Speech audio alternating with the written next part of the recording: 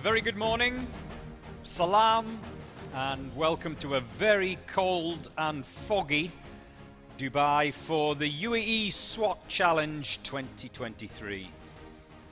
You can probably see there at the top of your screen how hazy it is this morning. That February fog is making it cold.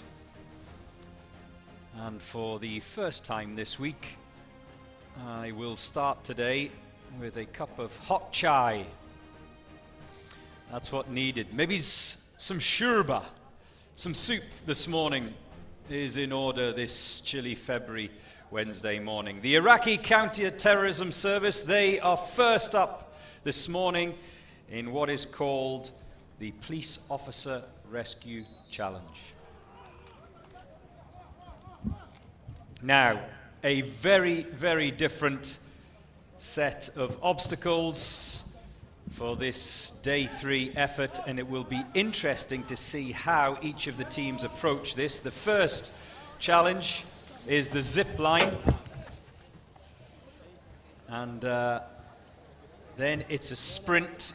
All 5 team members we saw on day 1, day 2, where the sniper peels off for a separate challenge for himself, and the 4 assault team members, they go in another direction. But today, very inclusive, very cohesive, and team unity, team cooperation will be very, very important today. So all 5 members have to get that breaching ram over the top of the high hurdle, and it's at this point that the sniper goes into the sniper box and the 4 assaulters make their way towards the breaching door.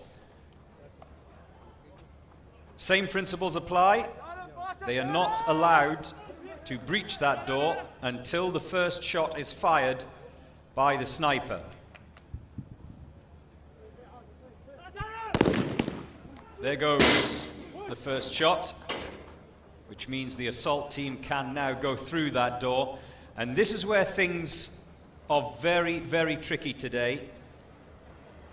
4 different positions.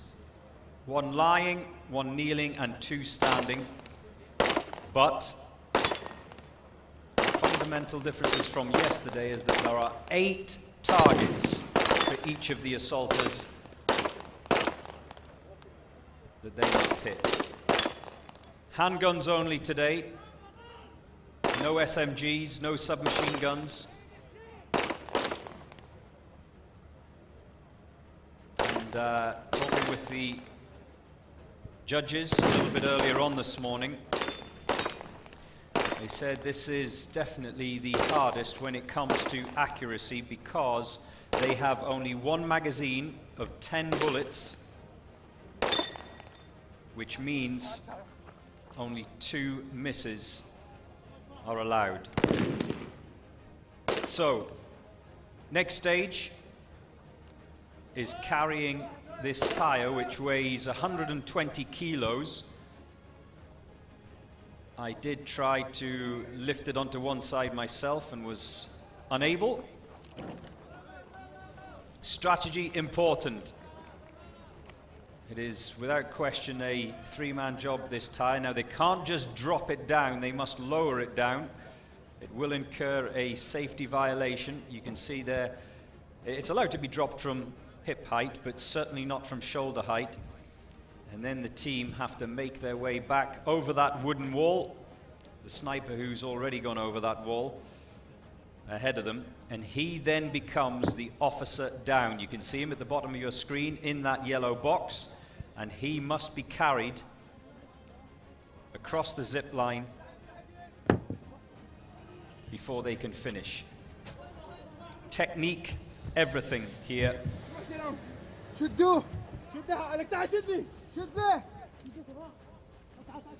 Those little wheeled clasps called trolleys.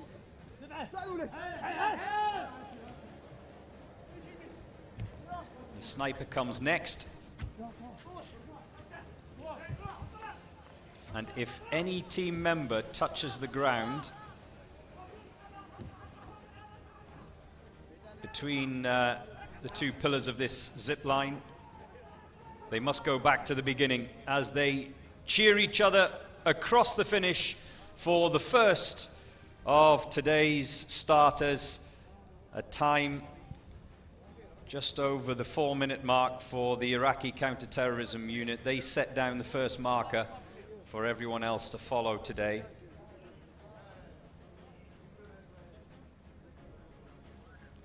The Uae Swat challenge, and it will be a challenge this Wednesday morning. Next up is NYPD and the number 4 Saudi Sports Federation, Forces B. The Colombians are next up. Grate from Latin America. And you can see them holding those, they're called trolleys, that little wheeled device. You do not want to lose that in today's challenges. Vital at the beginning, it's vital at the end. There you can see it has, it's a little pulley. And it is so small, yet so important to what happens in today's attempts.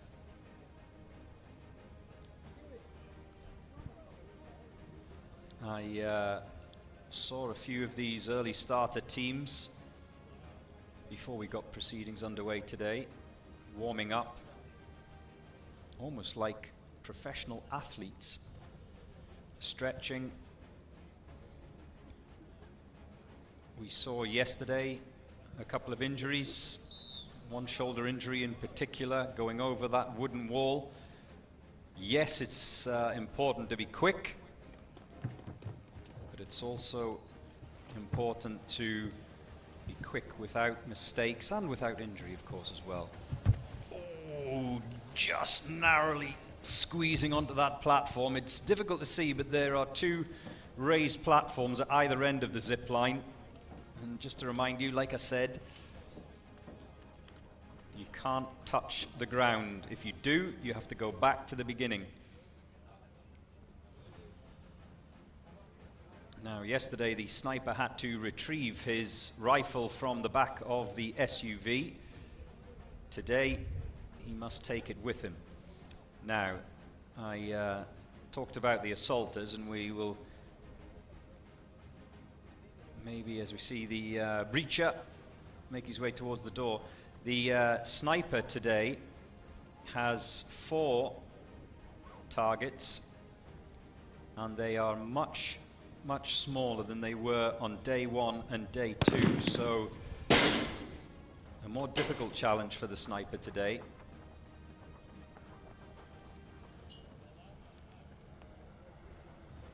His first shot is the signal that the assault team can go. And I would say the sniper is even further away than he has been on day 1 and day 2.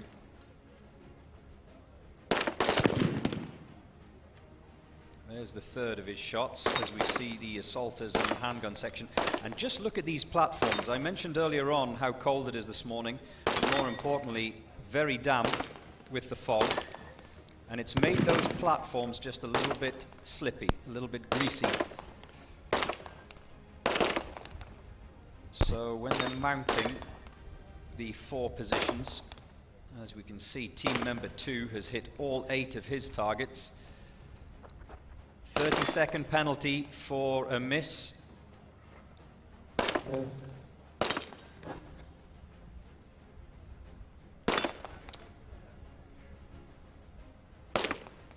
Same targets as yesterday. It has to either fall flat or be knocked off those red poles.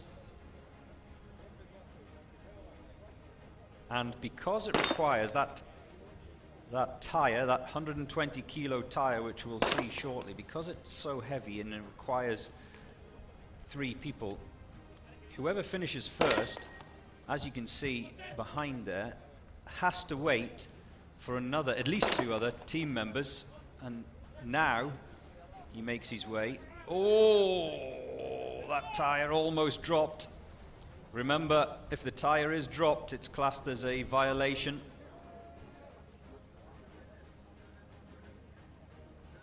So it doesn't matter who finishes quickly when it comes to, can they get it into that zone? Yes, they can, and narrowly avoid punishment.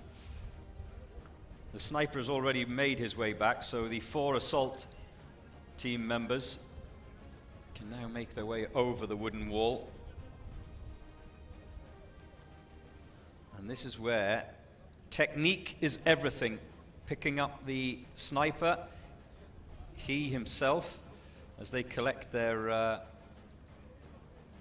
trolleys, their zipline wheels. And it will be interesting during the course of the morning to see how each team uses a different technique, whether it be for the tire, whether it be for carrying the police officer, because that's what today's challenge is called, the police officer down.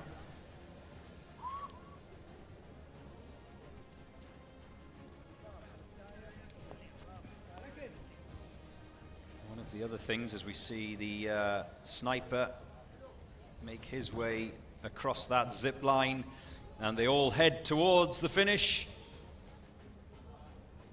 being urged on, yalla, and crossing the finish line again.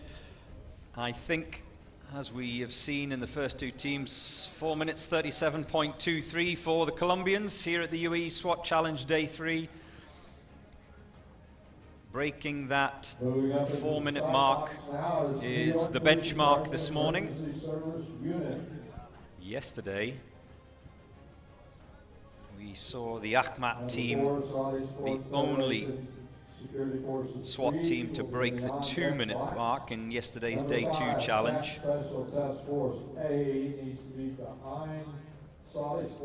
But they didn't finish top of the standings because they did incur penalties, and it's a theme that I will keep coming back to during the course of the week, keeping it clean.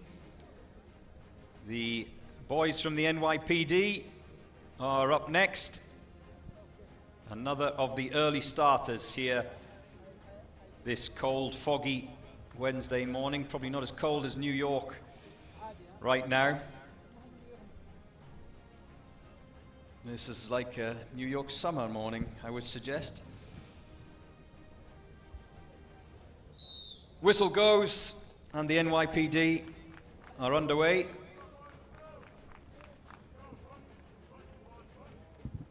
Accuracy, technique. Zip line, the first obstacle that all of the sides must get across. And the tension in that zip line is good, but it will be interesting when we see maybe some of the teams that have got heavier members.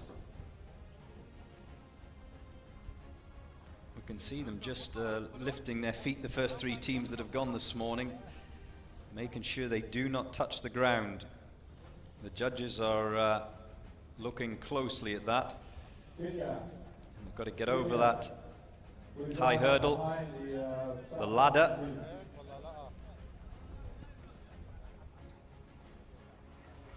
As the sniper prepares to take his shots. Now, the difference today with regards to the sniper, only 4 rounds.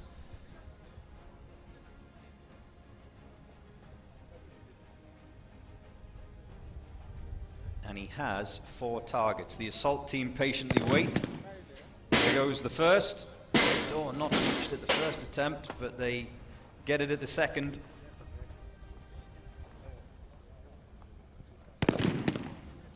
And because the organizers of the UAE SWAT Challenge have introduced a much more physical element today, every day the physicality rises. It means that these guys must get to the handgun zone and calm themselves down first, because like I say, they can only afford 2 misses. They have 10 rounds and there are 8 targets today, and a little bit more distance, as you can see, from those targets. So the first assaulter has finished, but he must wait for a colleague.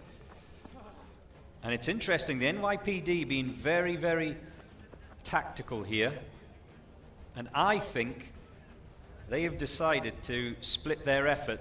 3 guys going for that 120 kilo tire, whereas we saw both the sniper and the 4th assault team member following the sniper over the wooden wall. So this is interesting.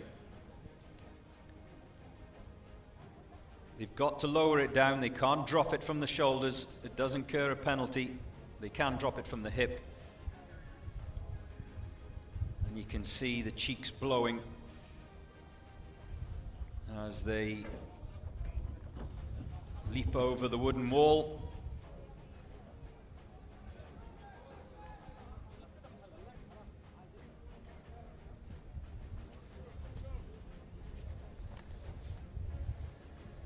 Now the sniper is not allowed to assist in any way, shape or form. He must act as a deadweight.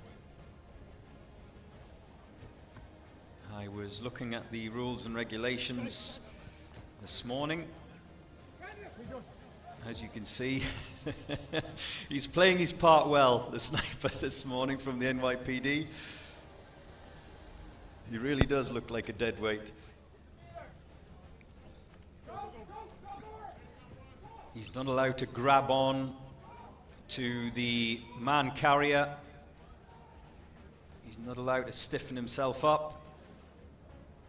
No way, shape or form can he Oh, a fall just before the finish line for the NYPD. Well,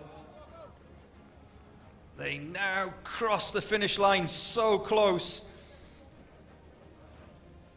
And 4 minutes 18.94, but it looked pretty good, pretty clean, right up until that finish line, and it'll be interesting to see how the judges interpret that. Was the sniper standing? The man being rescued? The finish line was in sight. You could see, oh! Did the sniper get up and on his feet? Oh, I think the judges will have to have a look at that. I think that may incur a penalty and an elastoplast. So, our first drama of day 3.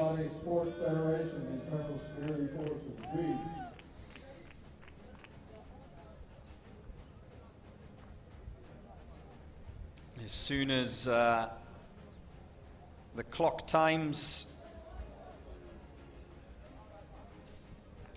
are confirmed, I will bring them to you as we see the Saudi B team sprint towards the zip line. And what I love about the Saudi team, especially over the course of the last couple of days, is they're always very vocal in terms of the A team supporting the B team supporting the A team when each of them is taking on the various challenges that we've seen over the first couple of days. And it was fabulous to see this morning when I first arrived in the fog, both teams, both the A team and the B team, jogging around the complex here, singing away and chanting, a real spirit amongst the Saudi forces, A and B team. There's a fall. That breaching ram has to be carried from the high hurdle towards the door.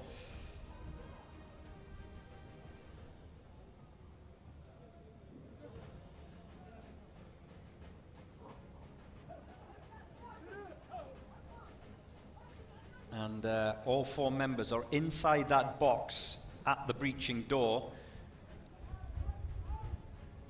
whilst they wait for their sniper to take his first shot.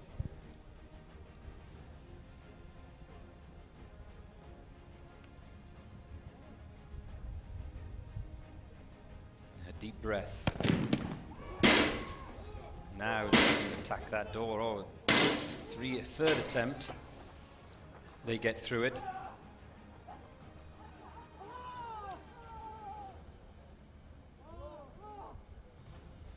Now, I don't know which is the harder of the positions. We have a high table, a kneeling position that you just saw there.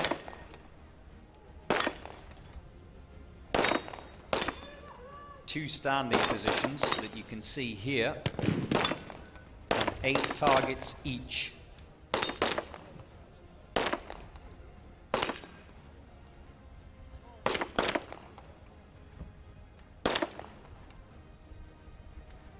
Breathing heavy, and you can appreciate, if you're watching this at home, how physical today's challenge is, and that's something when I was talking to the organizers earlier on, that they deliberately factored in each day the level of physicality increases. And on day 5, the final day, this could be difficult. They must keep that wheel above hip high.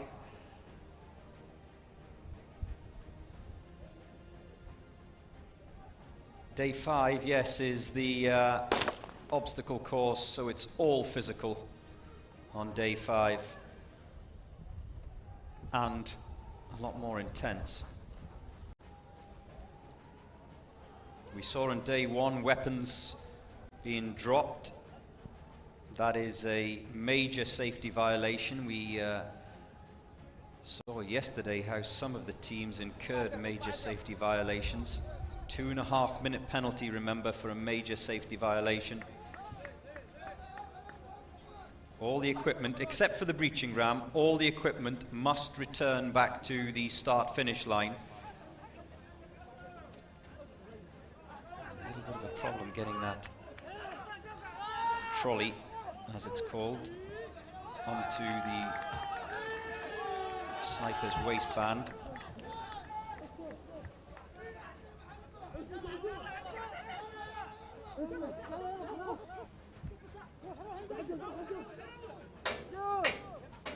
One member across, 4 still to go.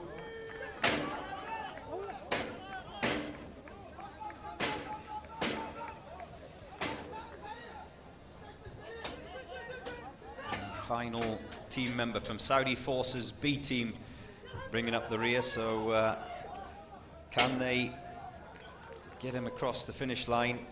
And it seems to me like the Saudis are employing a slightly different method. We've seen the first 2 teams with just 1 man carrying the sniper, but 2 assisting. I wonder if they decided, as they crossed the finish line, the Saudi Forces B team, I wonder if they decided to just change that after seeing what happened with the NYPD team.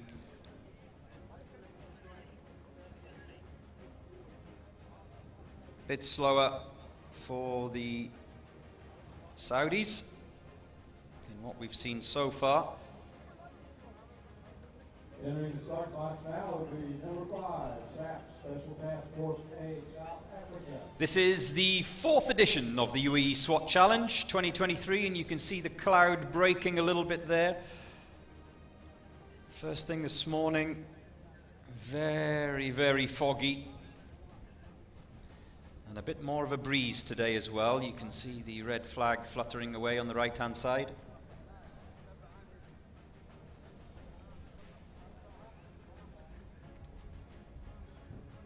And next up will be the South African Police Special Task Force A, who in the overall competition so far are lying 3rd. They have 100 points from the tasks of day 1 and day 2. So they're going pretty good at the moment, the South African Police Force A team. Smiles. There are strict rules on interaction with the judges. I don't know if jokes are allowed.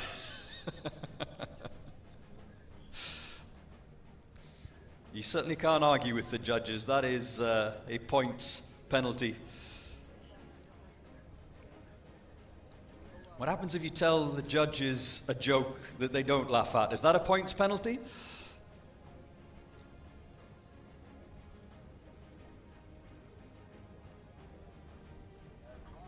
Yeah, it's good to be relaxed. Take a little bit of the tension out of the challenge ahead. The police officer rescue challenge, as it's called today. And that's why they have to get that sniper out of the yellow box.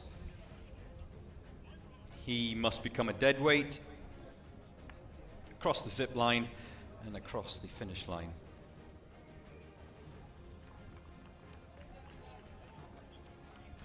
So 5th in the draw this morning, and next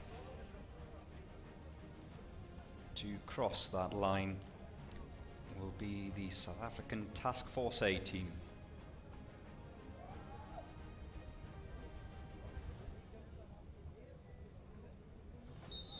Whistle blows, and we're underway.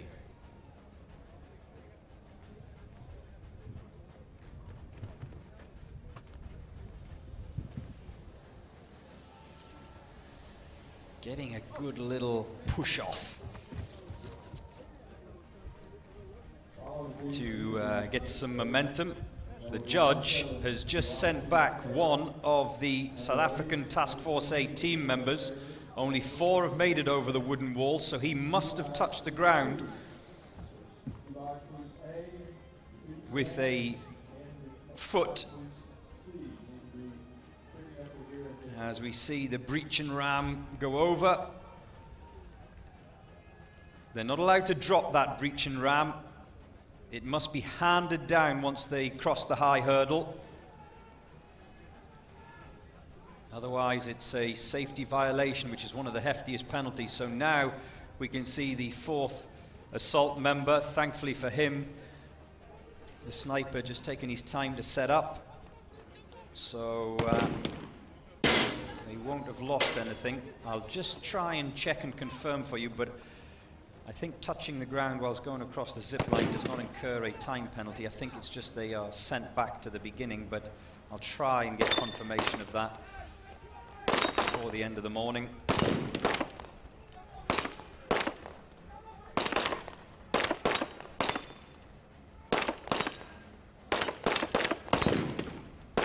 And you can see that the targets at either end in box 1 and box 4 are all in a single level line, but the ones in the middle staggered.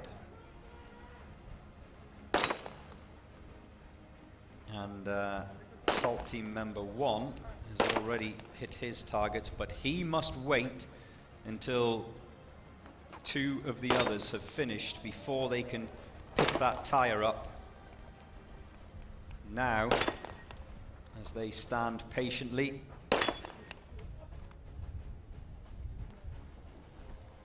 there's definitely targets missed there. 4 in zone 4, remember, only 10 rounds, so that'll be 4 time penalties of 30 seconds for a missed target.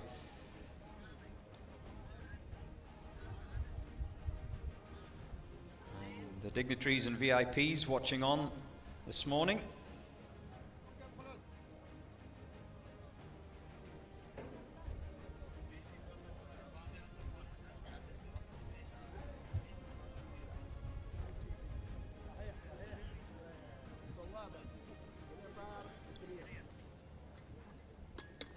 They've got that zip line hook ready for the dead weight of the sniper, who acts as the... Well, that's a different technique that we've seen. We haven't seen that this morning so far. But it looked efficient, and it looks pretty slick from the Special Task Force A team as they make their way across the finish line And the first sub 4-minute time of this day 3 event, 3:36.19. However, we did see some missed targets, so there will be time penalties to be added to that. But very quick indeed from the South African A team, who currently overall in the competition are lying third.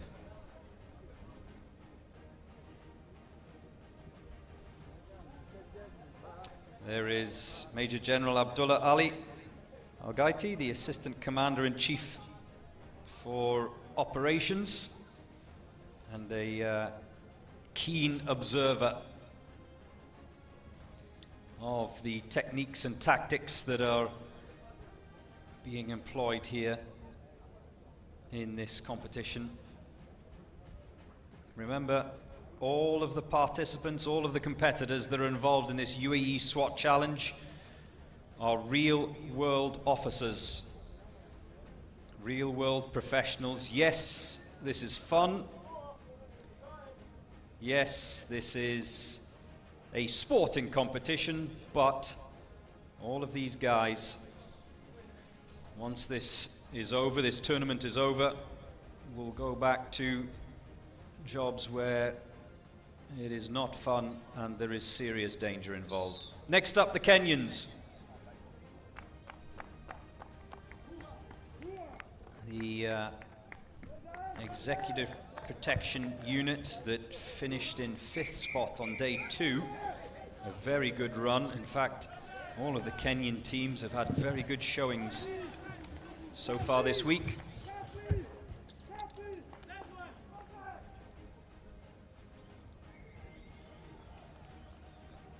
Good team unity, good understanding. Chemistry is a word that's been used in the first couple of days. Team chemistry, understanding what each man's job is, what they need to do. I forget who it was from the Kenyan team, but I wonder if we'll see the lucky penguin socks again today, maybe.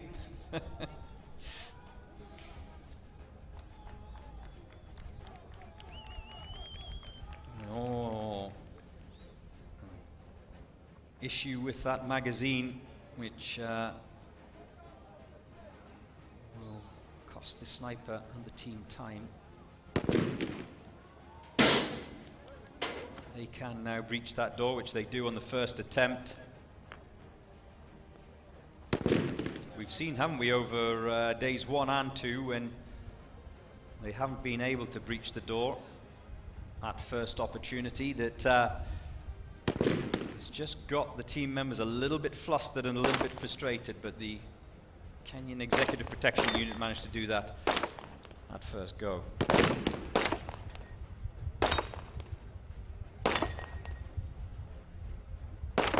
I imagine that each assault team member will have different preferences as to which position they prefer when it comes to this handgun target section.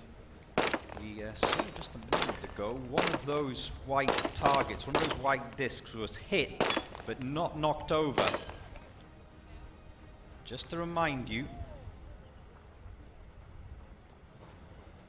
the target must either fall or fall flat for it to be considered a hit. Oh, it's such a struggle. This tire, nicknamed Betty. Don't ask me why it's nicknamed Betty, but that's what the organizers nickname it. In fact, if you see me around and about in the complex, I'll give you my thoughts on why it's nicknamed Betty, but that's what it will be called this morning, as the Executive Protection Unit of Kenya traverse that wooden wall and make their way to the prone sniper, who, for the purposes of this task today, is considered the officer to be rescued. Now, how will they approach this?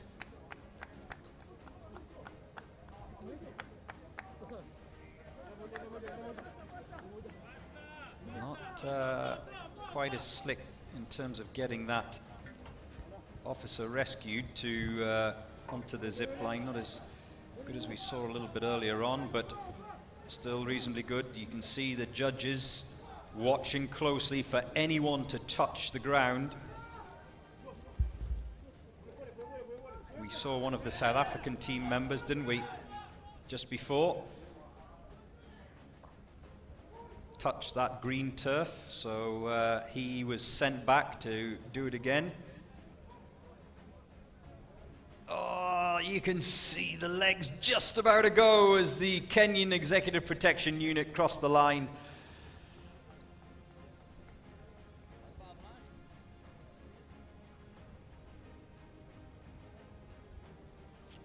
I find it fascinating as we see the official time, 4 minutes 12. So only one side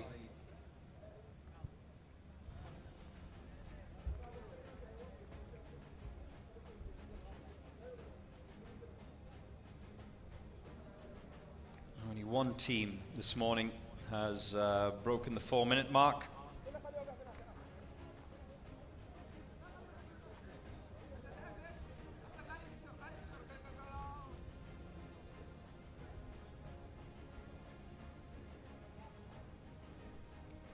As Dubai Police A team are next out of the gate.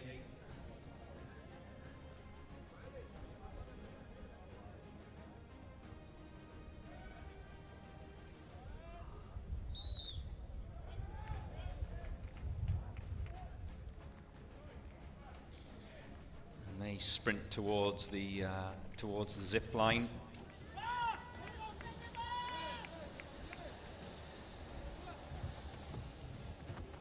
Sniper up last.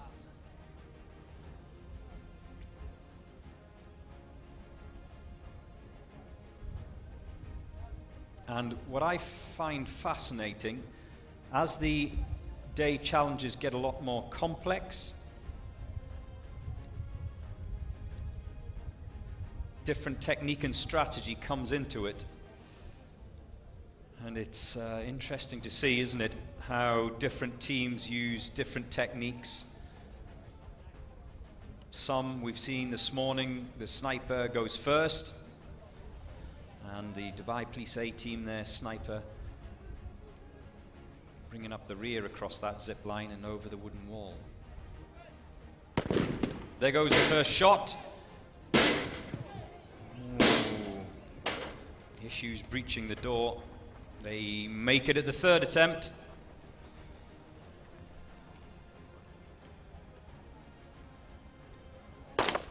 At this point, it's just worth appreciating. The heart rate is up, breathing heavily, and then you just have to set yourself and calm yourself down to take on these targets. A little bit further away in today's handgun section, a little bit more distance for the assault team.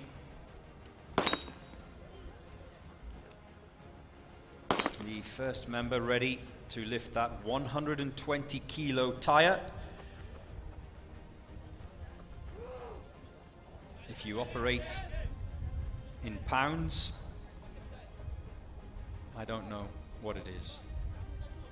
There must be an app for that, is there? In fact, there is a conversion from kilos to pounds. Get your phone out. Tell me what it is. The tire is down. No penalties there from what I could see.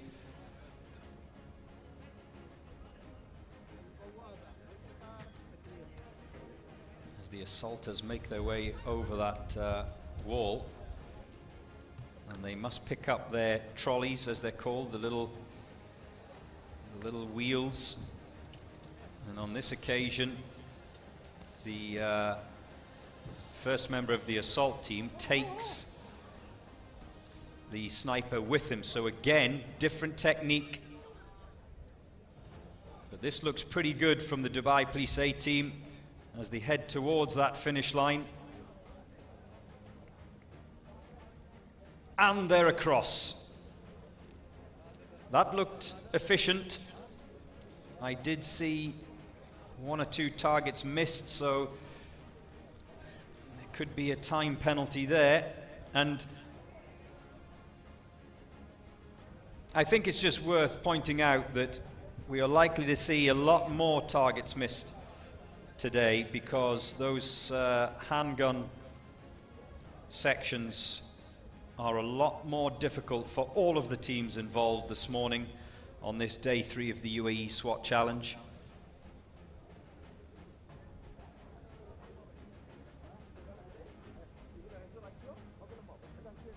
Three minutes 12.39, a very, very good time for the Dubai Police A team. They've set a new benchmark. It took us a while to see the 4-minute mark breached. Will we see the 3-minute mark broken? Yesterday, in the day 2 challenge, the assault challenge, only the Ahmat team from Russia managed to break the 2-minute mark, but they suffered time penalties.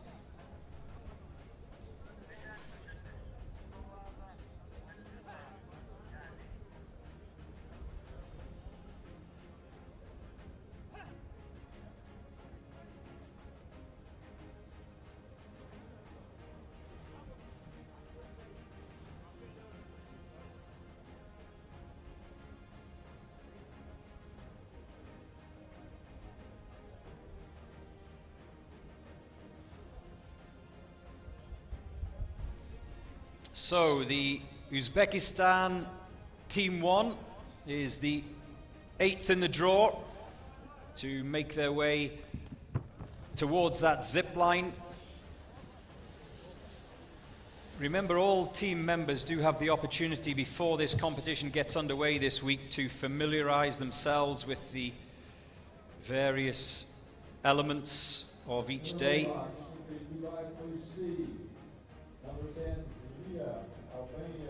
The sniper, not the first over the high hurdle, but certainly one of the leaders in difference to what we saw earlier on.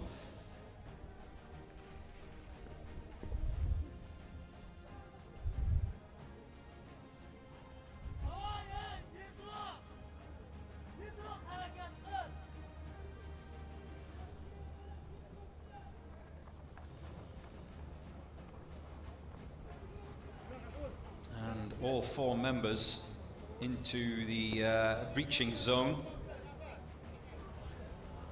as they wait for their colleague, the sniper, to hit the first of 4 targets, which is at a much further distance. Maybe we'll get to see where and how set up.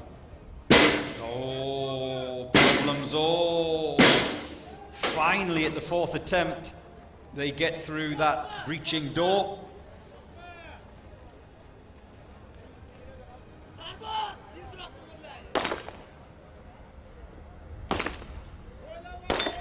And now they can take on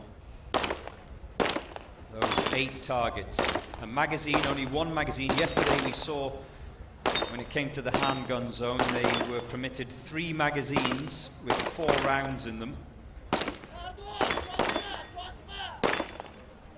Today, only 1 magazine permitted with 10 rounds. And a very different technique there that we are seeing than any of the others this morning.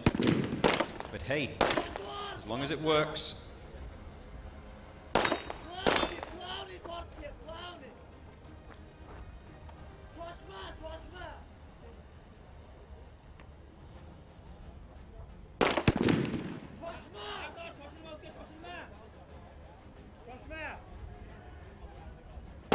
As it works.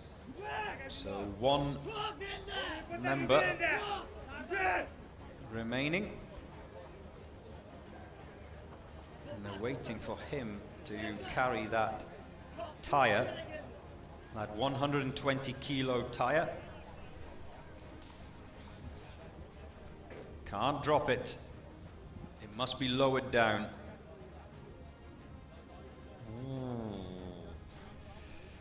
Anything waist and below to the ground is allowed.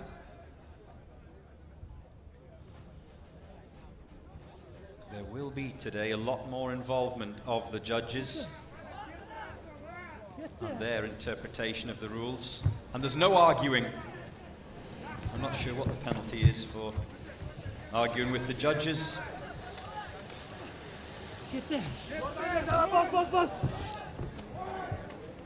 They're all across.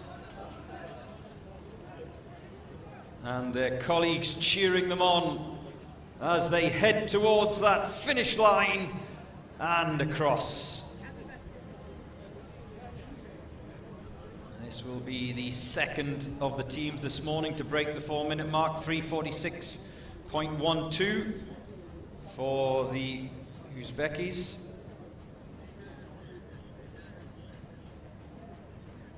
Currently in the lead of the Uae Swat Challenge 2023 is the South African Special Task Force A. Their clock time of 3:35, but they got 3.5 minutes of penalties now. If you were following this yesterday, you would consider that quite stiff. Day 1 or day 2, that would be considered as way too many penalties. But here on day 3, many more things can go wrong. So get used to seeing quite a number of penalties during the course of the morning. Next up, Dubai Police C team. It's the ladies' turn to go. They had a good showing yesterday. It has to be said that their efforts on day 1 and day 2 have been very clean. Very, very few mistakes. I'm special. I like that. That's good. Personal touches to their outfits. And I love the pink strap as well, by the way. But yes, yesterday the Dubai Police C team came in 10th in the top 10. Remember, 55 teams in total for this year's Uae Swat Challenge. Will the ladies of the Dubai Police C team finish in the top 10 today? Much harder to do, of course. More opportunity for error.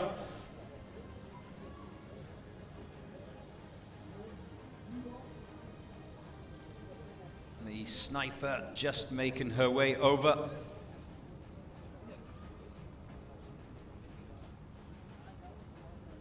I have so much respect for the Dubai Police C team. They take on all of the challenges that the men do. And I have to say that certainly from day 1 and day 2, they have embarrassed some of the male teams with their efforts.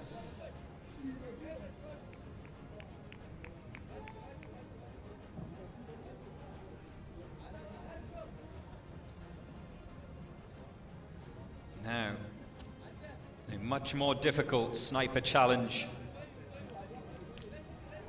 This morning, the assault team members are in the box waiting for that first shot to be fired.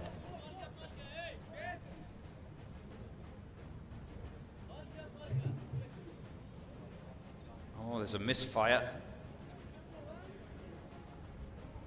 And there's a jam as well.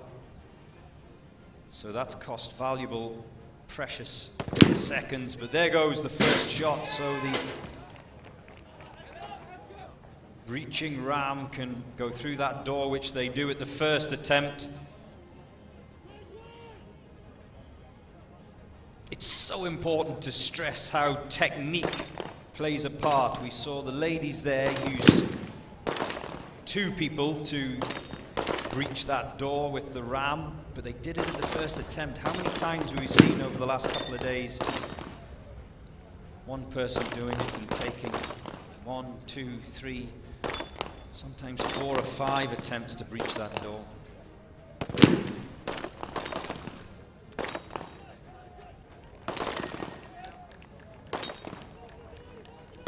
Oh, this looks very good. Very good. All targets hit.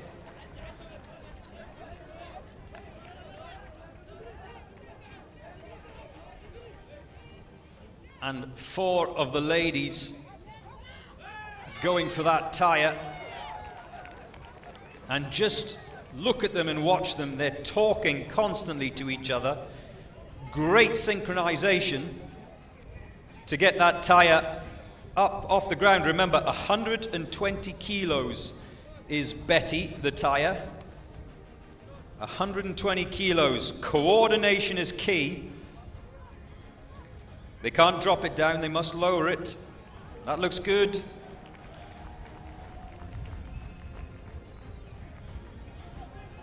This looks very clean.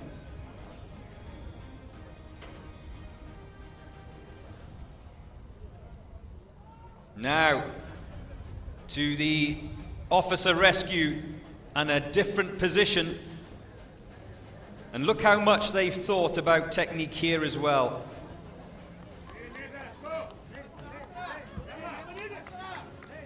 It has to be said, the Dubai Police C team, the ladies here, have really studied what they plan to do on this course.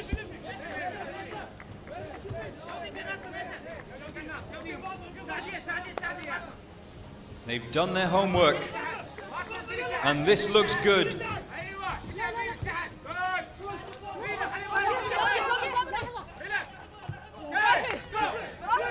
And fabulous support for them.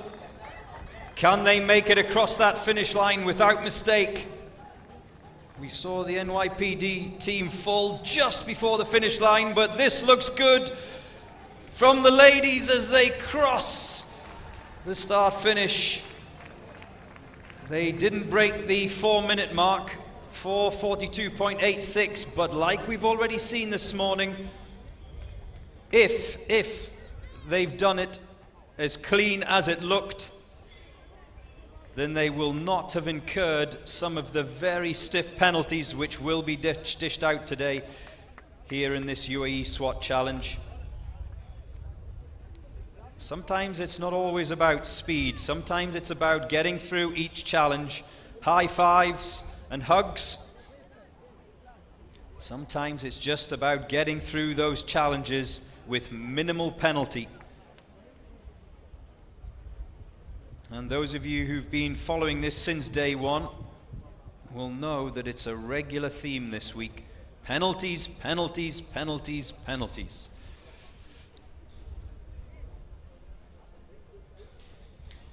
Sometimes the emphasis on speed is just too much.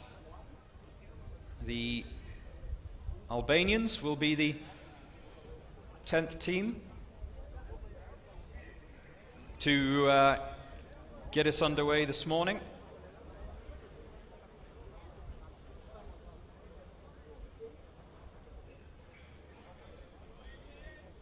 What can they do?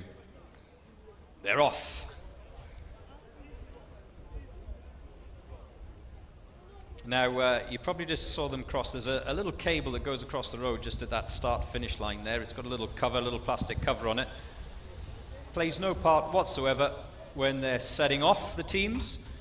But trust me, on the way back, you can see the little yellow cable cover there at the bottom of your screen. When you're tired, when you're fatigued, when you're just pushing a little bit too hard, those are the things that come into play. Such a little small thing, but it can trip someone up. The breaching man. Again, different technique this time. One assault team member taking that breaching ram up and over the high hurdle himself. We've seen this morning one team member pass it to the other as they cross the apex of that high hurdle.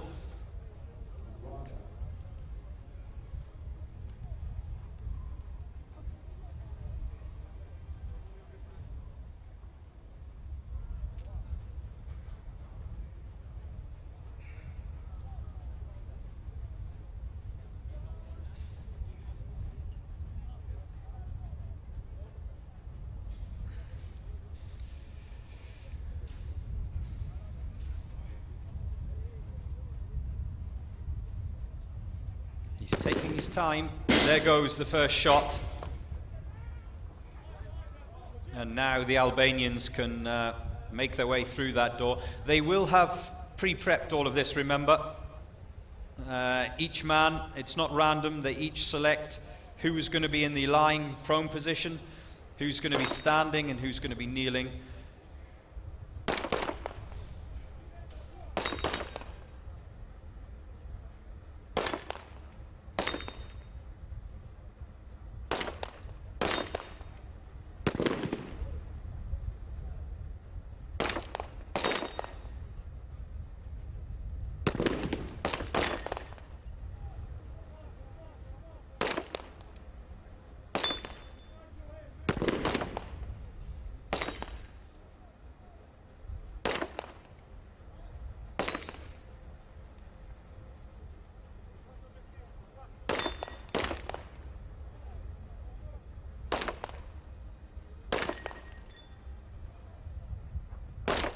What a little cutie!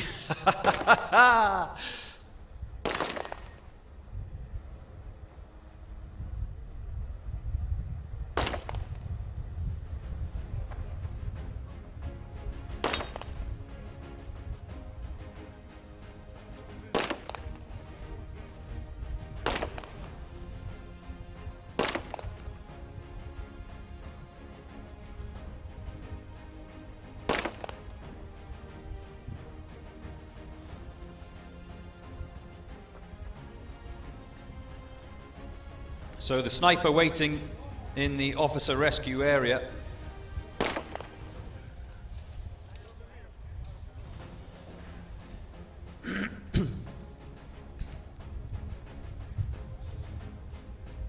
And they carry that 120 kilo tire, lower it to the ground, perfectly no violations there, no penalty there. 4 members, one bringing up the rear, and they will make their way to where their colleague is. Remember, this is the police officer rescue day today, day 3. And they quickly get that clip onto his waistband.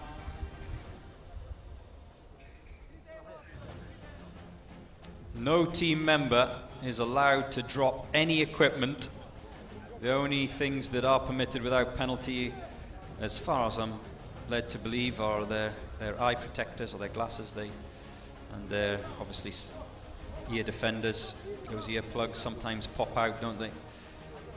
Especially with the physical exertions.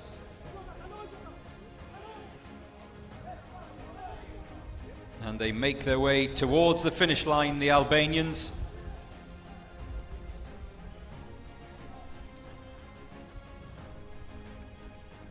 And across the line, just under the 5-minute mark.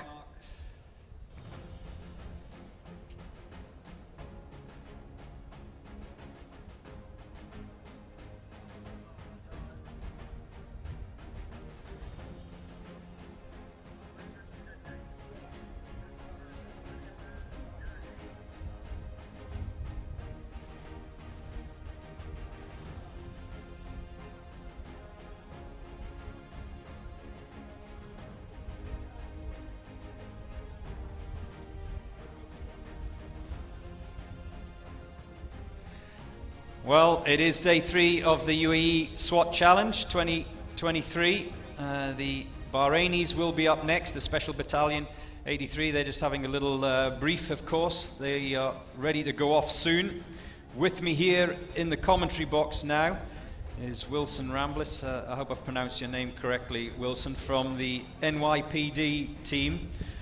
So, your boys were one of the early starters this morning. How did you assess their performance? Well, you know, they did very well, you know, in terms of the aspects of the course. You know, they of course, they did very well. You know, a little mishap at the end where, you know, but they did very well. I could feel it. Yes, it was very emotional, but they did very well in terms of the challenges that they were facing. So This It is was a great very- spectacle for all of the neutrals like myself as we see the Bahraini team about to get their attempt underway. But yes, that emotion, it was just running through me and probably everyone else that was watching because they were so close to this finish line before stumbling. Yes, I was very emotional myself, just watching them and encourage them, to do well. But I have to understand that the course is pretty difficult, and they're doing their best they can. Yeah, are you finding, and are the boys finding that the level of challenge is going up step by step each day? Is that what they've seen? Is that what they're talking about? Yes, the challenges are very, it gets stronger and stronger by the day.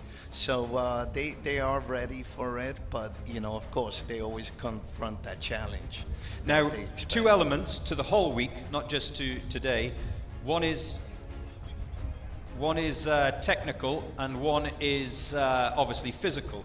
So, have you discussed with each other when you're approaching each day how important each element is, and what do you focus on? Do you focus on those targets, because obviously there's a penalty for a target missed, or do you focus on the physical bit? Well, they focus overall on every challenge, especially the physical part and also the shooting part, where they have to, they have to hit the target. They also concentrate more on their violations, making sure that they execute the targets and without penalties. We've seen that so much, haven't we, over the course of the last couple of days? And I imagine that you've seen the standings just like I've seen the standings on day one, day two, and overall. The teams that constantly top that leaderboard are the ones that have no penalties, correct? Correct, yes. Like I saw the women's today, the SWAT team, they did very well, executed. Each target was hit, and their tactics was perfect, Now, you are in charge of these guys. Are you like a sports coach? Do you kick every ball as you watch them going around? Do you feel every moment? Do you fire every gun? Yes, I was part of them. When I was a sergeant in their unit, in the emergency service unit, and I could see what they're going through. So I do feel it, and they're doing the best they can, and I'm very, very proud of them. Pulling every trigger, just like we're watching the Bahraini team here. I want to ask you about these four platforms. Which, in your opinion, is the most difficult? Is it the lying prone position? Is it kneeling? Or is it the two standing ups, which you can see on the left-hand side of your screen there? Well, they all have their challenges, kneeling and standing, and all it comes down to whatever the operator feels more comfortable. From So your experience, what's your preference? What do you find? my preference is kneeling. Kneeling. Yes. You find that the easiest. And I think it's just worth reminding those who are watching, there's a limited number of rounds today. Yes. So we are going to see a lot more penalties for missed targets, aren't we? Yes, correct. So, how do you feel so far, in summary, about your first 3 days? Oh, it's been Is it as expected? Worse than expected? Better than expected? better than expected. I mean, it's been a wonderful time. The techniques, looking at everyone, all the teams competing. It's I can't even describe it with words. It's awesome. It's something that's worth pointing out, isn't it, to those who are watching, that all you guys watch each other's performance. What do you pick out? What have you seen over the last couple of days that you've thought, ooh, that was interesting, that was an interesting technique? Yes, there's various techniques that I could point out, but the shooting techniques, some of the traverse, some of the techniques that they use, and also helping out with the ram, helping each other out, going over the obstacle course. We saw that, didn't we, with the ladies? Yes, correct. 2 on the ram. Most of the guys, they tend to use 1, but that's come at a cost, hasn't it, for a couple of the teams, because they haven't been able to breach that door first time. Yes, correct. Sorry to interrupt you, Wilson. One of the Bahrainis has touched the ground. That means he has to go back to the beginning again. The judge has sent him back. All these little things costing time and costing penalties, of course. Correct. And one final question before you go, Wilson. I just want to ask you, obviously coming from stateside, The jet lag, has it played a part? Are your guys awake all night? Oh yes, because it's been playing a part on me, and I feel it, and especially when you speak with your loved ones in the state. You know, when it's morning here, they pretty much late going night at there. night. Yes. So it has played a big part in it. The Bahraini battalion crossed the line. You can go and get another one of probably, 10, 20 stiff, strong coffees this morning? Oh, Wilson? yes. This is probably my 5th one. So the Bahrainis crossed the line. Thank you very much to Wilson from the NYPD team for joining us. This morning they went off earlier on. You can see them lying in 5th currently, but you see 3 minutes of time penalties. And the Dubai Police C team, the ladies, and as Wilson quite correctly pointed out, no penalties for the ladies, and that's why they currently lead the standings here on day 3 of the Uae Swat Challenge. Dubai Police A team, 2.5 minutes of penalties, even though they were quicker than the ladies. And look at the clock times. Look at those clock times. A number of teams in the top 5, sub 4 minutes, but even though the ladies did not break that 4-minute mark, they came in without any time penalties, and that's currently why they are leading the standings here at the UAE SWAT Challenge.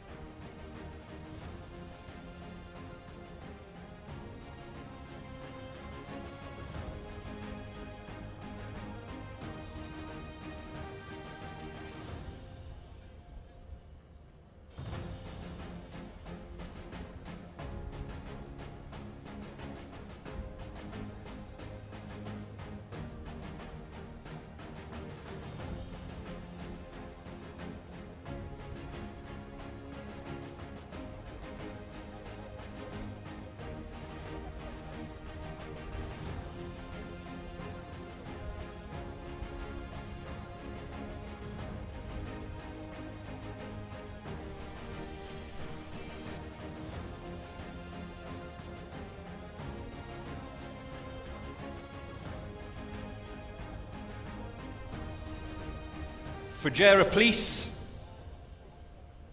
are next up in the draw this morning.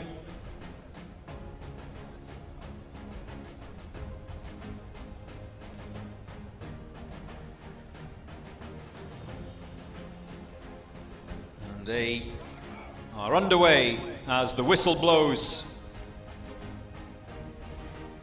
sprinting towards the first obstacle, which is the zip line. And you can see how the sniper goes first.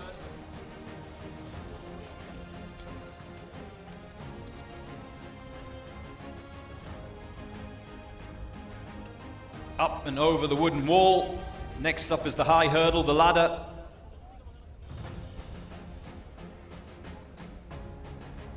Very, very harsh penalties for any equipment that's dropped. And this is usually the place, isn't it, where that type of thing happens.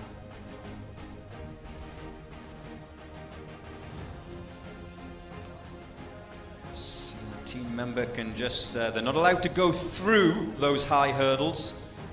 And the judges will watch closely. They must go over the top of the high hurdle. They can't go through any of those spars. 2 members are already in the breaching box. The first shot goes, and they're through the door first time. I haven't said that often this morning.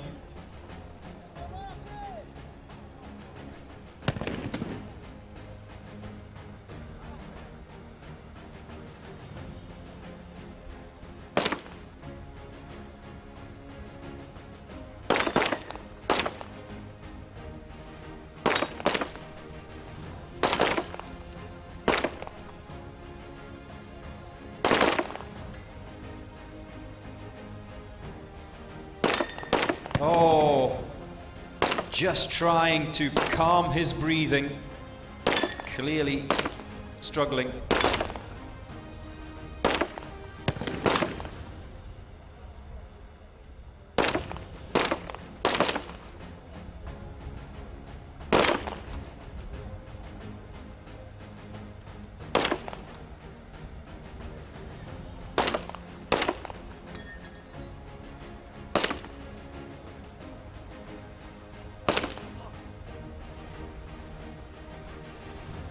So, a number of targets missed there, so there will be penalties incurred. I think one of the best efforts we've seen this morning was from the Dubai Police C team, the ladies. 2 members still finishing on the range, and the first one, as you can see, the one lying in the prone position, we were hearing from Wilson of the NYPD team a little bit earlier on. He said that he personally prefers the kneeling position, and I imagine they will decide before attacking this part of the course as to who will be where. It won't be random. They will decide who feels more comfortable lying down, who feels more comfortable standing. That 120 kg tire is carried towards that green mat that you can see there and lowered to the ground. It can't be dropped. And Fera Police sprint round the high hurdle. They don't have to come over the high hurdle on the way back to the finish line. They run round it, but they do have to go over the wooden wall. And here is the officer to be rescued. One member picks up the sniper's rifle. He has to act as a dead weight. All equipment, except for the breaching ram, all equipment must return across the zip line and across the finish line. And finally, we see some sunshine this hazy, foggy morning here in the United Arab Emirates. Don't touch the ground! Ooh, that was close. Those judges are eagle-eyed. They see everything as the Fera Police head towards the finish line, watched on by the team from Kazakhstan back there. And they're over. Sub 5 minutes. They did not break the 4-minute mark. We haven't seen many break the 4-minute mark today here at the Uae Swat Challenge.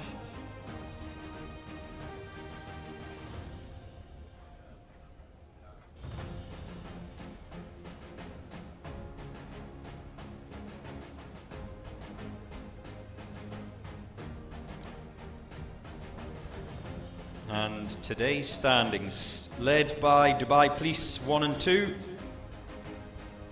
The ladies showing the men how it's done.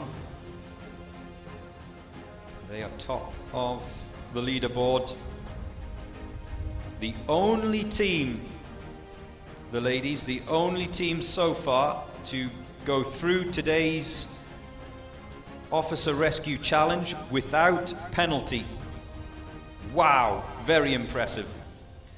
As we see the Serbians get ready to make their attempt on the course.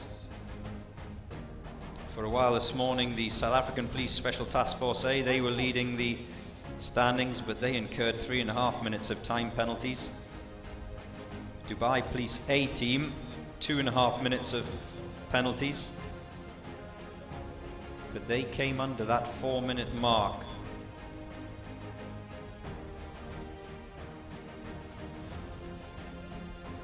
Only 3 teams so far this morning under the 4-minute mark as the Serbian gendarmerie get their attempt underway.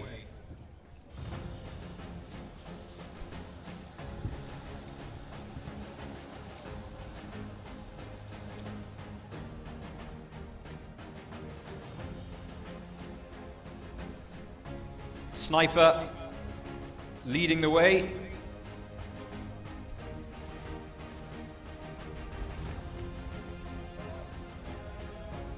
Overall standings ahead of today's challenge. The 2023 event led by Dubai Police B team with 109 points, followed by Akhmat of Russia on 104 points and lying in third before today's event. the South African Police Force A team on 100 points.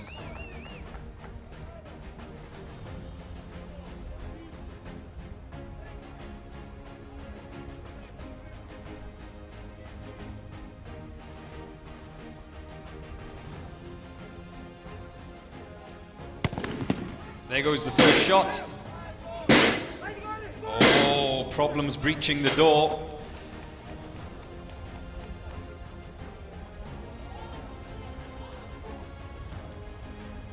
It's more of frustration than anything else if they don't breach that door first time. Yes, it might cost a few seconds, but the real punishment in terms of time comes in missing these targets. 8 targets for each assault team member. But, and this is the key thing to understand on day 3, they only have 1 magazine of 10 rounds in that handgun, which means they can only afford 2 missed shots.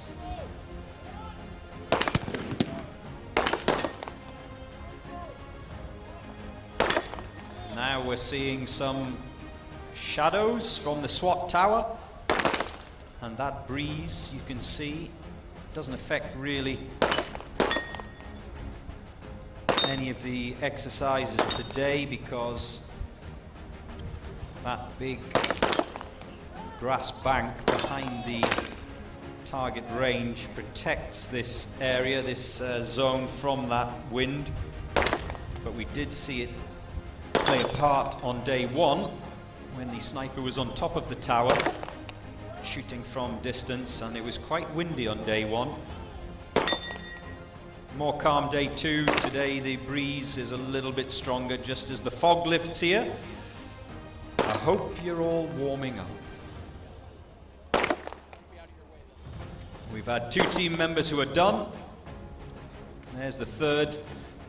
And there hasn't been any team that's used less than 3 members to lift this tire. The sniper is waiting in position to be collected. And Betty, as this as this tire has been affectionately nicknamed,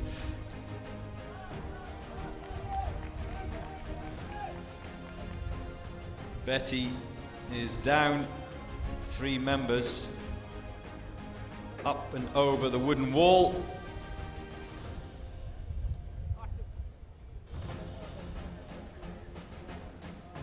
And the sniper, the judges watching closely on this, because the sniper not allowed to assist in any way.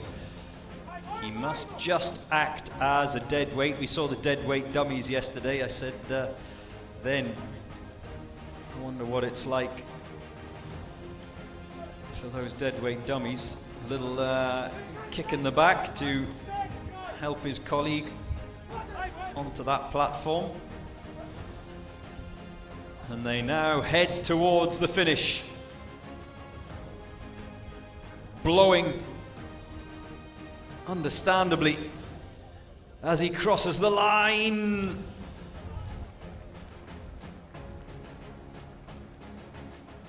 Didn't break the 4 minutes, but it looked relatively clean this morning from the Serbians. We saw a number of teams both on day 1 and day 2 come through the challenges without any penalties whatsoever, but so far today in the 2023 UAE SWAT Challenge, only the Dubai Police ladies have come across the line without penalty.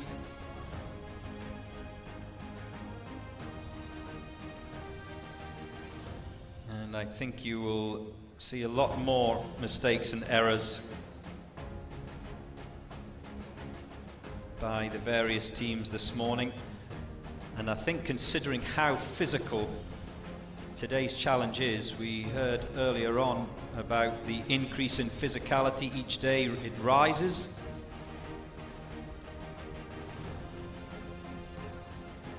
I think it's probably a benefit to go off early in the draw this morning,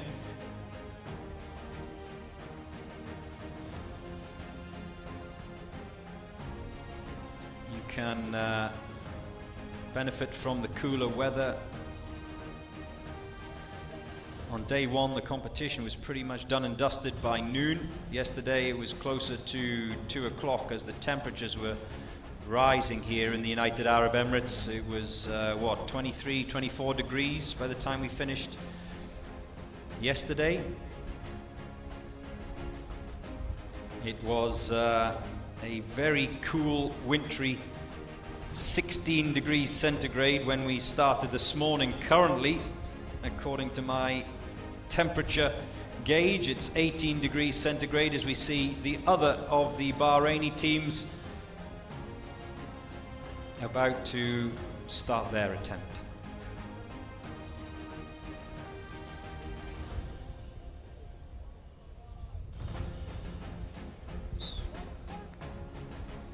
Underway.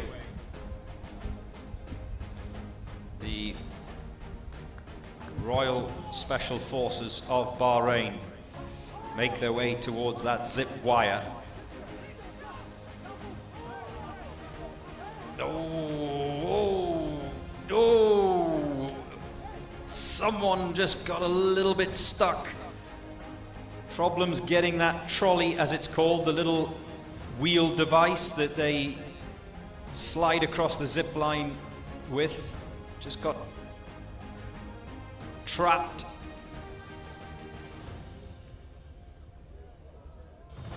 It doesn't have a huge effect on the time, but it can just fluster some of the team members, just unsettle them a little bit, which can then affect what happens afterwards.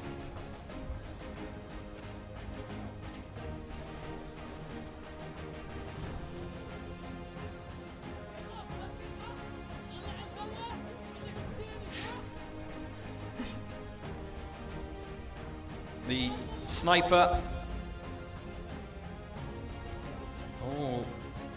has he left the safety on? The safety's now off.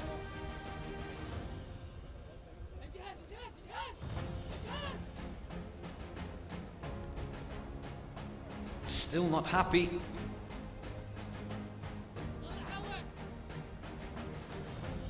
Oh, problems here for the Bahraini sniper. He's going to empty that chamber, reset, and do it all again. That trigger is just jammed. And I, probably like him, thought it was that safety was on. He's now fixed the problem, but it's cost valuable time. And there goes the first shot. The door is breached at the second attempt.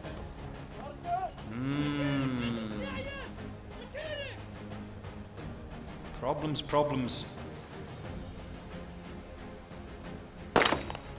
For the Bahraini Royal Special Forces team.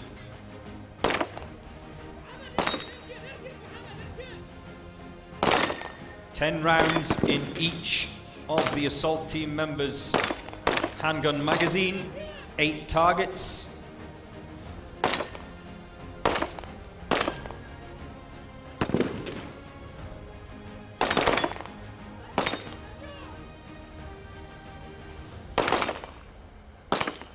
One member lying, one kneeling, 2 standing.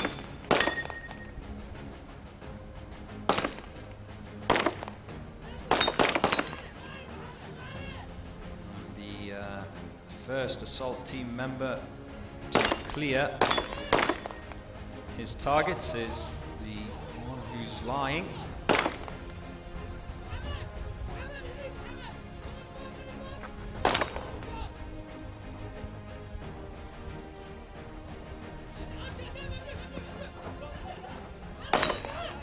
Well, I just need to check I don't think you have to go back through the breaching door towards that tyre. You did anyway, but anyway, there won't be any penalty incurred for that. It's just a misstep.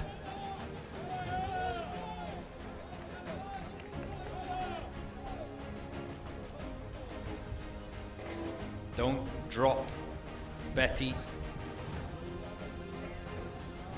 Lower her down gently.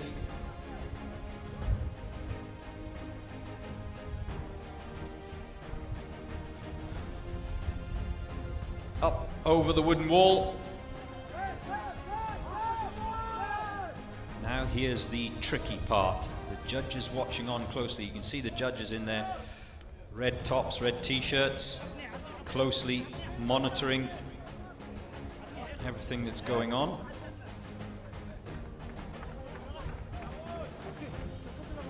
And the Bahrainis have opted for this technique as well, where one man carrying the deadweight sniper decides to, is he going to carry him across? No, he's not. He's going to push him across.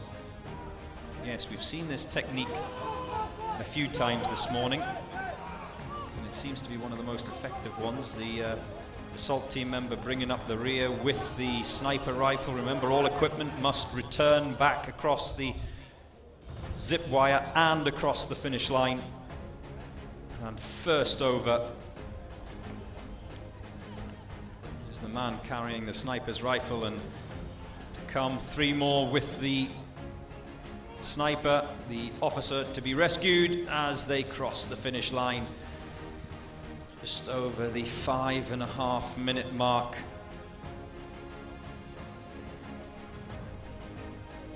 This is the 4th edition of the Uae Swat Challenge. The current champions, Abu Dhabi Police. Who will take the title this year? Well, the standings are currently led by Dubai Police B team before day 3's action. And they are the only Emirati side in the top 5 after day 2. Second place, Akhmat of Russia. Third, the South African Task Force A. Fourth, the Kenyan police, and fifth, the Orlando police. That's how things stood this morning before we got underway here in the desert of Dubai.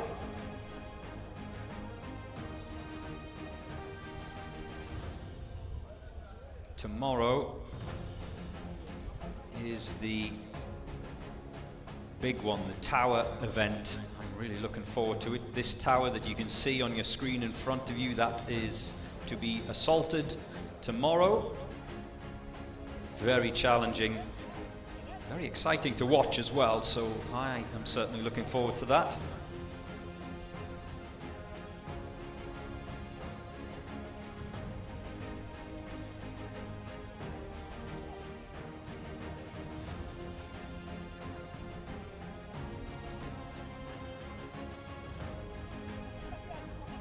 The Rwandans are next up. The second of their teams. And they're off.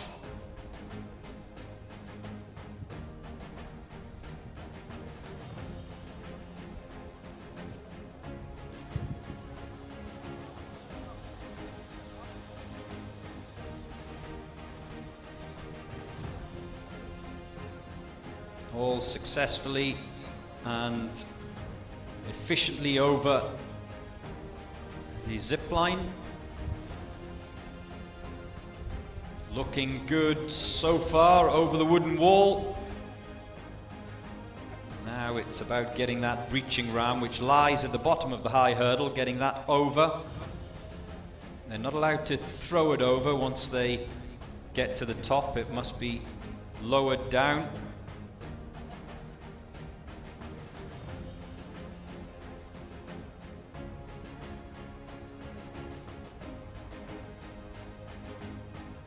Sniper's in position. He has a magazine of 4 bullets, 4 targets. And there's the first shot away by the Rwandan team. And Just to remind you, 4 targets, 4 bullets, which means much more scope for error, unlike what we saw yesterday, of course, and on day 1.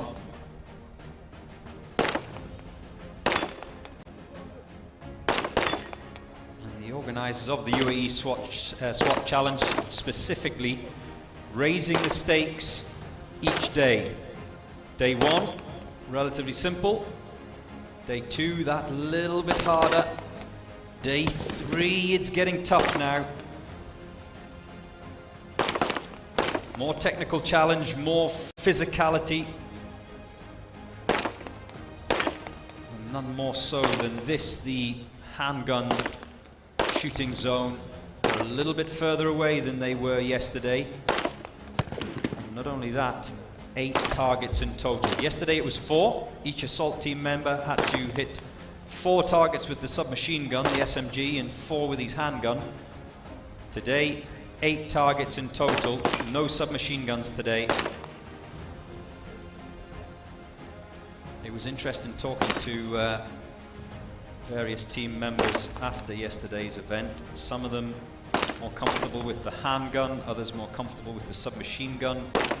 And we saw yesterday, didn't we, the sniper, quite a few of them very, very good with the rifle, but when it came to the handgun section, they struggled.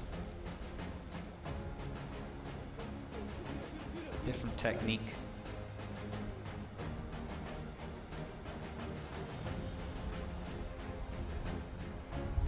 That looks good, looks slick. Looks coordinated.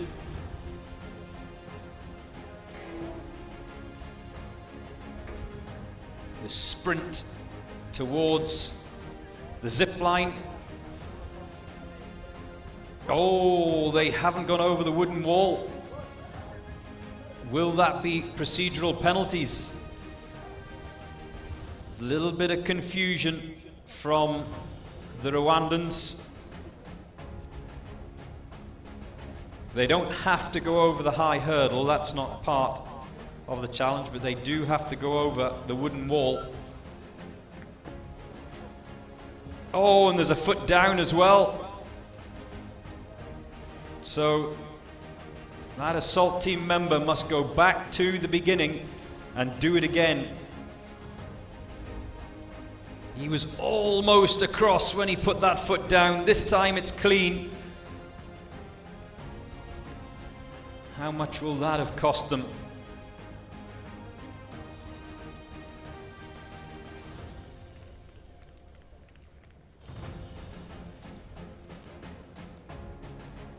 As we saw a glimpse there of Lieutenant General Abdullah Khalifa Al-Mari, the Commander-in-Chief of Dubai Police.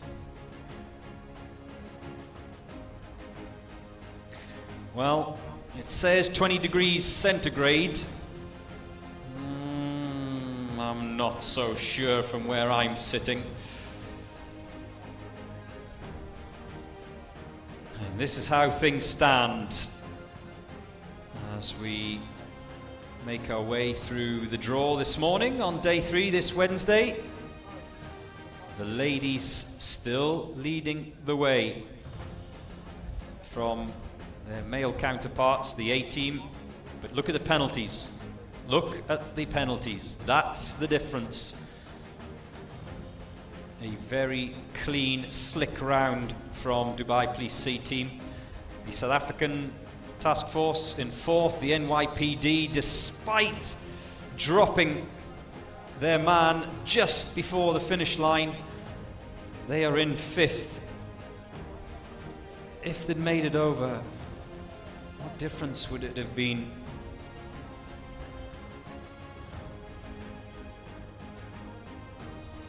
And the first of the Kenyan sides to go this morning, the Special Operations Group. They finished in 5th yesterday. And both they and the police team have done pretty well so far.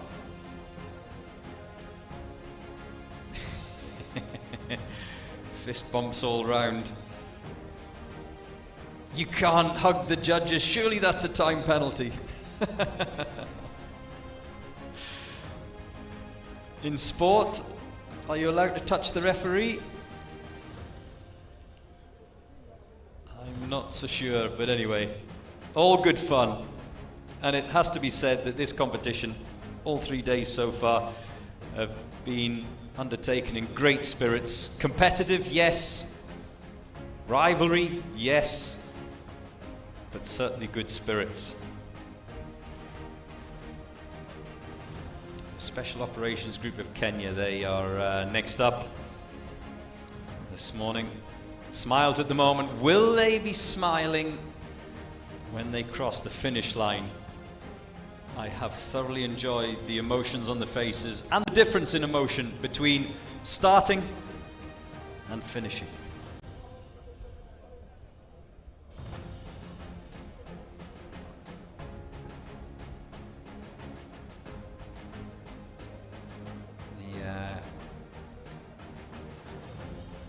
Kenyan police, the other of the Kenyan teams, are lying fourth in the overall standings of this competition. A tally of 99 points. Now what they're holding in their hands are what's called trolleys. It's a little mechanism you can see there with wheels in it, and that's what they use to go across the zip wire. We've seen 1 or 2 team members just have a little issue getting it off the zip wire once they'd gone across.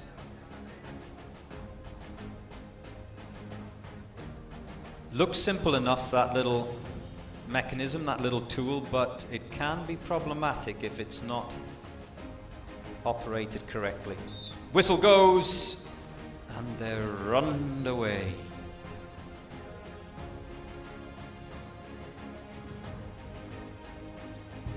Sniper first.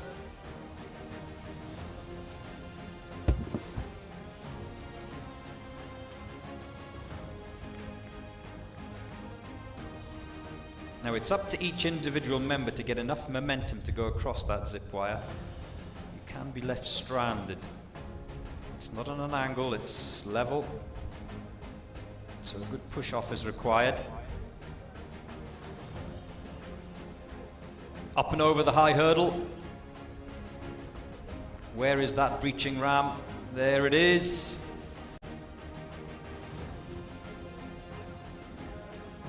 That's another dead weight that they must carry into the breaching box. They're not allowed to attempt that door until either the sniper has fired his first shot and all 4 members are in. There goes the first shot. Oh, 3rd time lucky.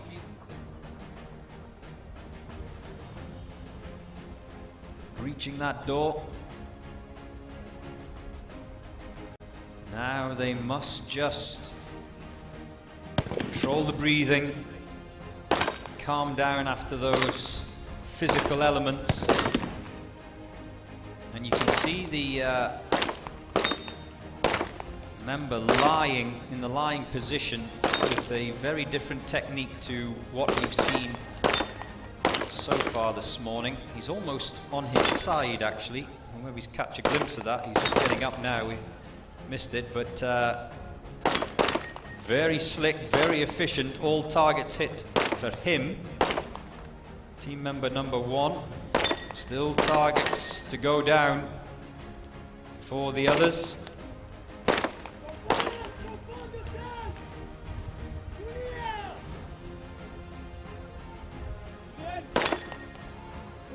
Two more targets remaining from the 2 men in the standing position.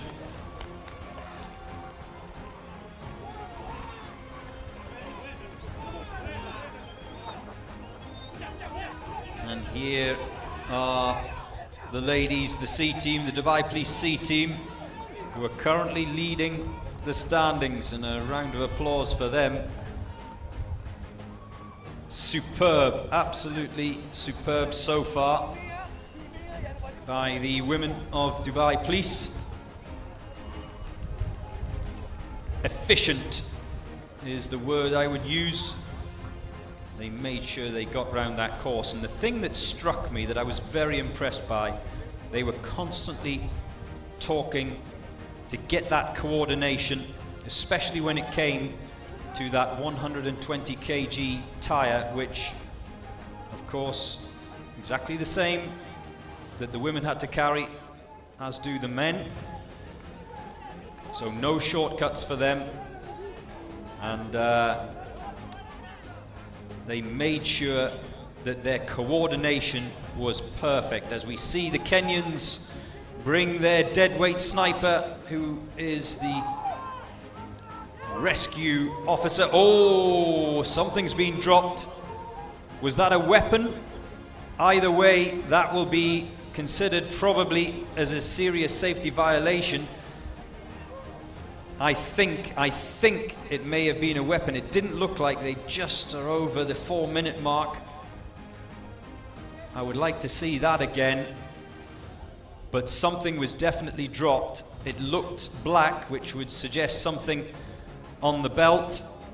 And here we have a replay of the team that is currently leading the standings this morning, the Dubai Police C team, the ladies.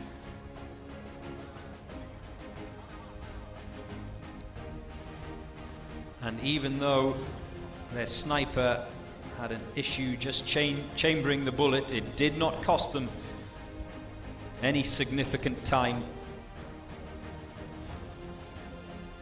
And look at this, look at the coordination. The men, obviously 3 guys can lift that 120 kgs, but the women using coordination.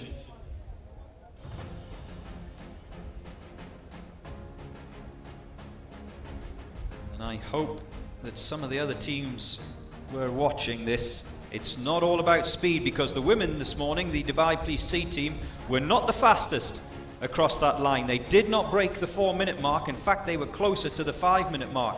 But look at that. That's the standings, and that's why they are top of the table. No time penalties.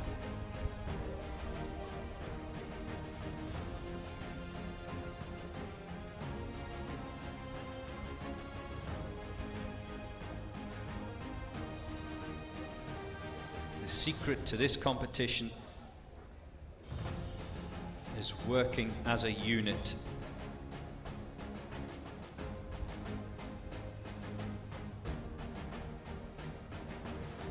They took their time, and like I said, weren't the quickest, but they were the slickest.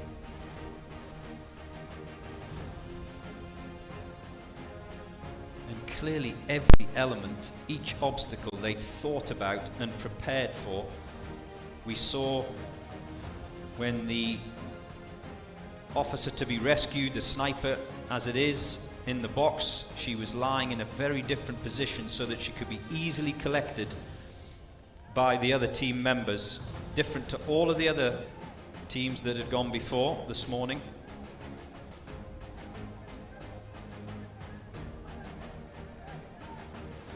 Next up, Sharjah's A team from their police force.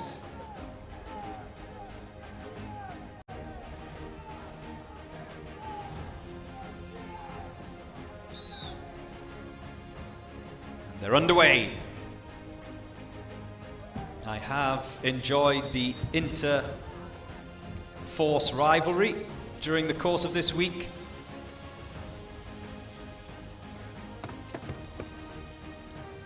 A lot of these guys know each other, so I wonder if there was a few WhatsApp messages going backwards and forwards at the team hotel last night.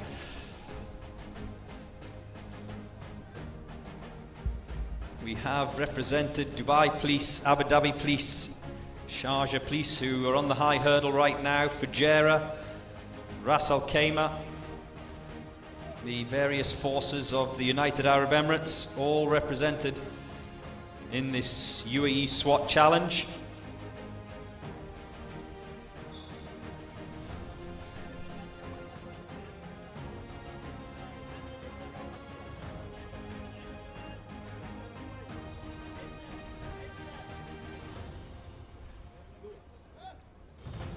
Waiting for that first shot. And there it goes. They can now breach the door.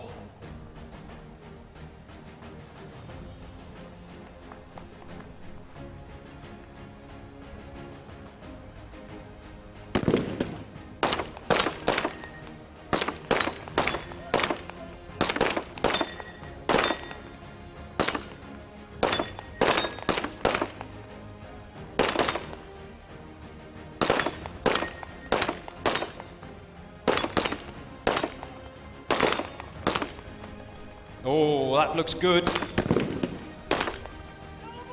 2 targets cleaned out. 3 targets cleaned out. So Sharjah Police A team. I can see 1 target remaining on that left-hand side, so that will go down as a miss. That's a 30-second penalty. As we see Betty the Tyre being carried and lowered. That's one of the rules. Can't be dropped, that tyre. It must be lowered to the ground. They sprint past the high hurdle over the wooden wall, which we saw earlier was missed. That will incur a procedural penalty. The sniper, he must act as a deadweight. He is not allowed to change his position or his body to assist the man carrying him.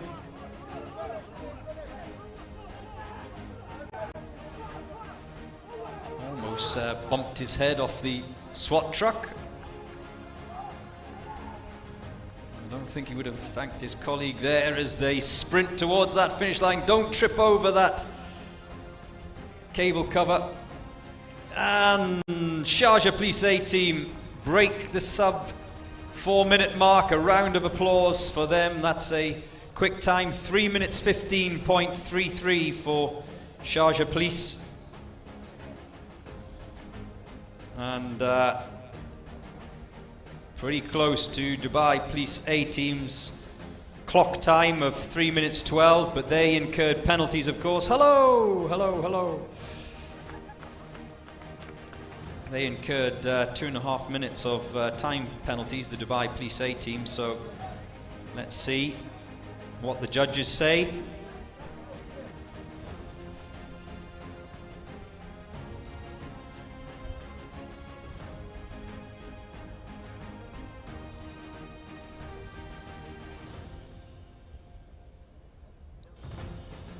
And the Special Operations Group of Kenya have moved up into 2nd place. They did not come under the 4-minute mark, but their penalties were second only to the ladies of Dubai Police. They incurred 1.5 minutes of time penalties, which is why they are in 2nd.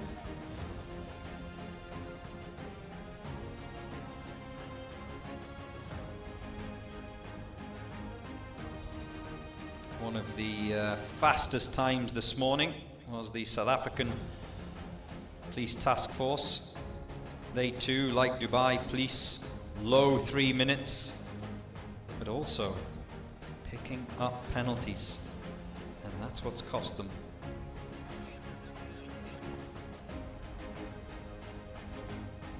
You're watching the Uae Swat Challenge 2023 live from Dubai this Wednesday morning. A foggy Wednesday morning it was earlier on. Still cool, but the fog has lifted, the haze has gone, and here's the first of the Russian teams, SOBR, who finished 2nd on day 2.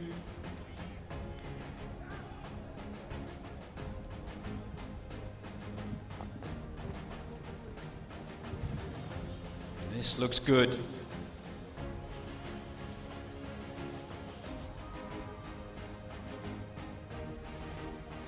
They are across the zip line without any issues.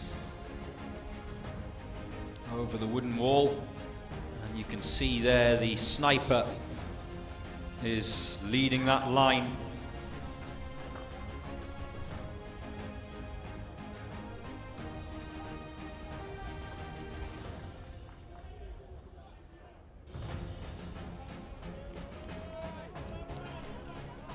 Sniper's in position.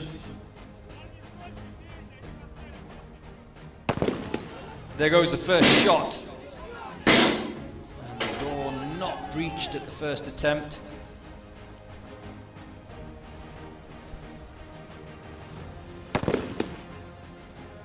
Four positions, 2 standing, 1 kneeling, 1 lying.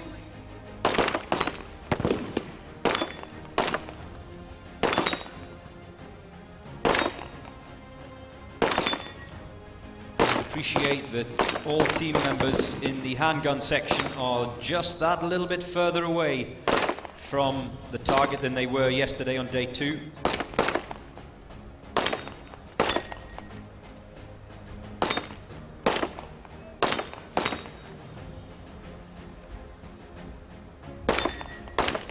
Team member 1 and 4 have finished. 2 and 3 still to complete.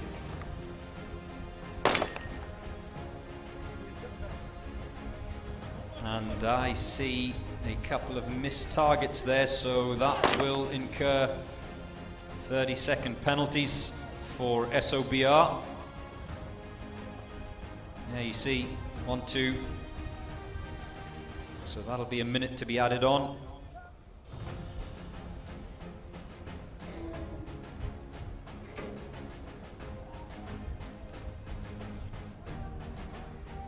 Up and over the wooden wall.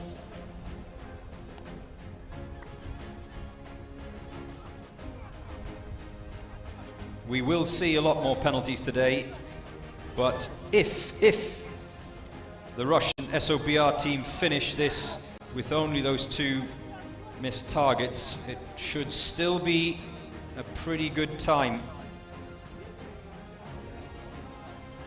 As long as they haven't committed any more errors.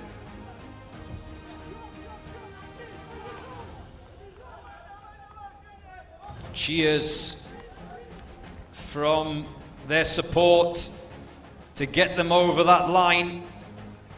This was the point where we saw the NYPD team drop their man, but they make it across the finish line in a very good time indeed. 3 minutes 13.44 for the SOBR team of Russia. That looks good. Remember, they finished day 2 in 2nd. Where will that time put them with the penalty, of course, in terms of day 3?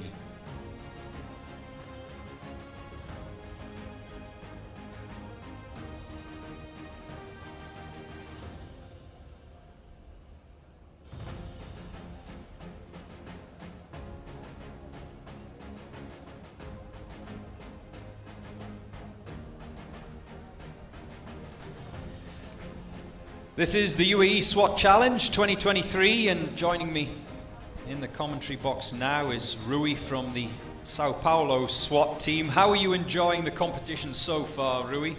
Well, first of all, I want to say thank you for having us here. Pleasure. It's an honor for us to be here, and so far it's amazing. It's a beautiful event, and it's amazing experience for us. I was asking the NYPD team a little bit earlier on how they're finding the jet lag. How is the time zone for you and your team? Yeah, the jet lag it's hard on us, you know. We are 7 hours ahead of our original time in Brazil, so you should be asleep right now. Exactly, yeah. Does it feel like that? Does it affect the team on a serious note? Do you find the guys struggling to sleep at night? Sorry to interrupt you, as we see the Amiri Guard B team about to set off now, but does it affect them? Yes, for sure. But luckily we arrived here like 5 days ago, so we have a little time to prepare ourselves for that, you know. But it's affecting us for sure. I'm told that it's 1 hour for every day. You recover 1 hour Exactly, every day. So you've maybe recovered 5 hours at absolute best as the Amiri Guard get their attempt underway.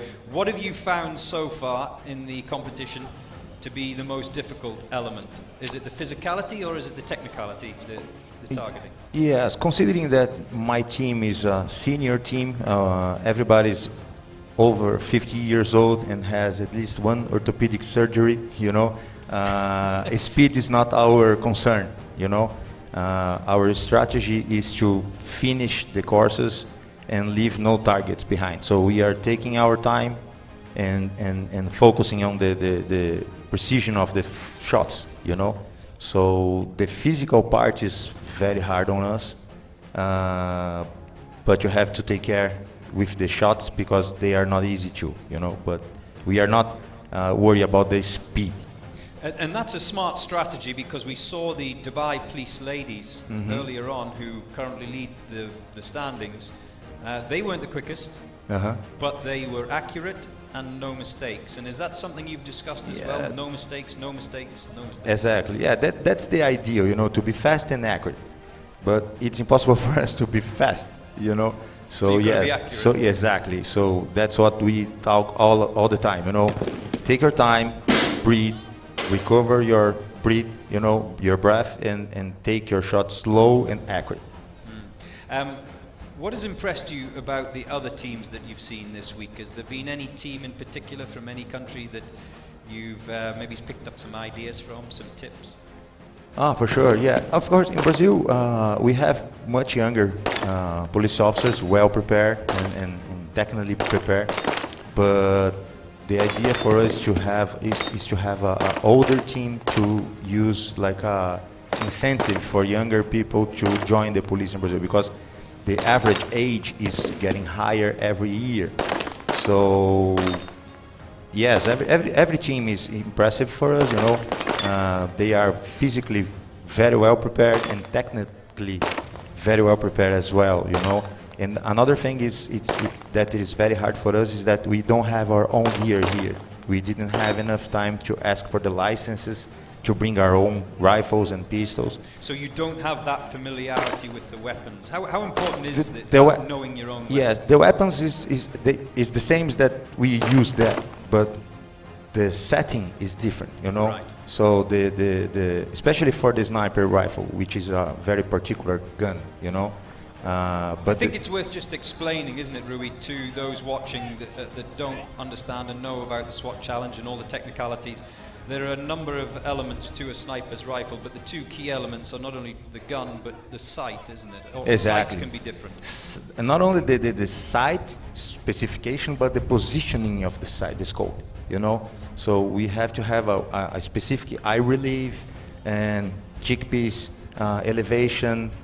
So the rifle is very particular depending on the shooter, you know, and to share the rifle here is one of the biggest challenges for us. I heard the word fussy used the other day. I hope you understand what the word fussy means, that snipers are very fussy, very particular about their weapon, about their sight, about their butt, their cheek pieces. Exactly, yeah. The sniper rifle is something that you don't share with anyone, you know. We are very jealous of that, you know. So is this your first time in this competition? It's the fourth time for our team, first time for me here. First time for you here. And do you feel you're improving each year? The team, yes, the team is improving. For me, everything is new, so it's very hard on me, but hopefully next year we will be a little bit well prepared.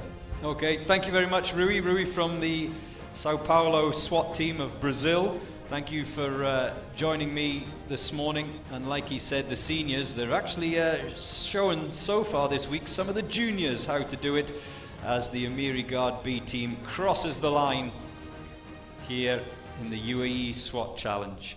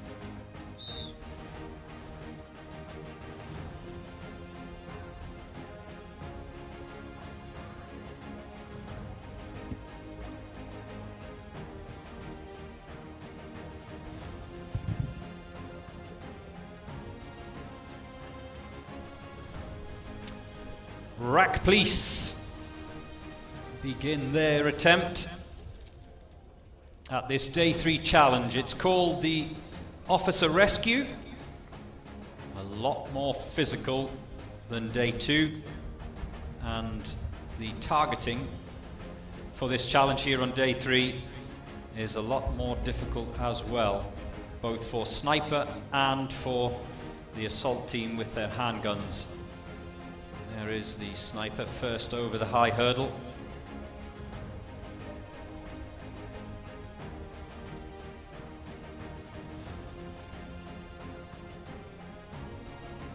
He is in position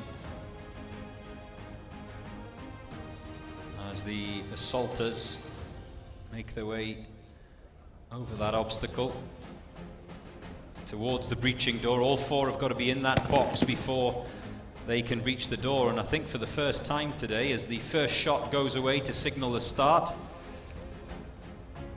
for the first time today, the sniper's shot has been fired before the assault team were ready to breach that door.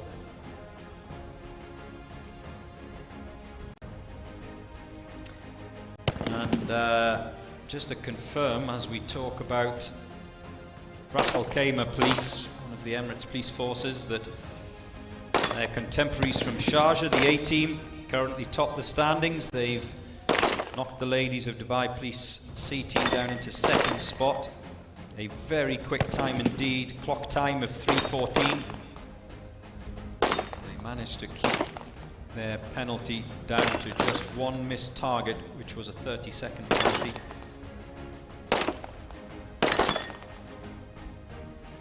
So not as clean as the ladies, but still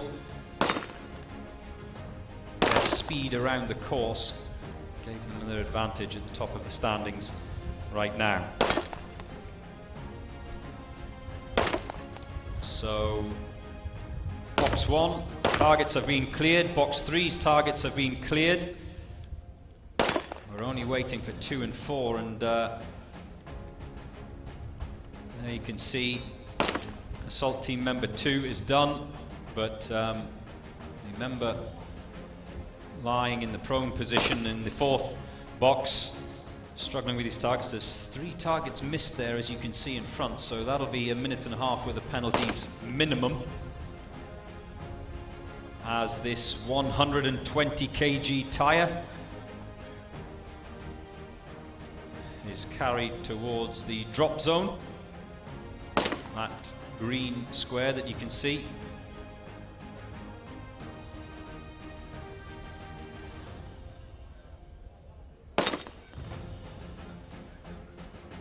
And it has to be positioned on that green square. If it's outside of it, it's a procedural penalty. 3 members of the assault team up and over for Uae Police.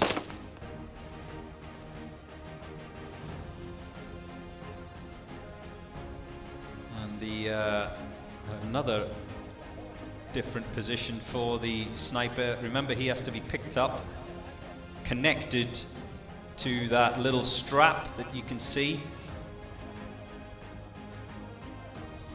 and then hooked onto the zip line.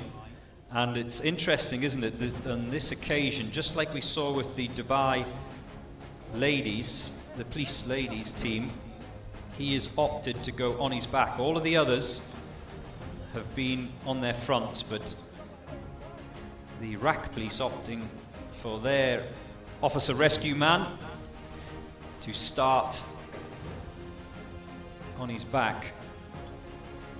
He's pushed away. We saw a little bit of confusion because they were busy making the decision as to who was to take the sniper's rifle. So a little bit of confusion there, but it won't have cost them that much time. And the final member, who seems to be limping a little bit.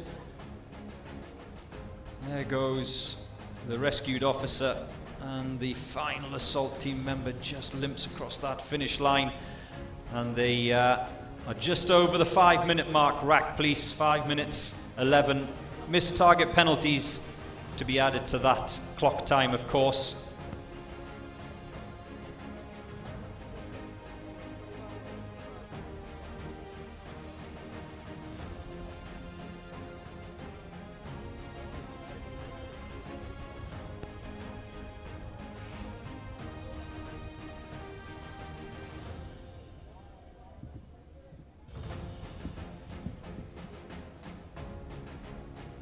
The fourth edition of the Uae Swat Challenge, currently led after all of the teams had gone through day 1 and 2 by Dubai Police B team, followed close behind by the Akhmat team of Russia. We've seen the SOBR team of Russia already with their attempt on the course today. Akhmat of Russia were leaders on day 1. And the SOBR team of Russia finished second on day 2. And we're now seeing the Wolfhound team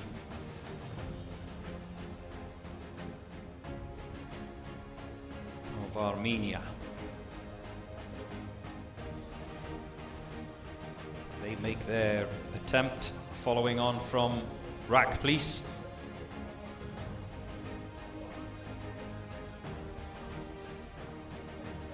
Every member given a trolley, as it's called, that little device that you can see in his right hand. A little wheeled device to get him quickly and swiftly across the zip line between the 2 SWAT trucks.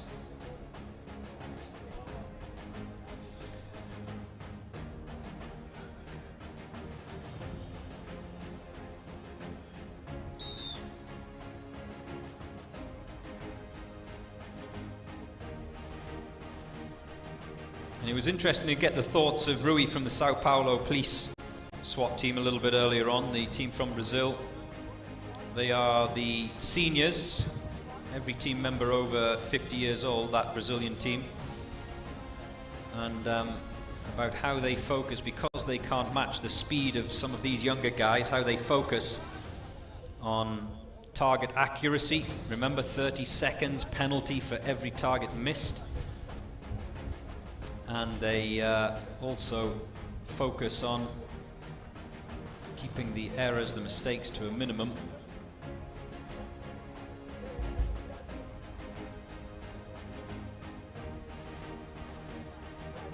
The sniper up and over the high hurdle. And here comes the breaching ram.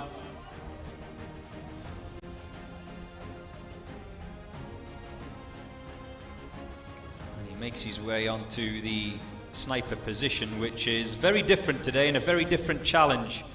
He's only given 4 bullets, the sniper, today, and there are 4 targets to hit, so more opportunity for error. 1 in the chamber. 3 you can see on the stock. We heard Rui of Brazil talking about how the comfort of a sniper is all important, whether it be the sight, whether it be that cheek rest.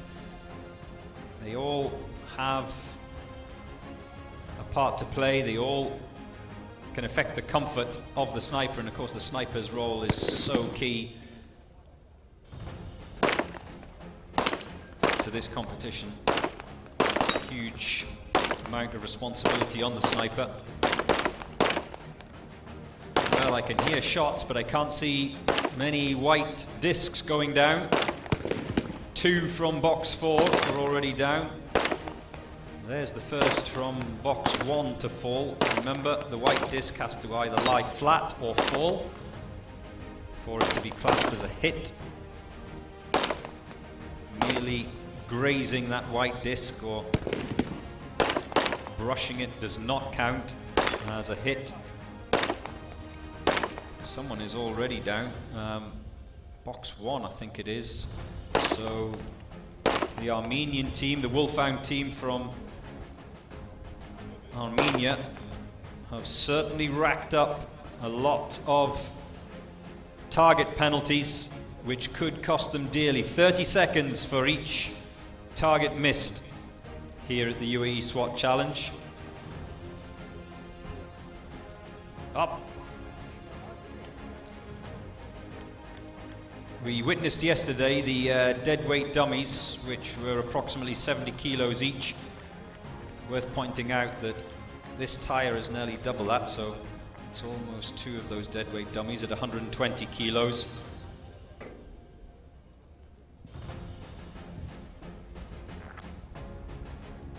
They do not have to go over that high hurdle, but they do have to go over the wood wall. Oh, a stumble and a barrel roll. Well done. Should be in the Olympics.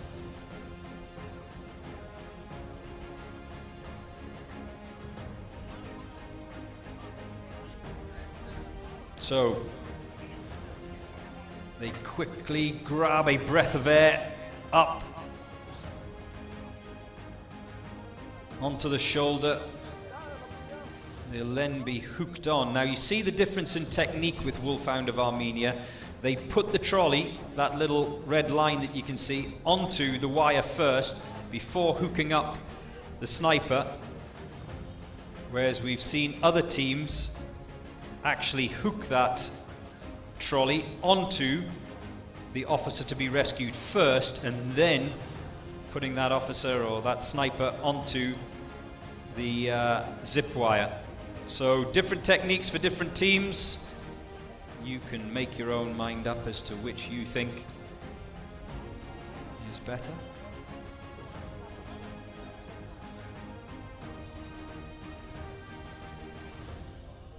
As they head towards that finish line as a unit. Oh, little stumble. Oh, can he make it? There will be lots of lactic acid going through those legs, but 10 minutes and over for the team from Armenia. 10 minutes 15, a little bit under by my calculation.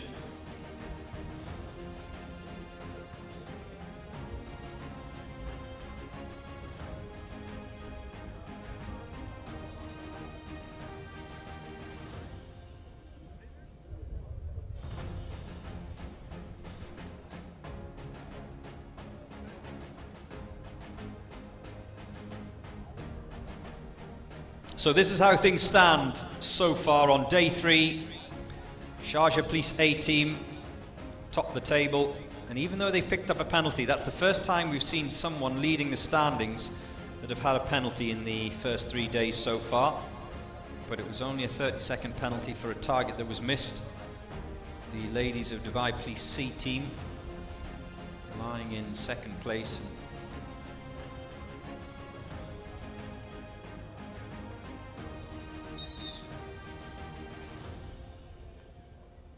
The Abu Dhabi A team are up and running.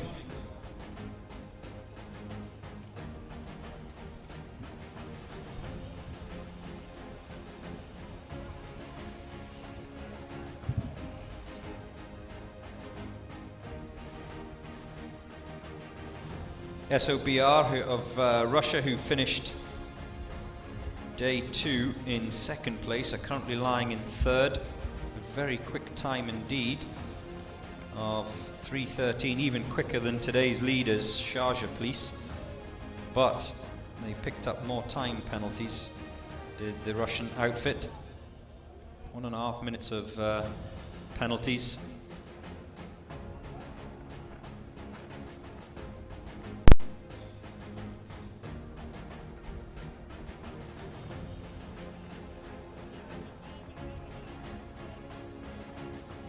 All 4 members of the breaching team inside that rope box. There goes the sniper shot, the first one, and they're through. First time I haven't said that for every team this morning. Some have taken 2 or 3 attempts to get through that door.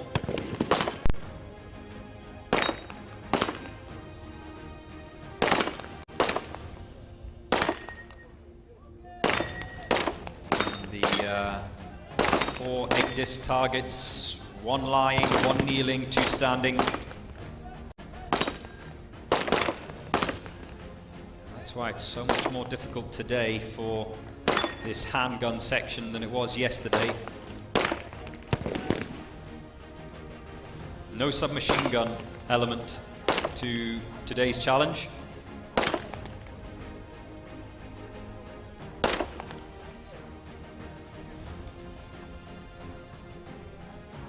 So, 2 team members are done. 2 to go. Boxes 2 and 3, still with targets to hit. And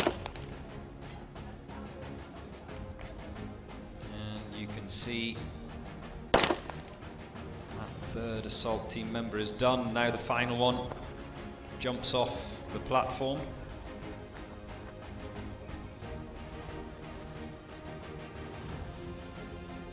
1, 2, 3, 4, 5 targets.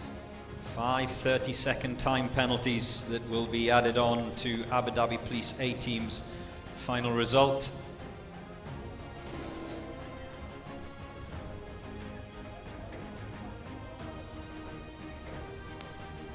A sprint towards the wooden wall, but will those misses be going through their minds? 2.5 minutes. Target penalties, actually maybe more. We didn't see if there were any misses from the Abu Dhabi Police sniper, but look at that, very, very different strategy from Abu Dhabi Police A team. The sniper has been carried by the first man across, and the other 3 finish in just over 3.5 minutes.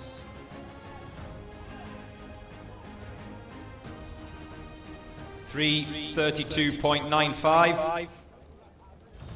In fact, has something been left behind? Have they left something behind? In fact, I see what's happened here. There must have been a foot put down by one of the team members, or has something been left behind? No, it wasn't a foot down. It's the rifle. Oh, disaster. Disaster for Abu Dhabi Police. They forgot to bring that sniper's rifle, which means that 3 minutes 32 that I mentioned earlier will not count. All pieces of equipment except the breaching ram here on day 3 have to cross the finish line. So that will not be their final time. And that's what makes this competition so exciting, the UAE SWAT Challenge. One mistake, whether it be a target missed or, as we just saw there, leaving a piece of equipment behind, in this case, the sniper's rifle. It's think clearly under pressure. Teacup. As the saying goes, they left behind the sniper's rifle. Remember, the sniper becomes the officer to be rescued. So once he goes and lies down in that box, his work is done. He becomes a passenger from that point on. And they had to go back and collect that. So all of the early good work by the Abu Dhabi Police team undone by that uncharacteristic error, which will have cost them here at the UAE SWAT Challenge 2023.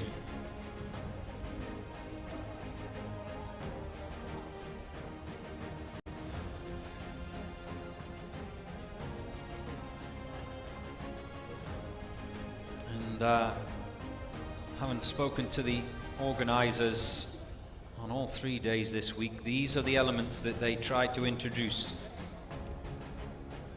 As we see the Police Special Security Unit from Pakistan, they'll be going across that start line next. but they deliberately introduced, the organisers, these elements into each day's challenge, whereby it's not just about climbing over walls, to think.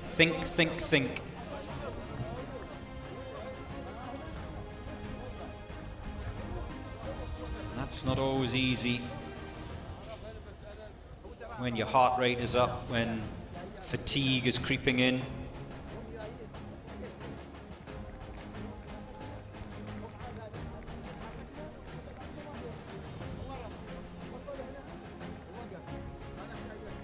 Has not gone first, he's second. What they have done is they've sent a man on ahead to be the collector of the breaching ram as it's passed over the top of that high hurdle. He's the recipient.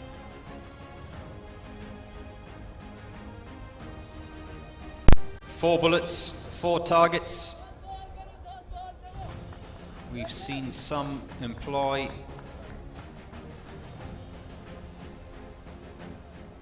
as we heard Rui talking about from the Sao Paulo team of Brazil a little bit earlier on, comfort is important. Water 3, third attempt through that door.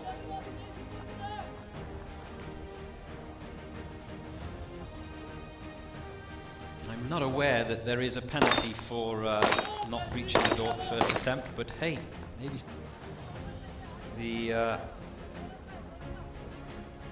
police team from Abu Dhabi just before, with one man going with the sniper, the rescued officer. He's gone on ahead, leaving behind the assault team to deal with that tire. Is that classed as an assist? We saw the carried sniper just holding on there to the man carrying him. They are not allowed to assist in their rescue. They have to act as a dead weight, as we see the other 3 team members make their way across that zip line. No feet on the floor. They sprint towards the finish, and they have remembered their sniper's rifle. And approaching the 4.5-minute mark for the Pakistani Police Special Security Unit, 4.2504.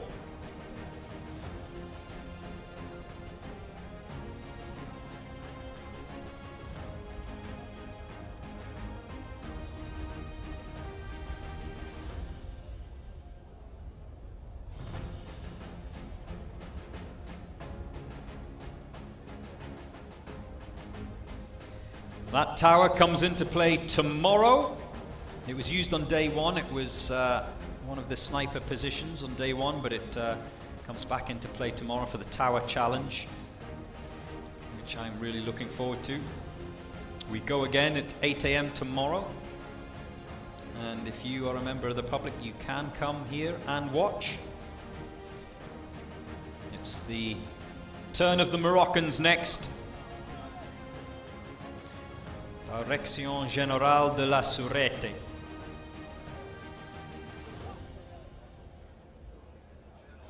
Now, something that you don't see as these teams line up on the start line is every group I have witnessed so far, and certainly the early starters this morning, we're all in the collection area where all the teams prepare and get changed, etc. Warming up, stretching. That's how physical it is here on day 3. No injuries, don't want any strains, any pulls, any ligament damage. We saw a team member yesterday hurt his shoulder quite severely. I'm not sure if it was dislocated or if it was just a strain. This is where usually problems occur. Leaping over the wooden wall. Quite often it's the descent on the other side which catches 1 or 2 team members out. That's where you can turn an ankle, hurt yourself.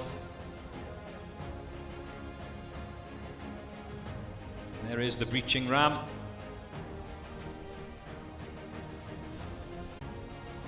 Will the Moroccan team perform as well as their World Cup counterparts did back in November, December?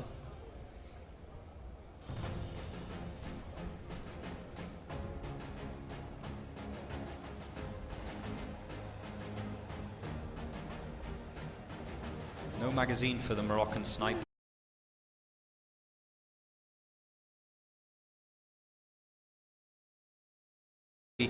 About one magazine in the handguns, only 10 rounds, 8 targets, so you can only afford 2 misses before you start incurring penalties. And that's what makes today's handgun challenge so much harder.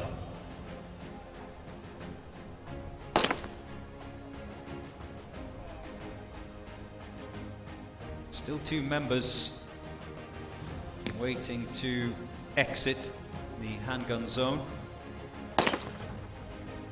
as they wait for that 3rd member to assist with the tire. The 120 kg tire. The judges watching closely.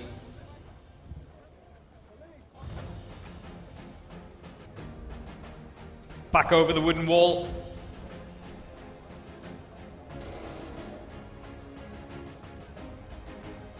The sniper waiting. There he is.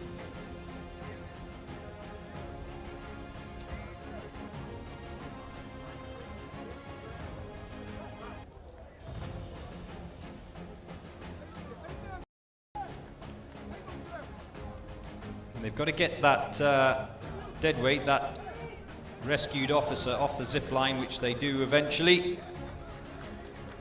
And except the breaching ram has to cross that finish line. And here is the final member of the Moroccan team.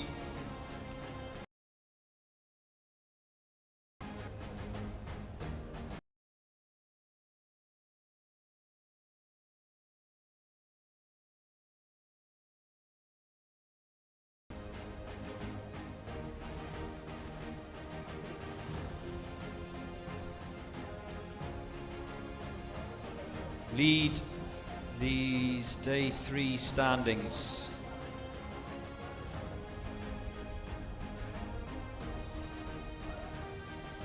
Followed close by Dubai Police C team, the SOBR of Russia, the Special Operations Group of Kenya in 4th, and the Dubai Police A team in 5th.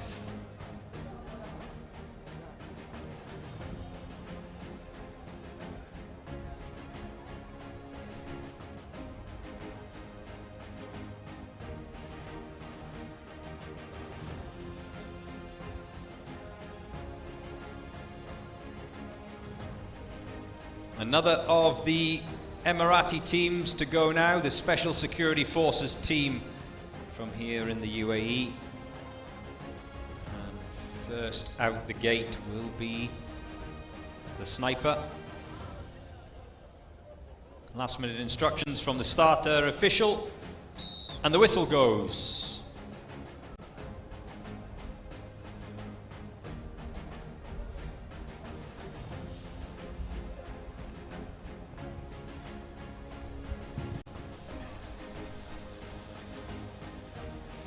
They're across that zip line quickly and slickly.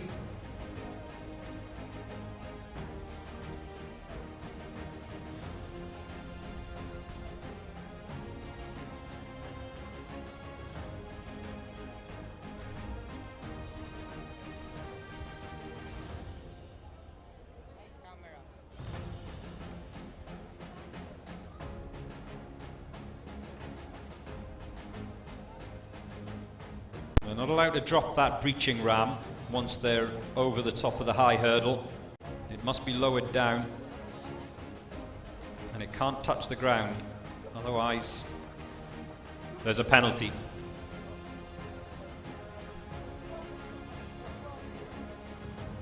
The Special Security Forces team of the UAE opting to use a magazine, the sniper. There's the first shot.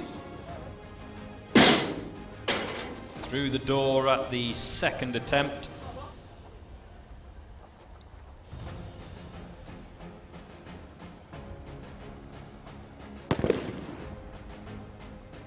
Their positions on these podiums is pre-prepped, pre-chosen.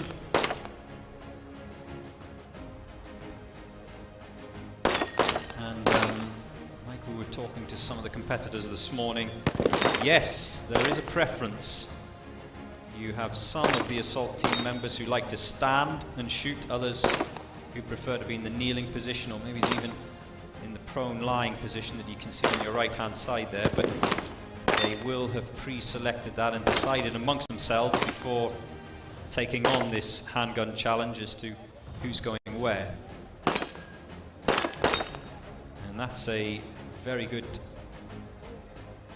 finish by team member 4 in the prone position.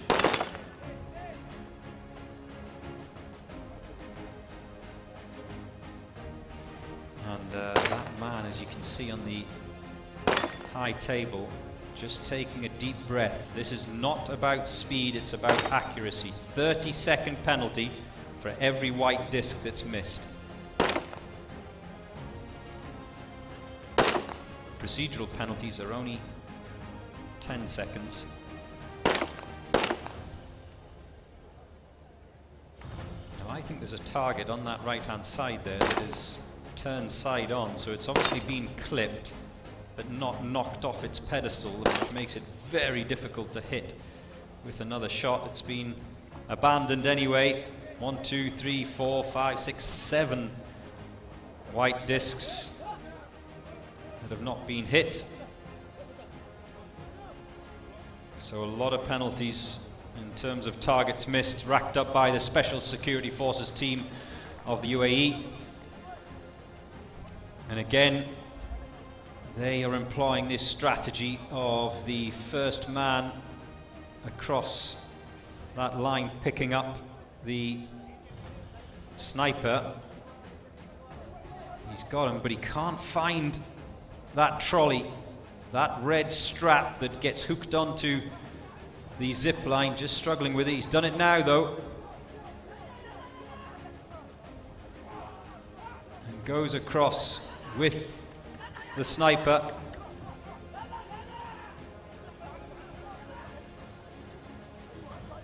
Oh, there's a collision between the team members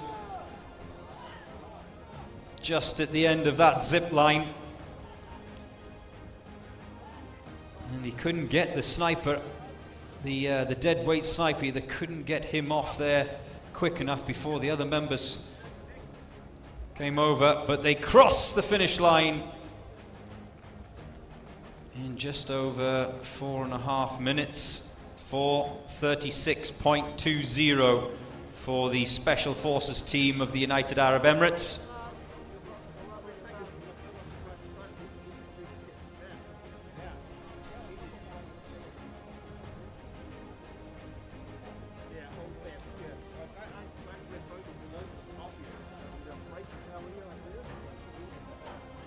And today's standings still being led by Sharjah Police A team.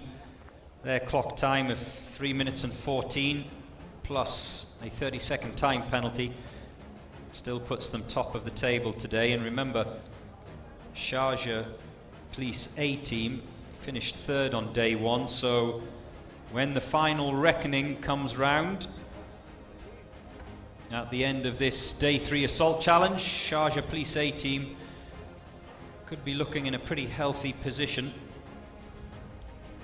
The overall standings currently led by Dubai Police B team.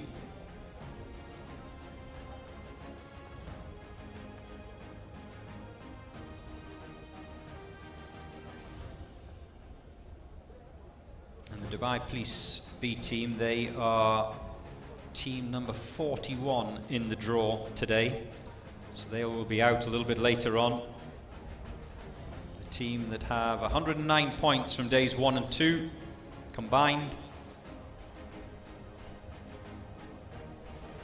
And just to remind you of the point scoring, it's 55 points for coming first each day, 54 for second, 53 for third, and so on, all the way down to 1 point for coming last. So like we saw in last year's competition with Abu Dhabi Police, you don't have to come first every day to win this, but you do have to be there or thereabouts. If you can accrue a large number of points, be in the top 5, be in the top 10 every single day and be consistent, you can take the title. It's the turn of COT from Brazil.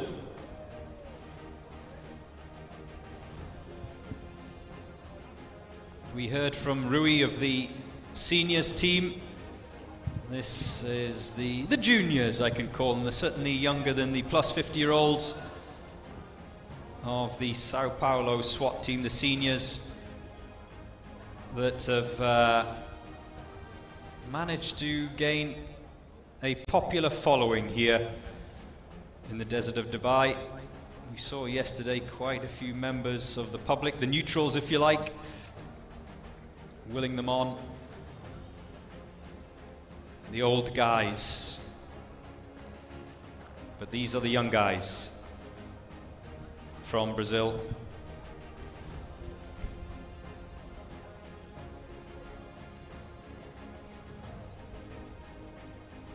There is the breaching ram. Sniper is in position as the assault team makes their way into the breaching box.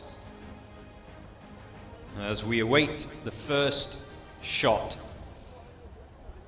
Deep breath. There it goes. Through the door, first time for the Brazilians.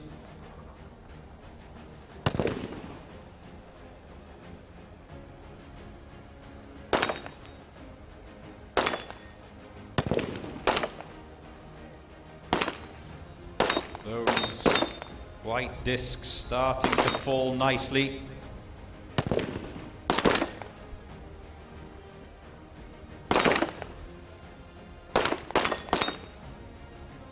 Four team members, 4 handguns, 1 single magazine each. Unlike yesterday where there were 3 magazines with 4 bullets each in them. So if you did not hit your targets first time, you could change magazines. Today that's not the case. 1 magazine, 10 rounds, which allows for only 2 misses.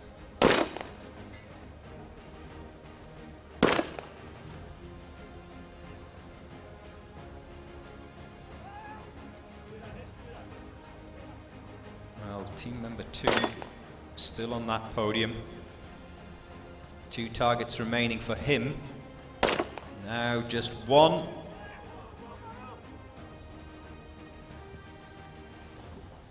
And again, this tactic of the first man back, taking the sniper himself. There goes the 120 kilo tire. I tried to lift it this morning when I walked the course and couldn't even get 1 edge off the ground.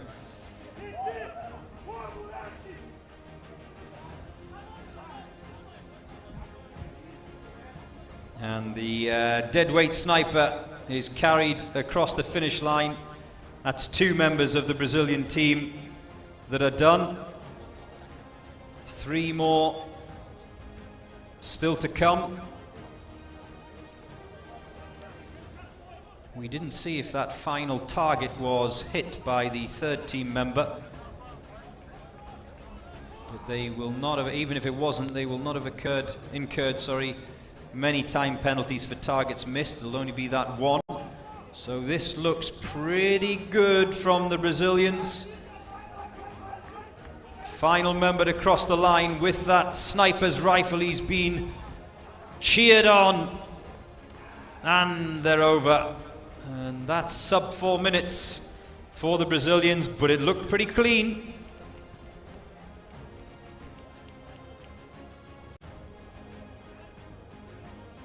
What penalties did they incur? It looked pretty good to me. I didn't see many mistakes through the door first time.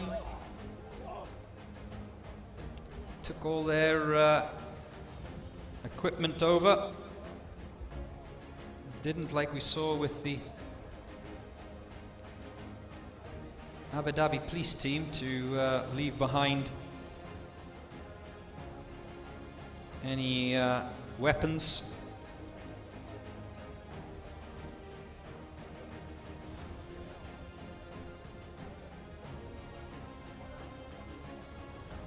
Are we going to see someone different crowned Uae Swat Challenge Champions 2023?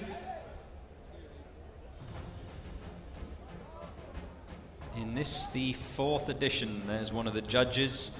Ooh, is something left behind? I'm not sure exactly what that is. Was it a magazine? Was it a piece of equipment? If that's the case, then there will be a violation penalty for that, as we see the leaderboard as it stands at the moment.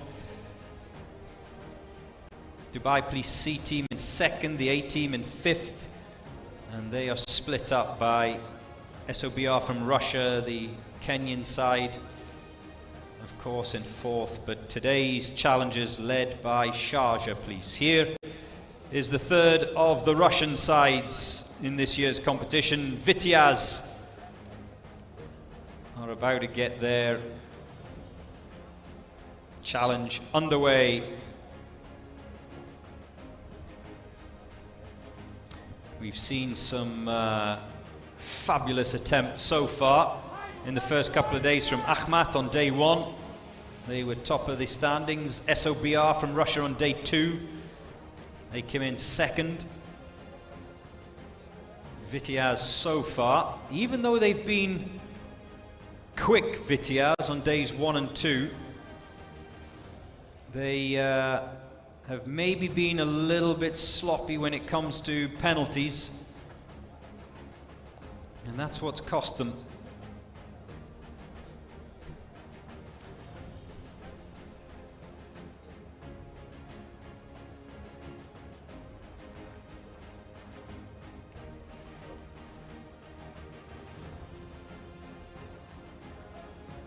Snipers ready.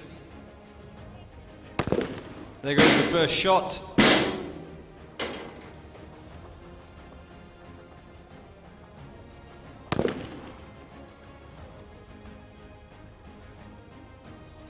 Four positions, 2 standing, 1 kneeling, 1 lying.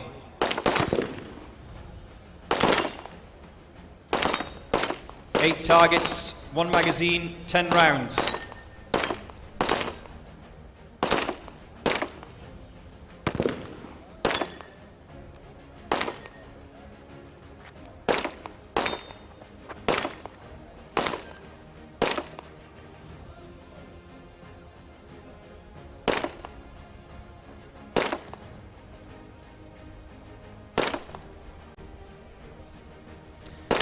Three members are done,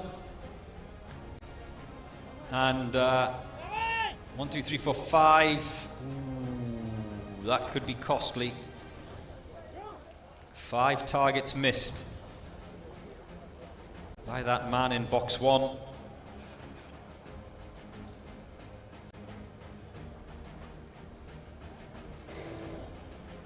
Here comes Betty. She's lowered to the ground.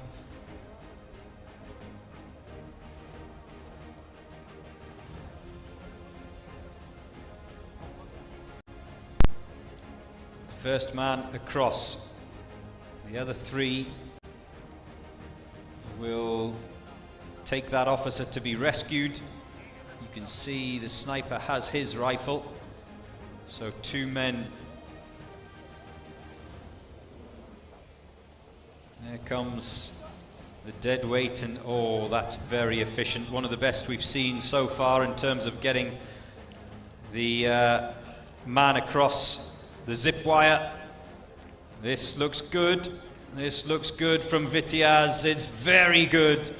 Very good indeed. One of the fastest times we've seen so far this morning from the Russians. However, those missed targets will prove costly. 3.03. A fabulous time so far this morning here on day 3. But how much will those missed targets cost the Vitiaz team of Russia?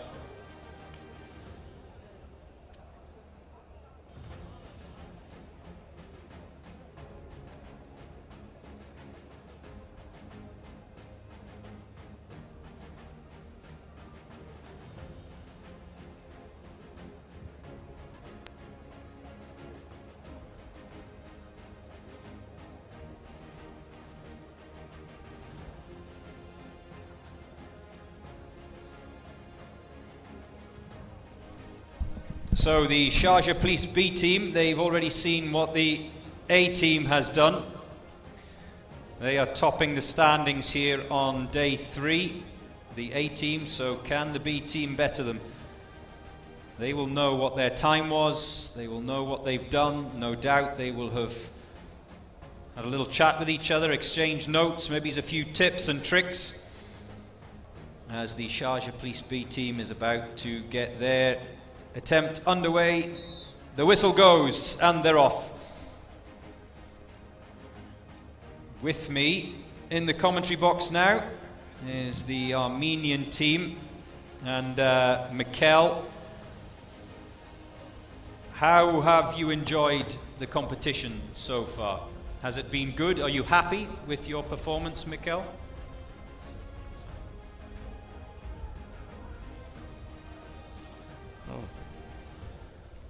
So it's one of the wonderful days. So it's very beautiful here. Everything is wonderful here.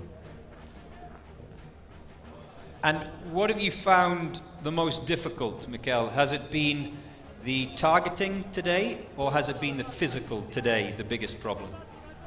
So today for us was difficult to hitting target. It's one of the most difficult events for us, just for us. But it's very interesting, everything, and we always try to do our best. Now, obviously this is day 3, different challenge. Which of the days have you felt the happiest with? Did you feel you performed better on day 1, day 2, or today? Actually, we are happy. We are enjoying each day here. But especially for us, it's the 1st and 4th day. We prefer. It's a little easier, and you have more chance than per day. Okay, so day 1 you were happy, and you're looking forward to the Tower Challenge tomorrow. Yes. Why? Why is the Tower Challenge? Why do you like that? It's a little, for us it's more interesting, and the targets it's easy to hit targets because they are nearer than the third days. Yes, we're just watching the sniper breathing heavy. How tough is it physically today? We're seeing the Sharjah Police B team sniper really blowing their hard. Did you find your guys, when they crossed the line, were they really finished physically? Physically it's not so difficult for us, but it depends on your physical condition, how you are prepared, how you breathe is more important. So it's not, if you are prepared normally, it's not so difficult. If you have time to prepare, to train, to practice more, it's not so difficult. Thank you very much, the Armenian team who have joined me in the commentary box this morning.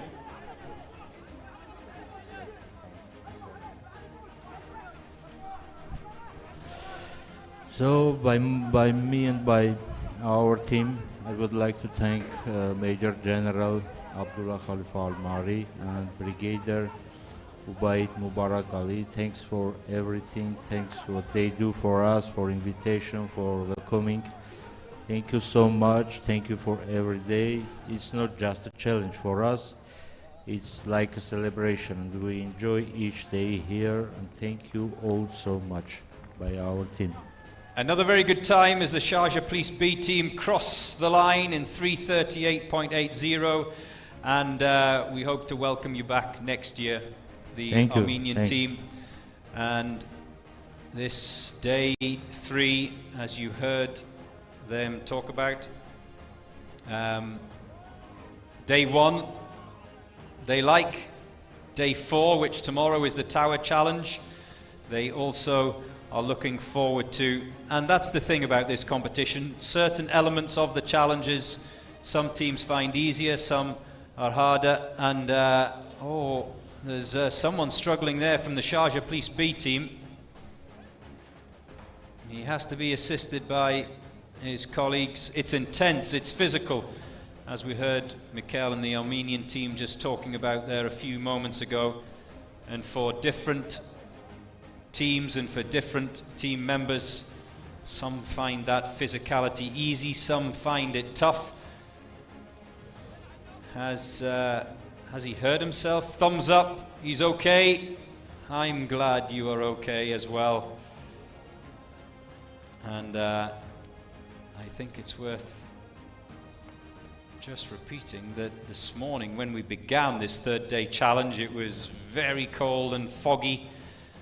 Now the temperature's picking up here, and the humidity will be picking up with that as well, of course.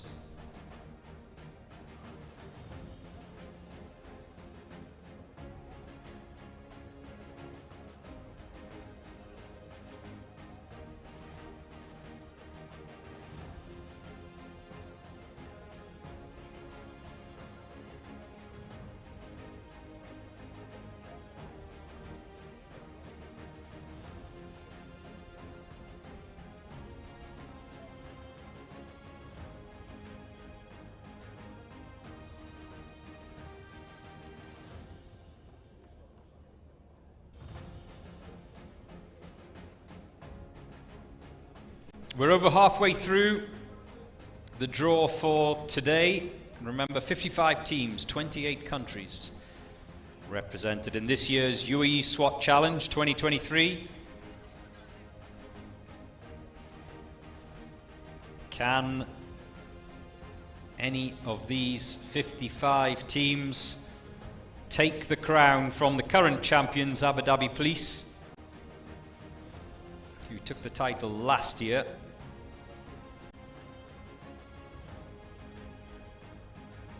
And I think it's worth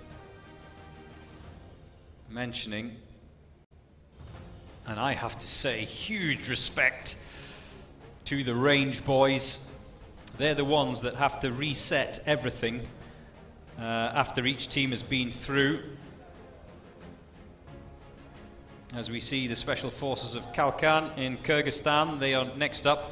But those range boys, we see each team, they only have to carry that tyre, that 120 kg tyre once, whereas the range boys have to pick it up after every team has gone through. That's not easy.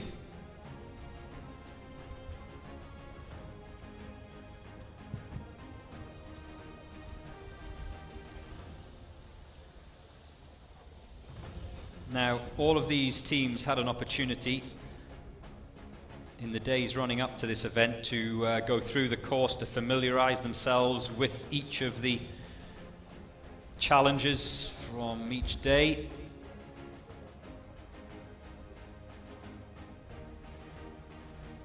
To study the rules and the regulations, of course, which is just as important as being familiar with the challenge itself.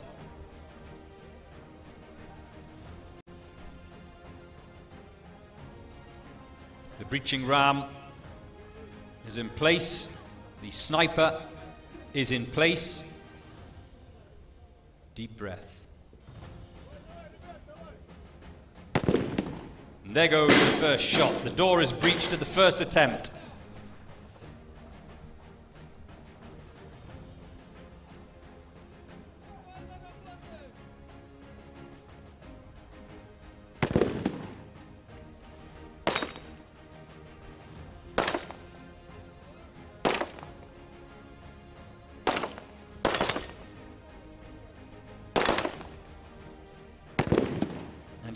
The man lying in position 4. Again, I think I've seen it twice before this morning in a very different position, lying almost on his.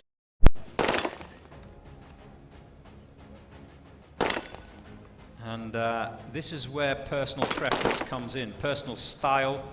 You can see him there on the right-hand side in position 4, box 4 if you like. Some have been lying on their stomach, on their front. He's lying almost on his side.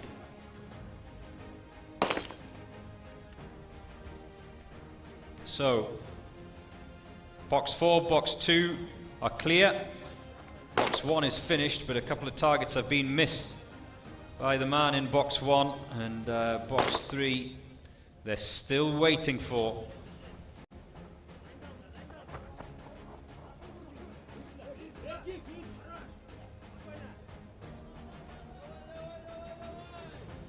Now I was walking across this, I walked the course this morning before we got underway, and I walked across that gravel.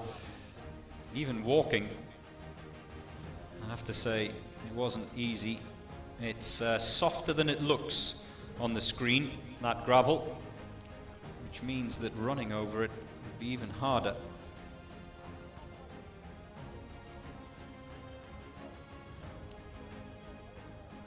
They've got the sniper over, they've got his rifle.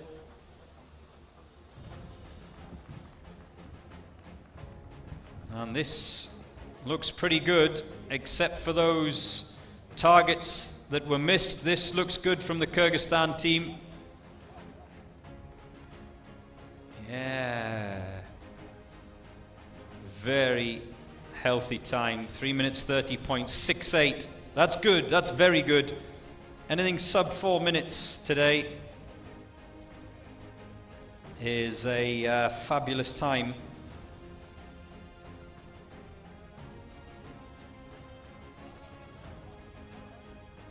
The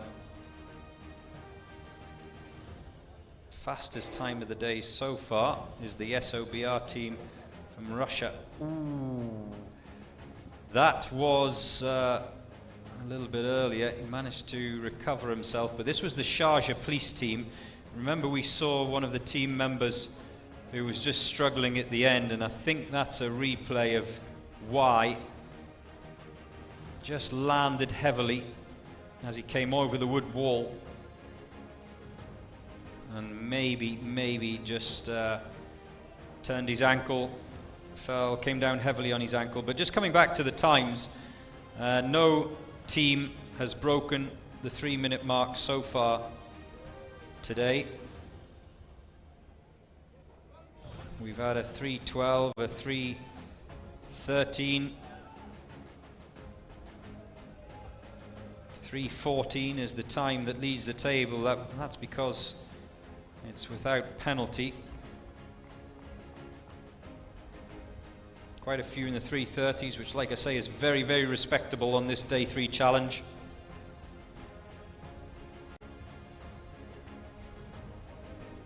No good being quick if you pick up penalties. That's been proved on day 1, day 2, and here on day 3. SAJ of Serbia. The whistle goes.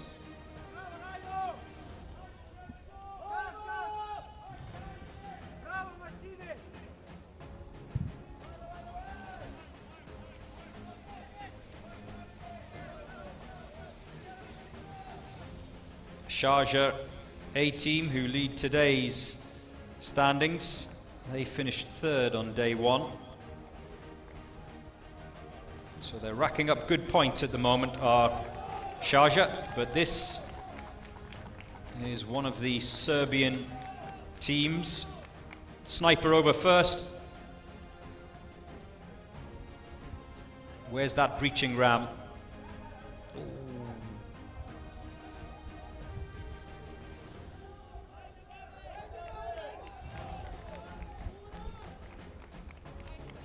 The sniper is down in position. The Serbian sniper opting to use a magazine. There goes the first shot. Were all 4 members of the assault team in that box, in that breaching box? They've got to be inside that square rope in front of the door. And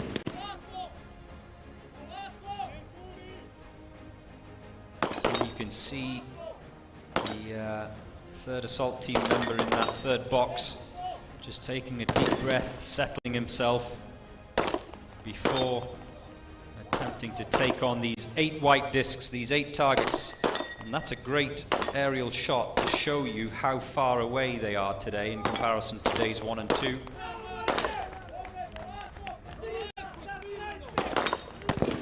Day 1, of course, the assault team members were inside a kill house, so it was very close quarters. CQB, to use the abbreviation, close quarter battle inside a room. And each day those targets have got further and further away. 2 remaining on that far side. Are they the ones that have been missed? Yep. So that'll be 1 minute of penalty to be added on.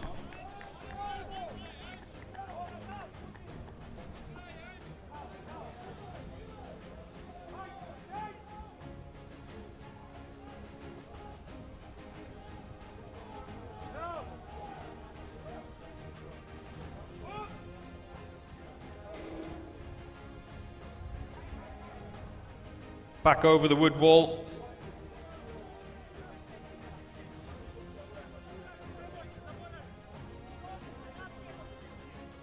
They will collect the weapon, you've got to remember that.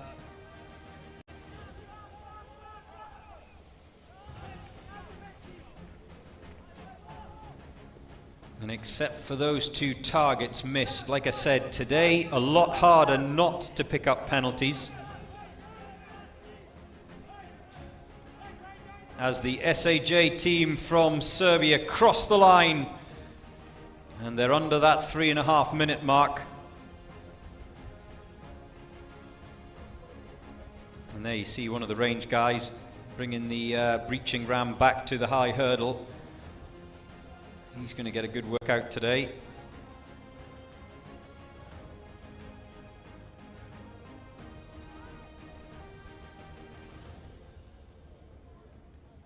So sub 3.5 minutes for the Serbian team by my calculation, but I'm not one of the judges. I would say at least a minute of missed target penalties to be added on. Obviously we can't see the target of the sniper, so we don't know if there were any misses there. But that will cost the Serbian side despite their quick time.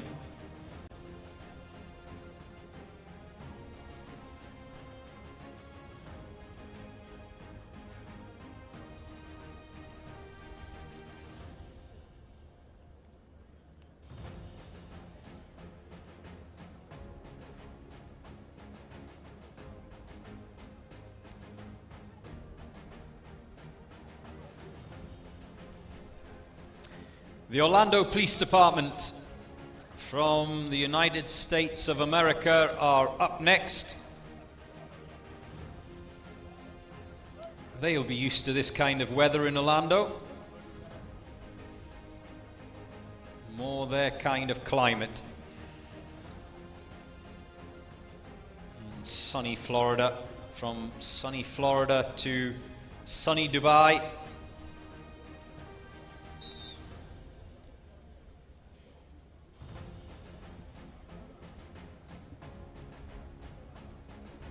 And they're off. Somewhere. There they are.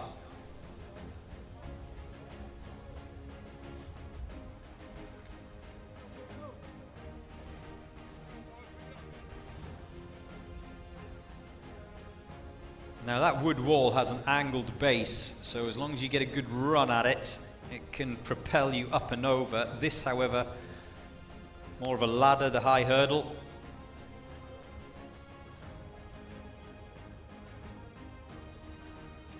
There's the breaching ram.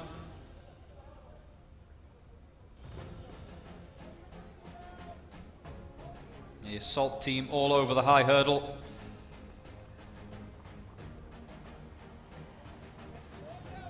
Now the sniper today, all 4 shots taken from the prone position lying down. Yesterday it was 2 shots lying, 1 kneeling and 1 standing, but today only the 1 position for the sniper. There goes the first shot. Oh, 4th attempt, they breach the door.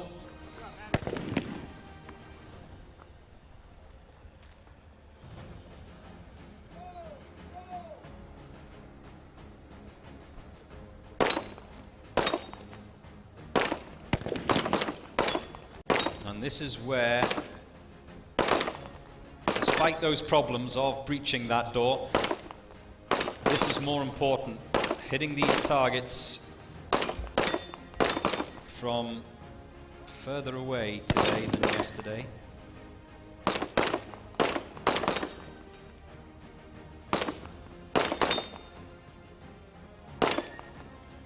And I saw from the man in box 1, he has 5 targets remaining, still standing there, you see. And it looks like he's clipped one of them, which of course makes the cross-section of that target even harder to hit when you have another go at it. So 5 missed targets, all 30-second penalties each for a missed target.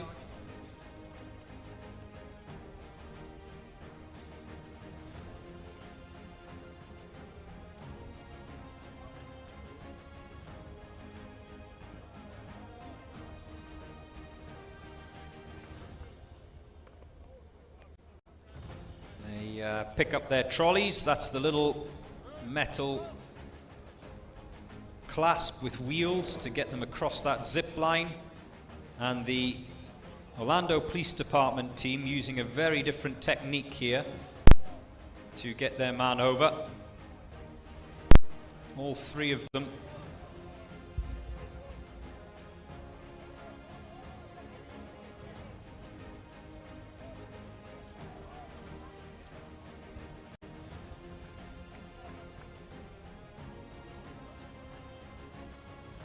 Good teamwork from the Orlando Police Department.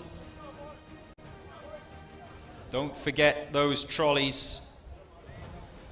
That is one of the pieces of equipment that must cross the finish line, those little wheeled clasps that are used on the zip line. And they cross over the team from the USA just over the 4-minute mark.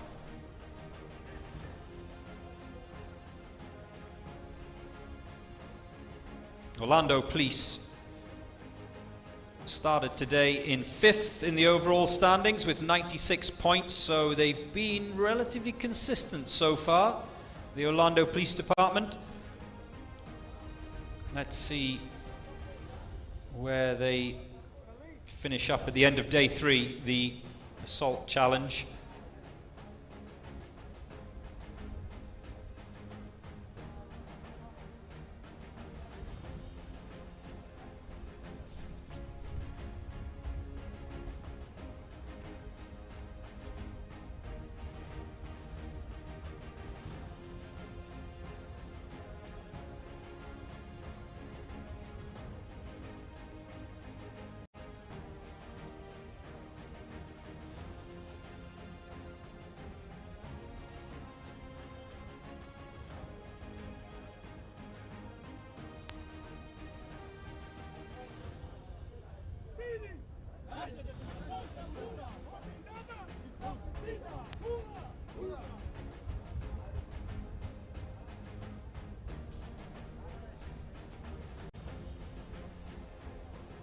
Angola Police, the second of their teams.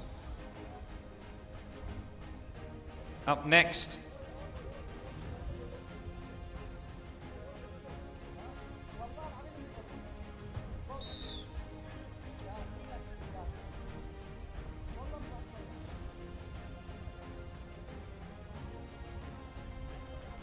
And the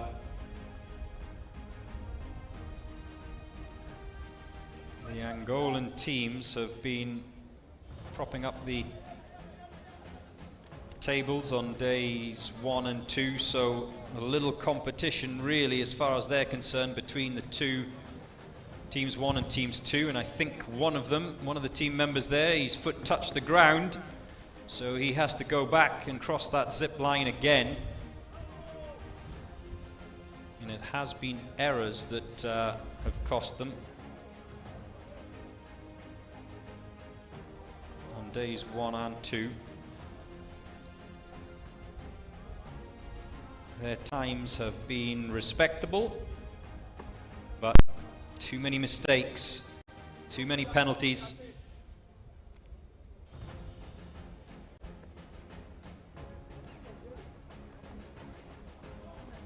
And the sniper has a problem with one of those tripod legs.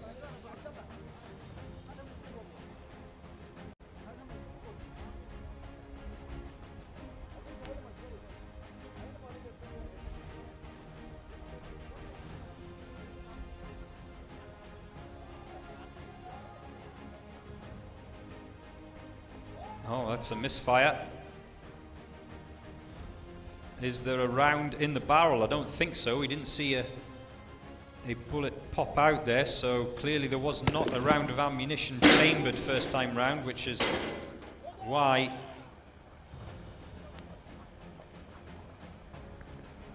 that shot did not take place.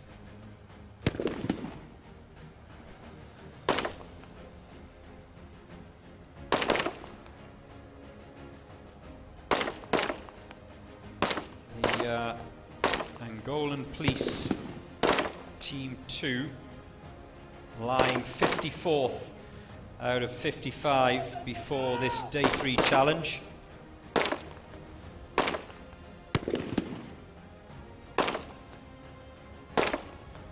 Yesterday, oh sorry, in total,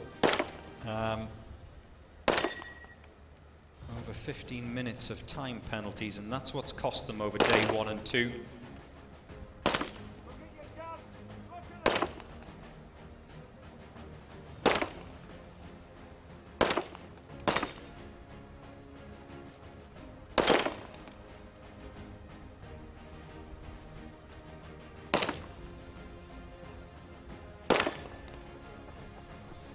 Two members of the assault team are finished. Two still to come off those platforms. And a lot of targets missed there by the Angolan Team 2, the Tactics Team 2. Still one member remaining.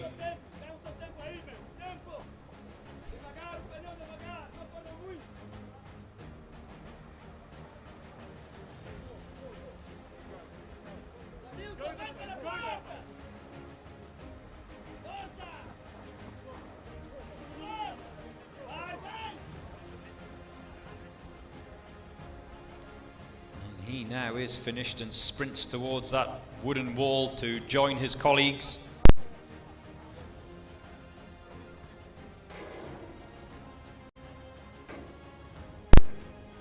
As the sniper waits to be carried over that zip wire.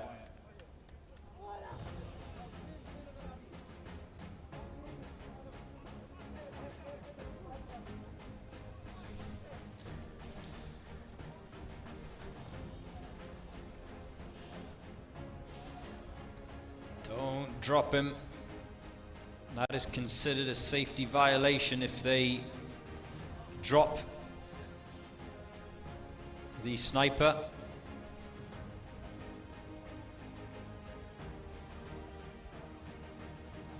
Drop a piece of equipment or a weapon, that's also a safety violation. And we saw one of the Angolan team sent back to do the...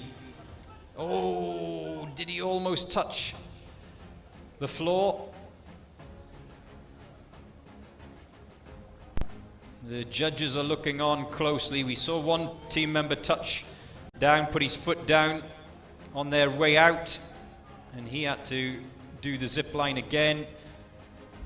Not the case on the way back. He just narrowly avoided it, and they crossed the line in just over the 5-minute mark. That's their clock time.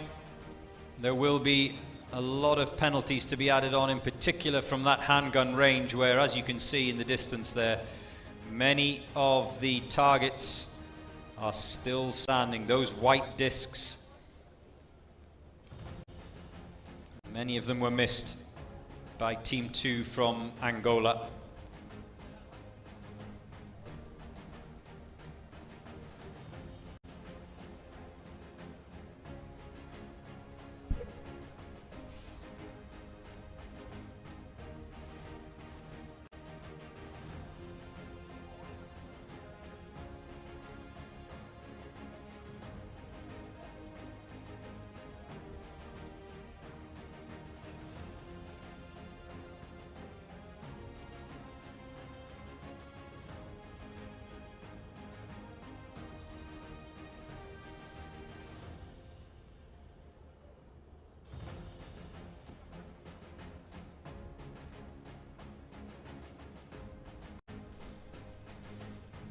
So, day 3,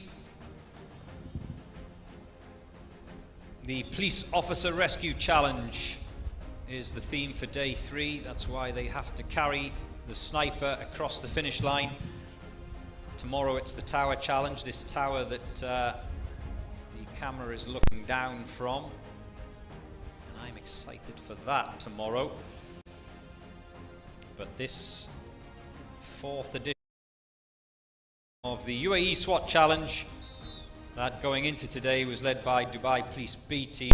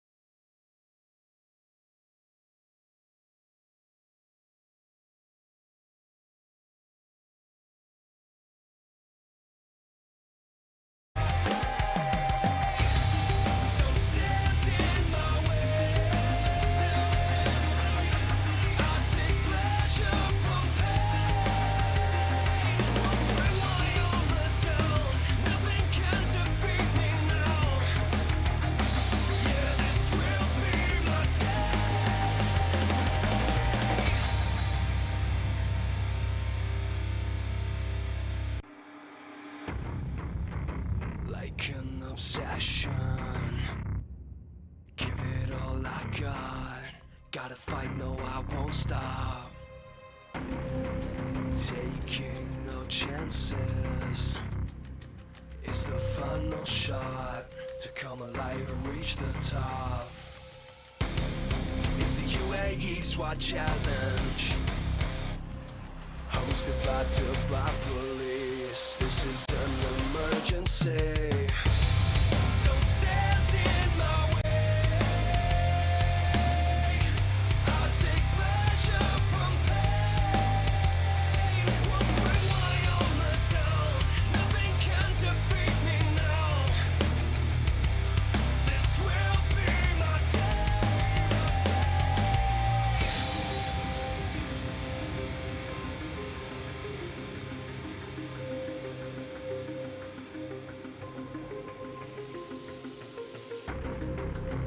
Time to stand my ground.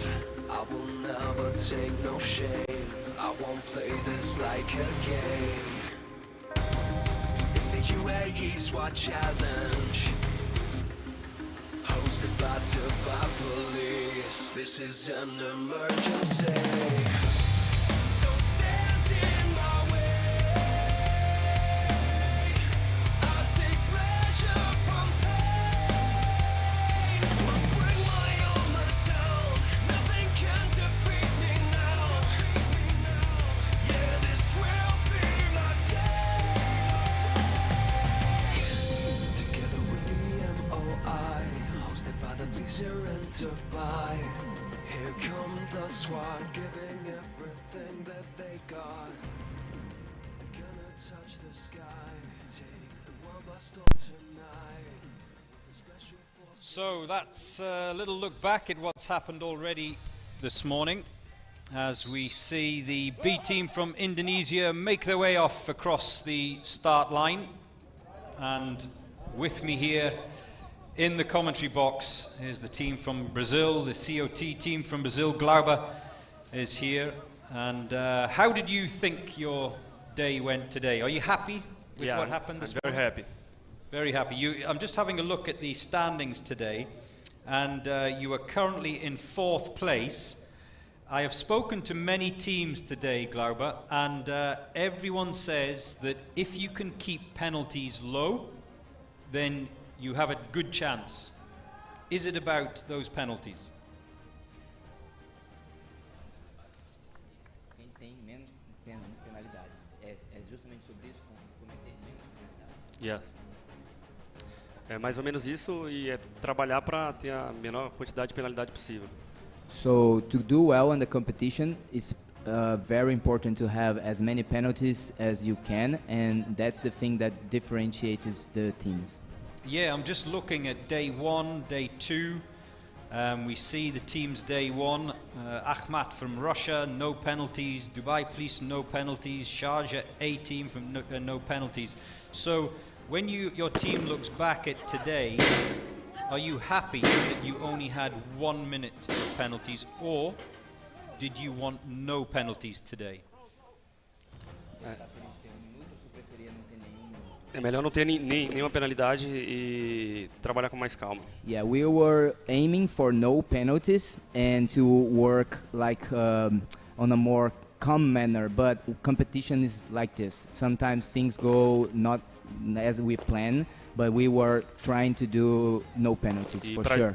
Pra gente como é a primeira vez, a gente está aprendendo muito sobre isso. And for us, that's the first time here. We are learning so much. This is a very big competition, and we are eager to come back on the next year and do even better.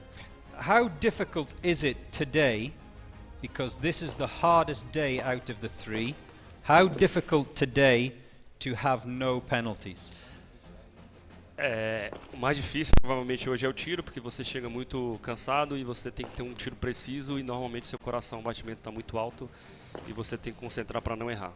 Yeah, for sure today is the most difficult day, especially the shooting part, because you get there sometimes with a very high heart rate, and you need to be very focused and precise to do your job as better as you can.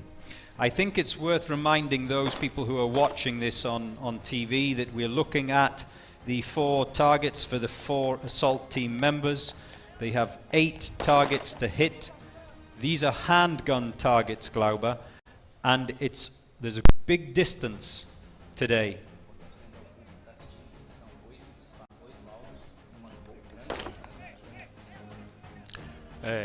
A dificuldade como eu disse, ela é maior por você estar cansado. Seu batimento está mais alto e você tem que fazer um tiro preciso. E esse tiro, se você oscilar um pouco, já pela distância, ele vai fora.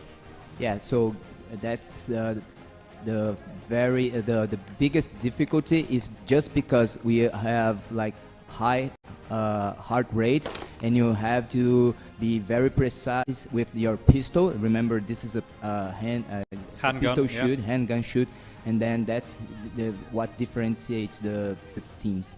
I've asked all of the teams that have come a long distance from Latin America, the guys from USA, how is the jet lag, the time zone, how is that affecting you?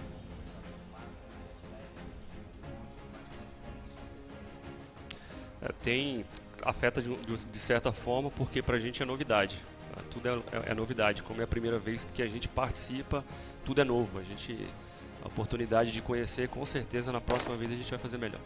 So yeah, for sure it takes his toll. Like we were here, we got here on the 15th at night, late at night. So we didn't have as much time to be accommodated and everything. But we are planning to come earlier next year if we were invited again to be more prepared. That's it.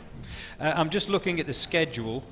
Is it easier to go first or last in the schedule? Então, talvez o melhor é ficar entre o meio ali, mas sim, pro final é melhor que você consegue aprender vendo as outras equipes fazendo. O primeiro dia a gente foi o segundo. Então a gente não conhecia a prova, nunca tinha passado pela prova, e você aprende muito vendo os outros passarem na tua frente, fazendo em primeiro. So better is to be in the middle, because if you go very early in the day, you don't have time even to prepare yourself to see other teams doing the event. So sometimes you learn seeing people doing some mistakes or doing something good. So if you stay in the middle, you're not the last of the day and you're not the first of the day. It's the better place to be. So middle is your favorite, as we watch the Indonesian B team, 5 minutes 24.55 cross the line. What have you learned from any of the other teams today that you've watched?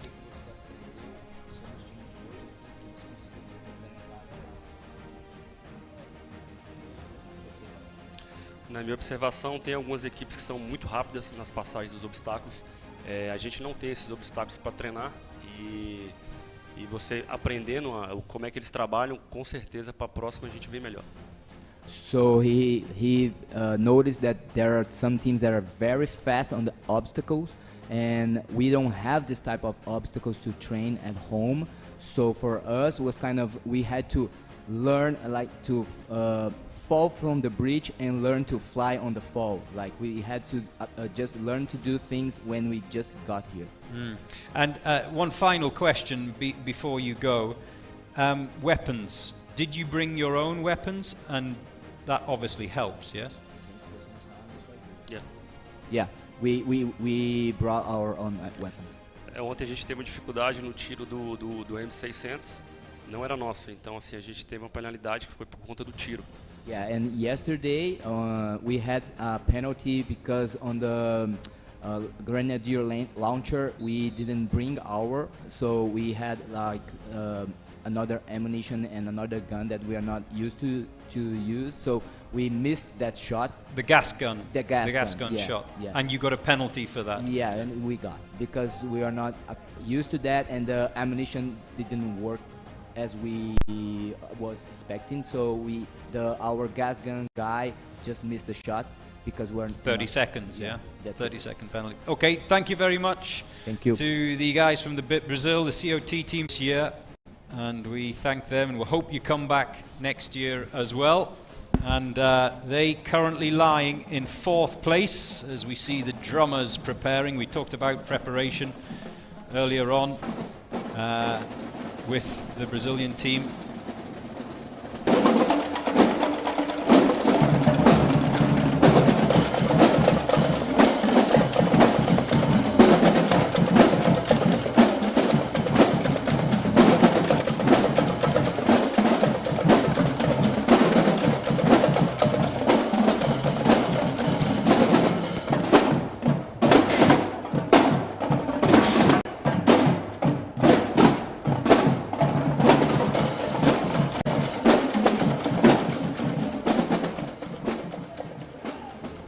So, out on course, the Angolan team 1.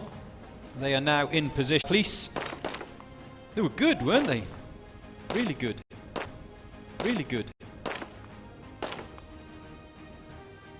How good will the Angolan police operational tactics team? We saw the number 2 team go out a bit earlier on.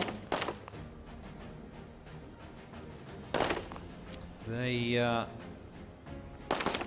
led their fellow countrymen off in the draw earlier.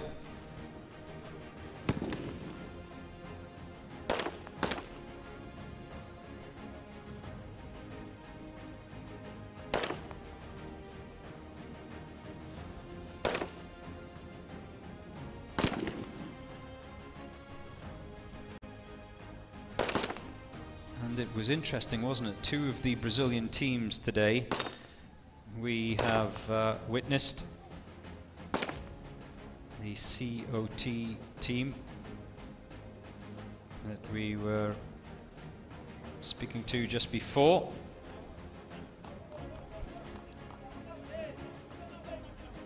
And obviously we heard from, that was Glauber, and we heard from Rui from the seniors team, where they were talking about using your own weapons. The seniors, I do believe, do not have their own weapons, so they don't have that familiarity. The COT team, as Glauber was explaining, they do have their own weapons, so except for that gas gun, as was being mentioned by Glauber. And it's these little details that are so important. As Glauber was explaining,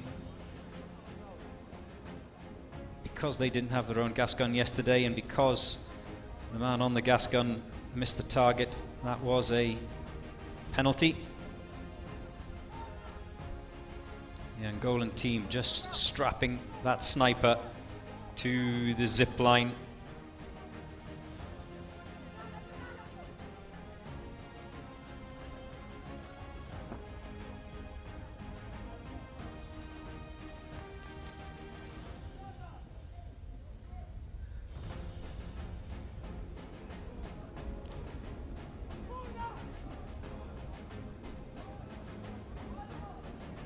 Now they're all across.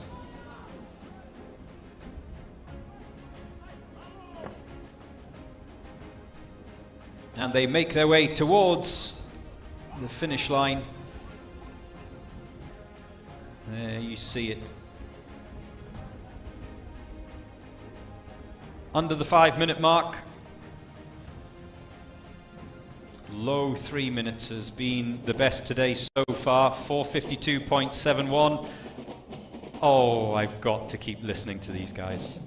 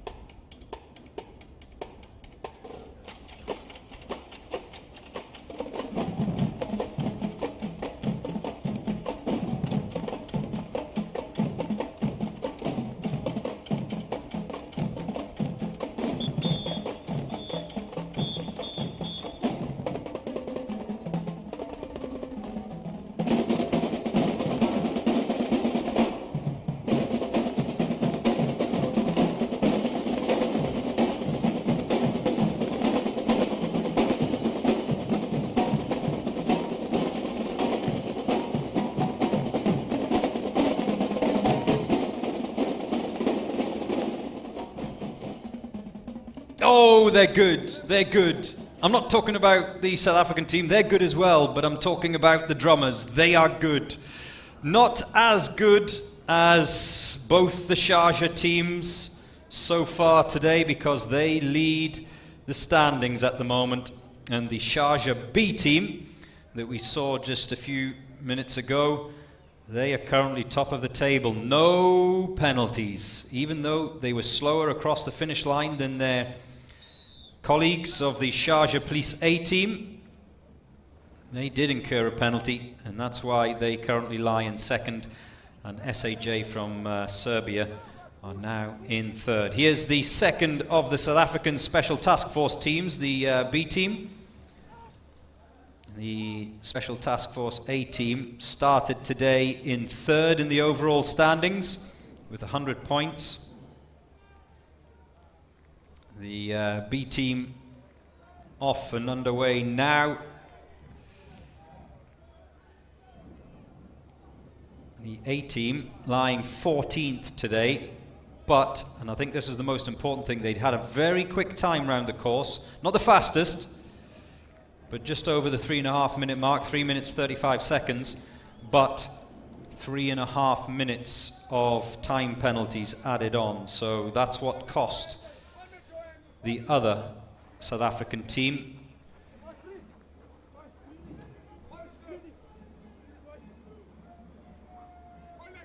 That's what cost the A team. Can the B team do any better? Can they better 14th spot? There goes the first shot, which provides the signal to the assault team to breach that door and make their way to the handgun section.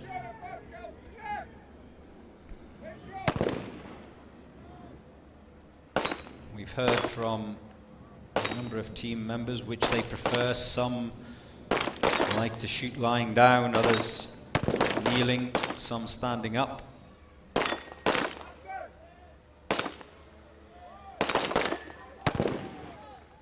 And because there are 8 targets to hit for each team member, as we see that guy in box 4 has rattled off all his targets very quickly and efficiently indeed. But because there are so many targets, that's why we're seeing so many penalties today. I'm just having a look at the table at the moment, and Sharjah Police B team and Dubai Police C team, the ladies, are the only 2 teams that have completed this course today without penalty, without any time penalties. Much, much harder today's police officer rescue challenge. But this looks pretty good. A couple of missed targets, so that'll be added on. And you can just see there, can't you, the sweat and the heavy breathing.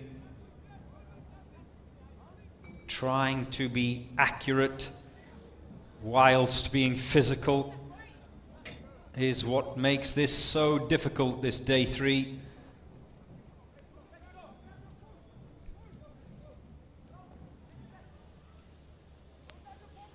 The sniper is over.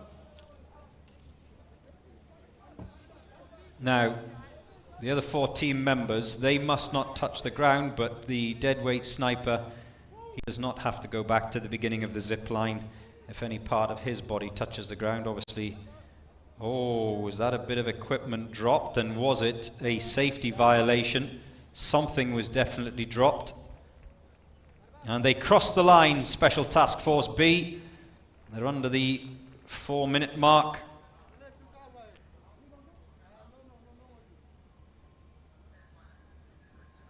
In the 3-minute 50-second range, their A team had a clock time of 3 minutes 35, the A team from South Africa.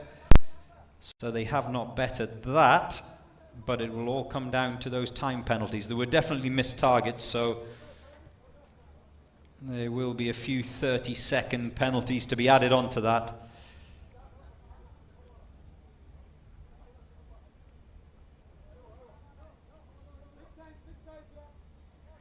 And I think that's one of the things for those of us like myself who are not in a SWAT team. We are learning over these days that being quick is not the most important factor. It's about being accurate, being safe, and not picking up any penalties at all. And I must say, I find it interesting to see those watching on here in the stand. As members of the public have been coming over these days, and everyone seems to be talking tactic. It's almost like watching a game of football. People think that in a stadium it's full of football fans. It's not. It's full of 40,000 coaches, 40,000 tacticians, and that's what it's like here at the UAE SWAT Challenge. Everyone watching on thinks they know a better way or a better technique or a better tactic. But these are the guys, in this case the Royal Thai Police, they're the ones who have to go out there and do it under pressure, against the clock, safely.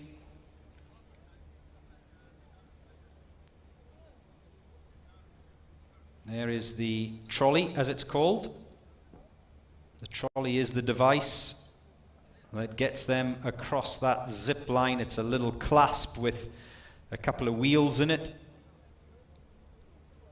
And those trolleys cannot be left behind once they've completed the various tasks. It must come back with the various team members and cross that finish line. Otherwise, it ends up as a procedural penalty. And remember, each procedural penalty is worth 10 seconds. Missed targets, 30-second penalties.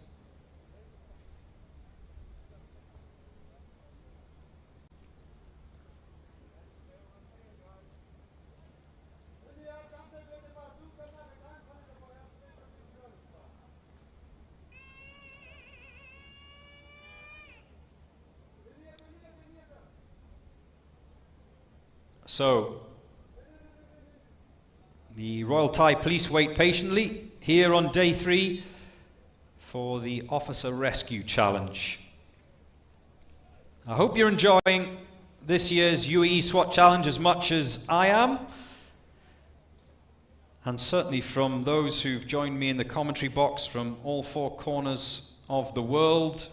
We've just been speaking to the Brazilians, of course. They've made that long journey here from Latin America.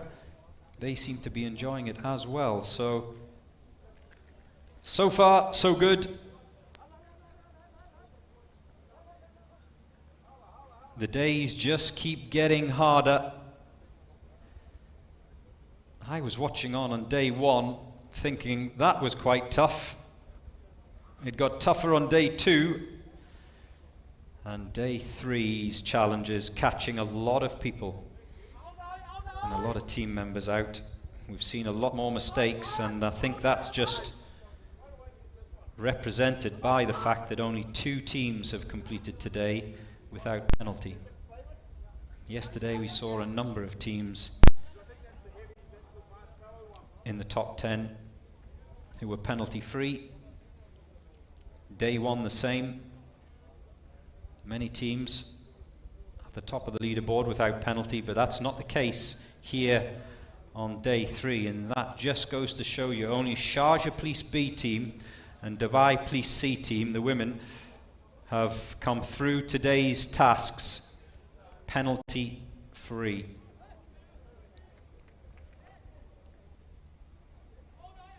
Here we go. The whistle blows, and the Royal Thai Police are underway.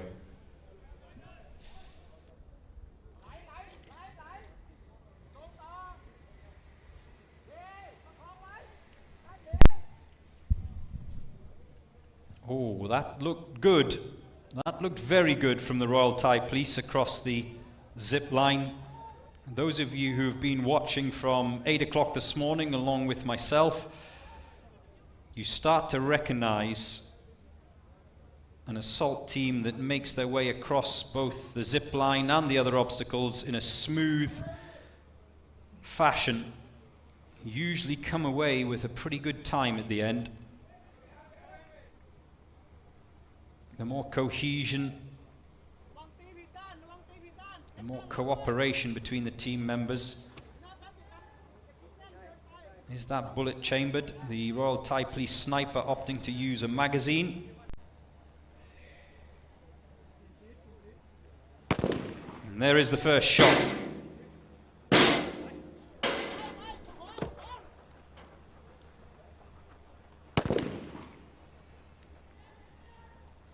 They all take their positions. 2 standing, 1 kneeling, and 1 lying down. And again, we see the assault team member in the lying position adopting that almost on his side technique.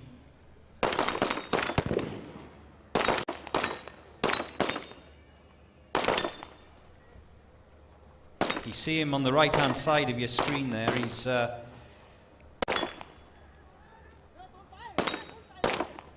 got this almost lying on his side.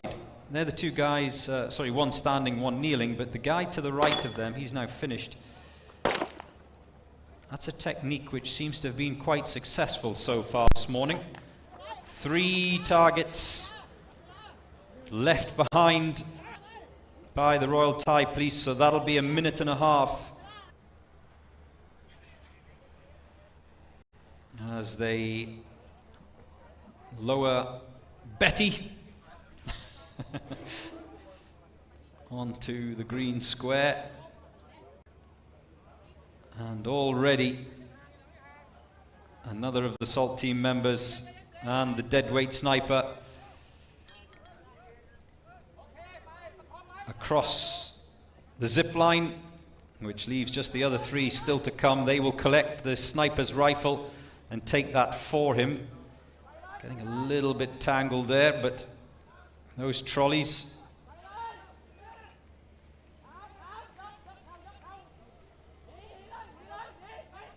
They're over. And a sprint towards the finish line for the Royal Thai Police. And that's a very, very good time indeed from the Royal Thai Police. 3 minutes 17.91, one of the quickest that we've seen this morning.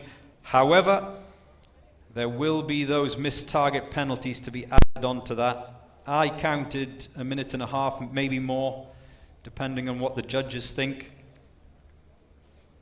So that will bump that up a bit. So despite having a very, very quick time, I'm just having a look at who's gone through already this morning. Sharjah Police A team, they were quicker at 3 minutes 14 their clock time.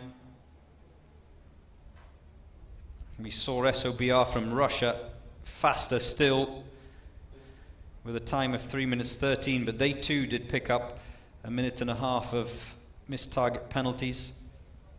And the Dubai Police A team, I think, are the quickest through today, 3 minutes 12, but 2.5 minutes of time penalties added on.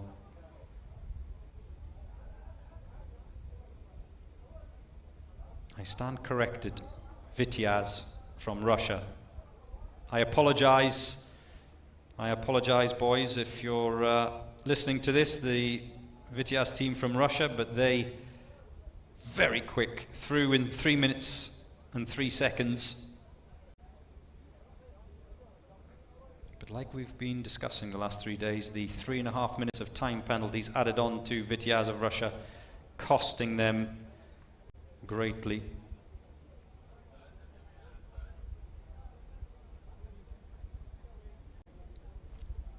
I don't believe we've seen anyone break the 3-minute mark today. It'd be interesting to see if anyone does break the 3-minute mark. Clock time, of course, without penalty, I'm referring to.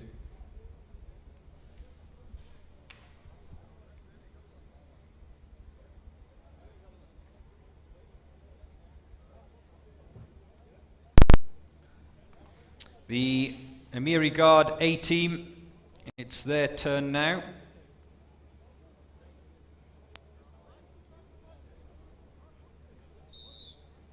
As the whistle goes.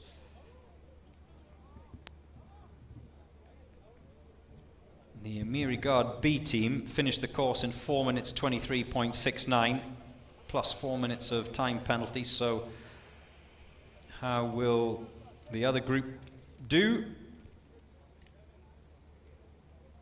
Have no doubt that there is department rivalry.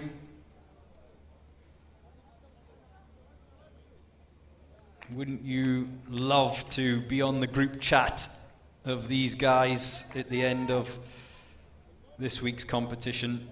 The A team up against the B team. Of course, many countries have submitted 2, sometimes 3 teams. So we've seen a few A and B teams, Sharjah A, Sharjah B team. Currently it's the B team from Sharjah who are leading today's standings from the A team, but there is rivalry, have no doubt. And there will be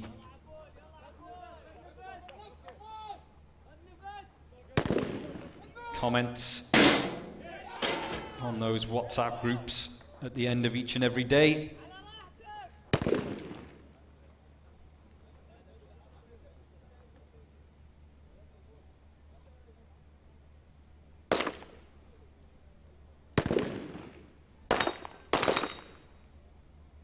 Eight targets.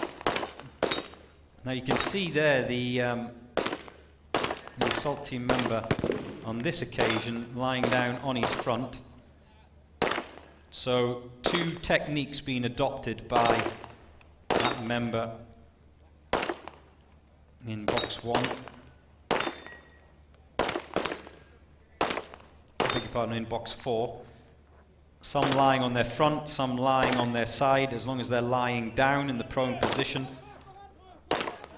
And I'm just looking there at that member from box 4 who was walking away very slowly. Did he hurt himself? Or was he just waiting for his team members? Anyway, they've got the 120 kg tire up and on their shoulders, lowering it to the ground. You're not allowed to drop that tire. That's classed as a penalty. It has to be lowered. It can be dropped from waist height, but it can't be dropped from the shoulders. They've got the sniper onto the zip line.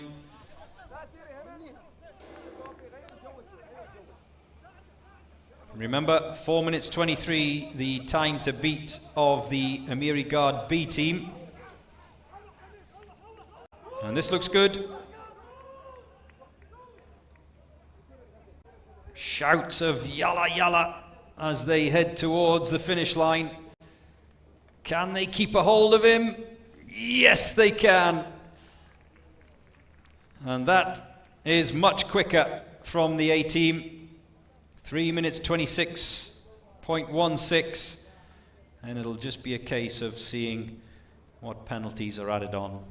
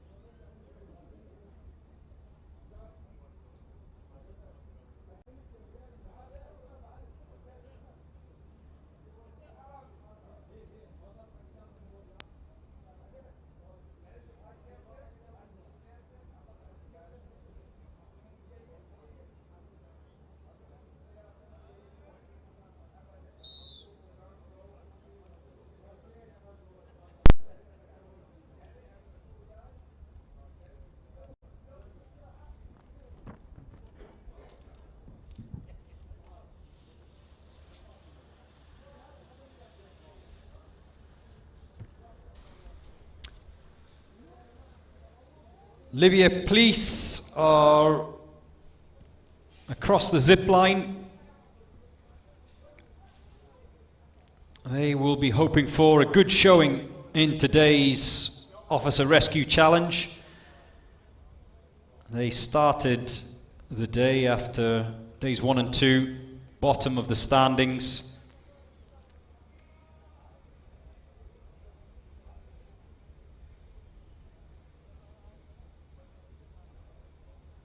So they will certainly want to improve and lift themselves up that table.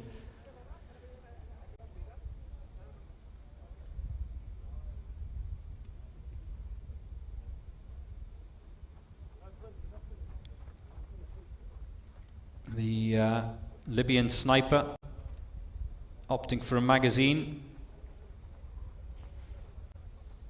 And it seems to be personal preference, doesn't it? Some going for individual rounds of ammunition and inserting them one by one. There's the first shot. Door breached at the first attempt.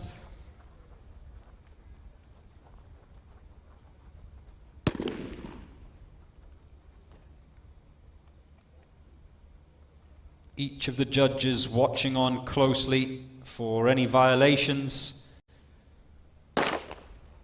It's easy for us to see which targets are hit, but look at the deep breathing of that man in box 4. Just shows you how physical those obstacles are.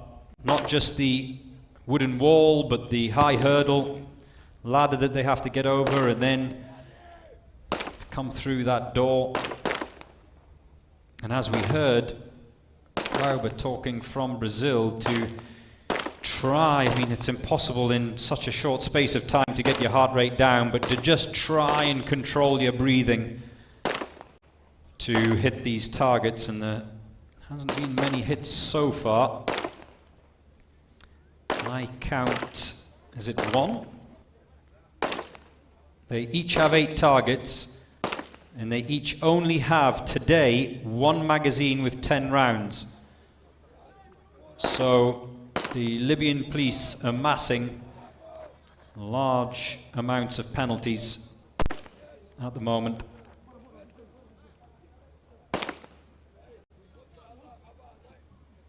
If that's them all done, I calculate 31 missed target time penalties for the Libyans, if that's how it stands. There was just another member making his way out of the handgun zone there, so I'll try and confirm that for you.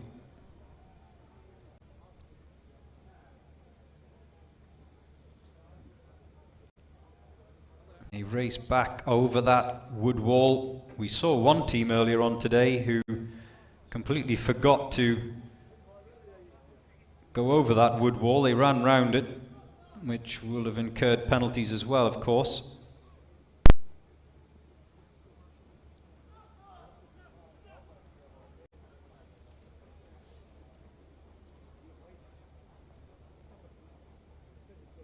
They get that sniper up on the shoulders.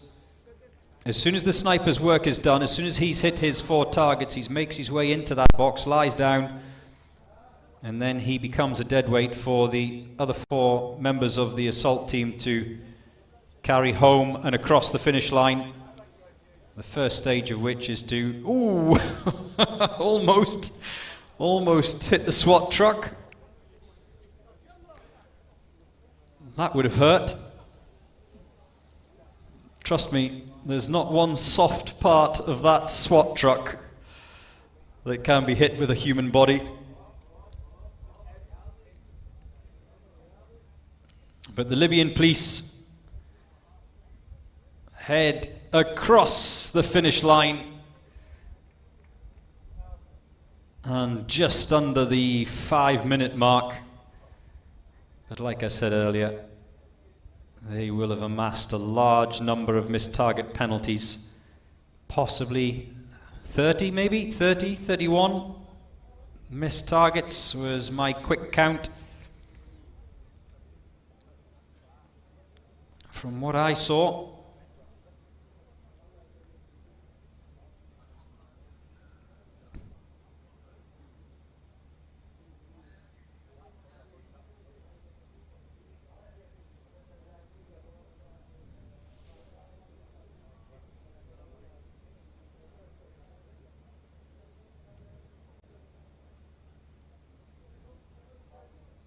Still, day 3, led by Sharjah Police's B team, as we see the A team from Kazakhstan line up on the start. But two fabulous attempts from Sharjah Police, their A team and their B team. First and second for today's Officer Rescue Challenge. Now it's the turn of the Kazakhstan side. That looks smooth.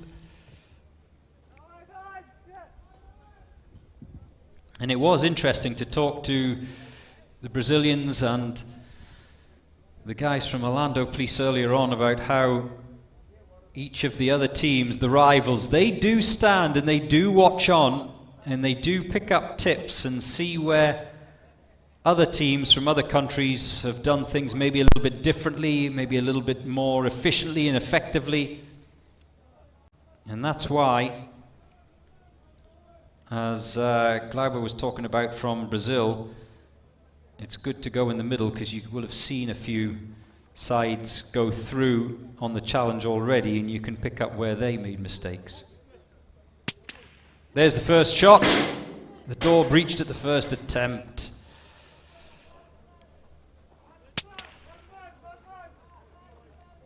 Approximately half of the teams, the 55 teams that are involved this year, bring with them their own weapons. The other half using guns, rifles, handguns, provided by the authorities here in the United Arab Emirates.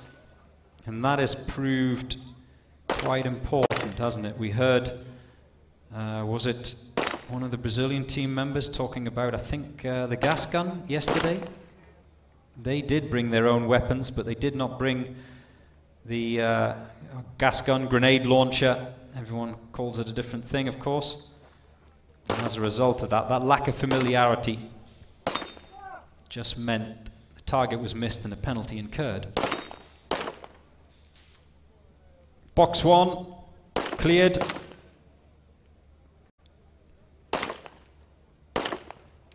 Cleared very quickly and efficiently as well. Target still dropping from the Kazakhstan A team.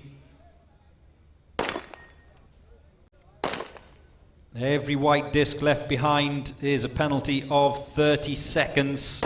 Still 3 members in the handgun boxes. Is that it? 1, 2, 3, 4. I think that's it.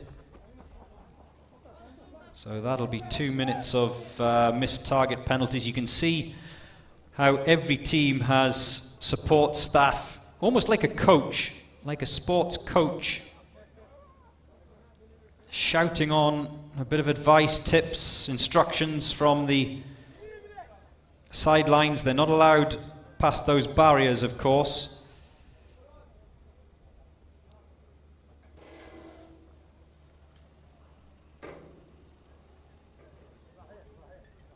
These guys are professionals. They go back to the real world after this Uae Swat Challenge 2023. They go back into the line of fire, so to speak, doing their duty in protecting us all, as they sprint over the finish line. And this looks like quite a good time. Sub 4 minutes for the Kazakhstan A team. 3:49.95 is their clock time, but like I said, I counted 4 targets missed, so that will be 2 minutes worth of penalties to be added on.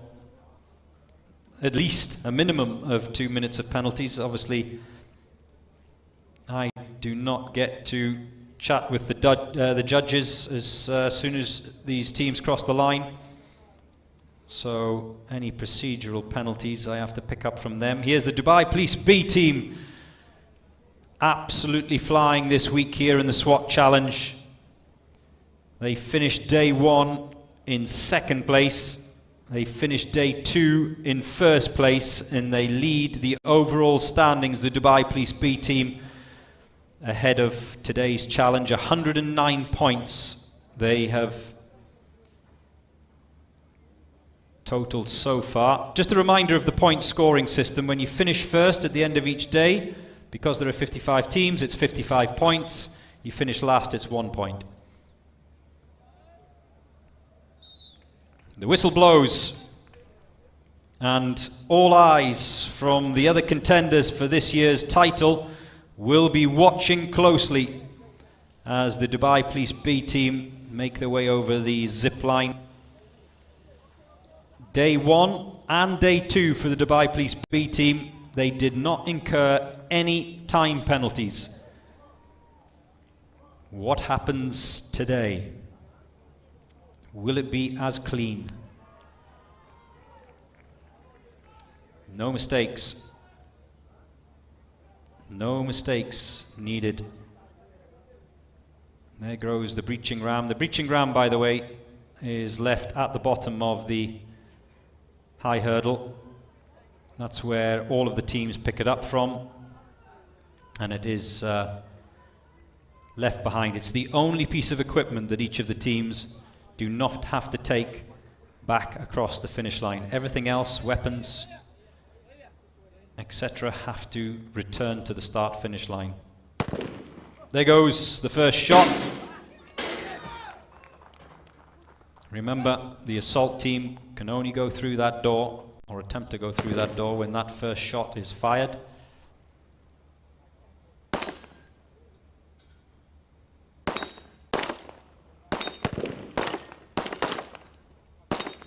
Oh, box 4, absolutely flying. Look at those targets dropping.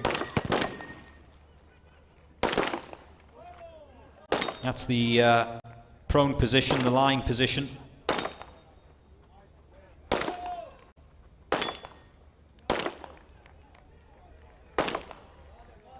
Two standing positions, one kneeling. That's 3 targets cleared.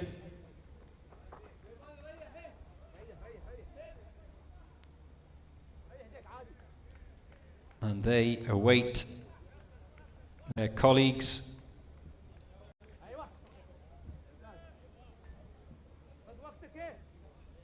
Remember, target misses accrue big penalties.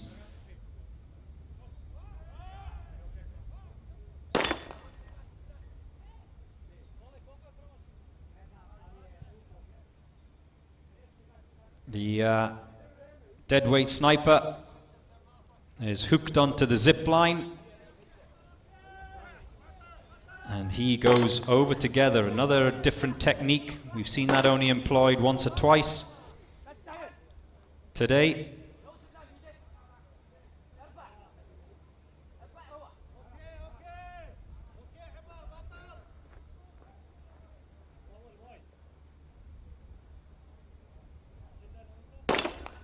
That's another target down, only 3 remaining.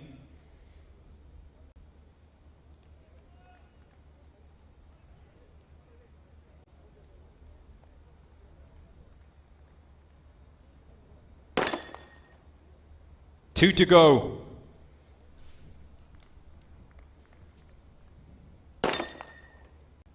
Last one, as the deadweight sniper is carried over the line.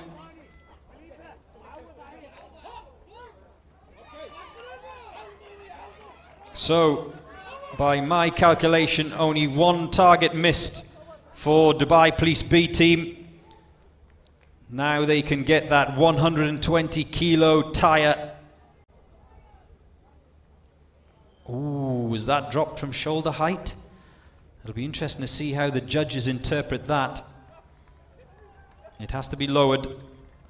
They can now sprint to the finish. So even though one of the team members took his time with those shots, he's only picked up one 30-second penalty, and it's worth pointing out that the current champions, Abu Dhabi Police, did not win any of the day's events last year. It's just about being close, being in that top 5, in that top 10 each day. Strategic as Dubai Police B team cross the finish line. It's a time that is very long indeed, and will have hurt their efforts this week under the 5-minute mark, but we've seen so many times sub 4 minutes today, sub 3:30. Oh, the disappointment. And you can see what this competition means to these guys. They train, they prepare, they practice. It is a sport, and there is emotion.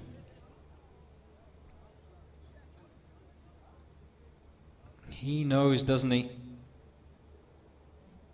We heard the organizers first thing this morning telling us about how difficult that handgun section is. Remember, much further away from the targets today than they were yesterday. And I have to say, he was doing the intelligent thing, which is, yes, it'd be very easy just to leave the remaining targets and go. But then they would rock up the penalties. Here are the penguin socks back from the RRT Kenya Police. I love his penguin socks.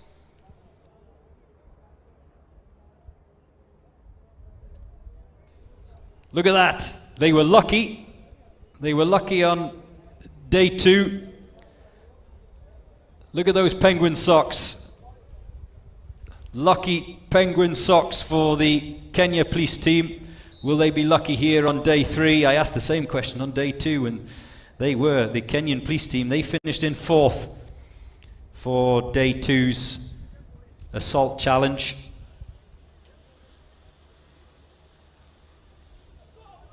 They had no penalties on day 2, the Kenyan police.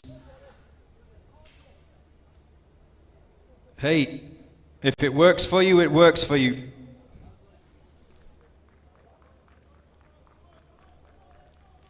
And after the fabulous performances of day 1 and 2 from the Kenyan team, I wouldn't change those socks either. I would sleep in them, in fact.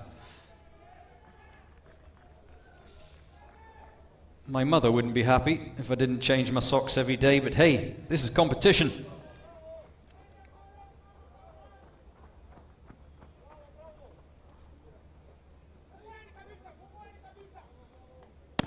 There goes the shot that signals the start of the breach.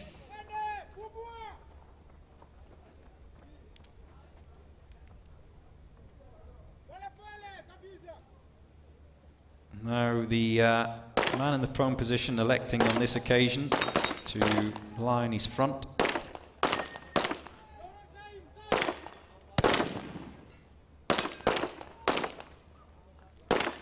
There's not as much time pressure on the sniper today because obviously more targets to be hit by those in the handgun section, so he can take his time and be very accurate.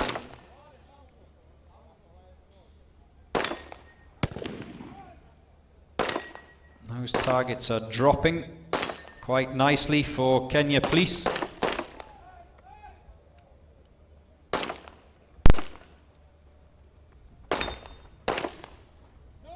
Still those white discs going down.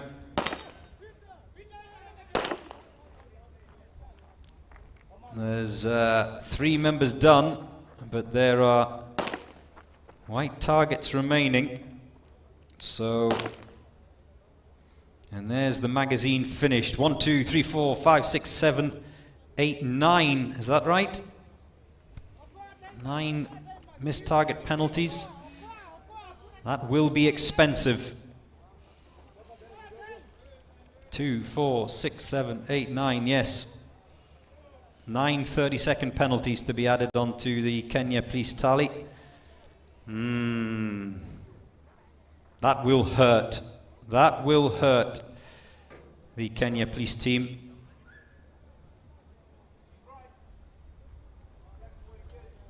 As the sniper waits to be picked up. They need that trolley, as it's called. They need that little connector to hook him onto the zip line. That's what they're doing now. He has a harness around his waist, so they just need to get that on, hoist him up, hook him on, and then send him across that line.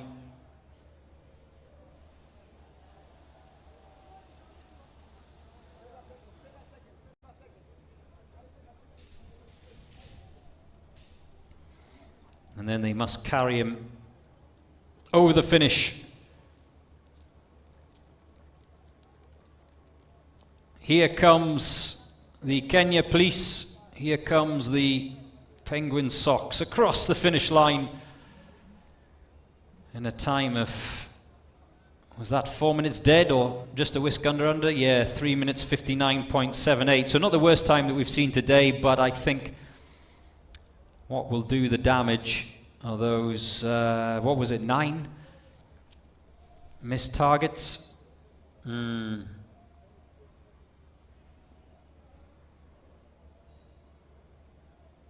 Almost a third.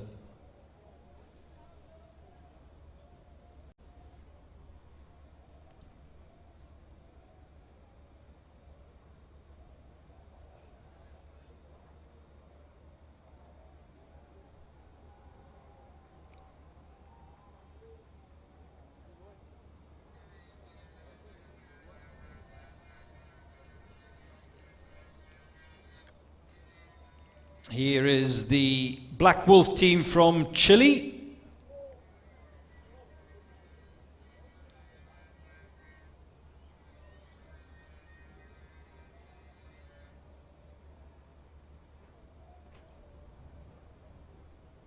Their attempt today, another of the teams that have made that long journey from South America.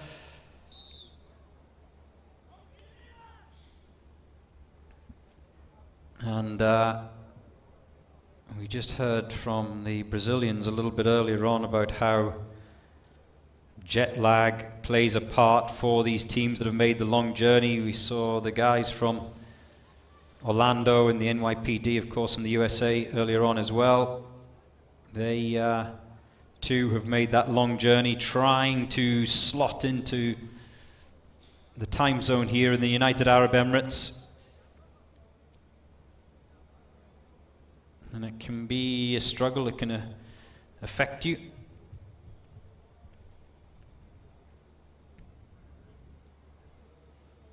Remember, when we began this morning, it was still early mid-evening in North and South America.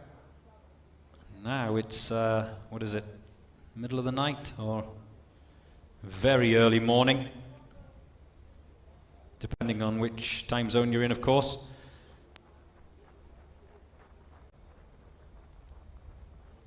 All 4 team members must be in that roped off breaching box.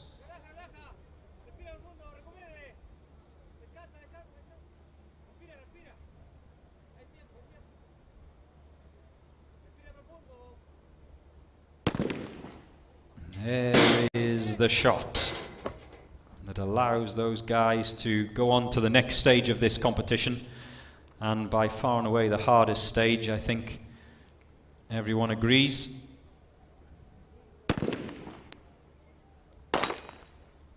And just like we've seen from the Kenyans, opting to lie flat on his front.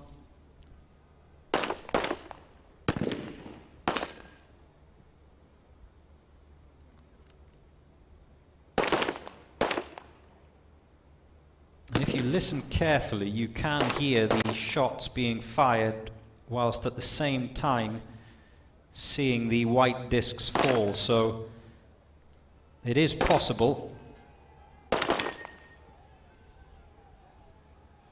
to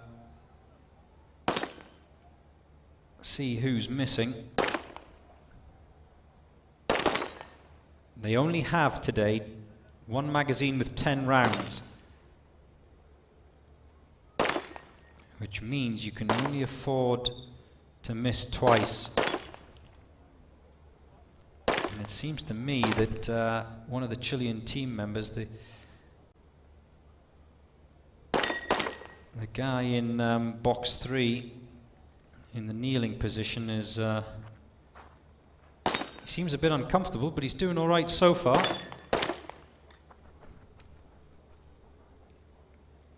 Just 3 targets remaining for him.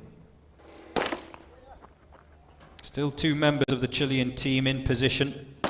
The sniper is down, waiting for his colleagues.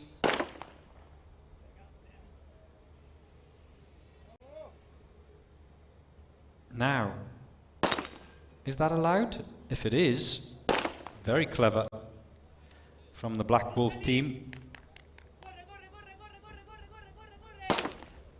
Putting those trolleys in position. It is interesting, just like elite international sport that we witness every weekend, to see the different interpretation of the rules. It's all about pushing the limits. And these guys' physical limits have been pushed today, all of the teams, not just the Black Wolf team from Chile.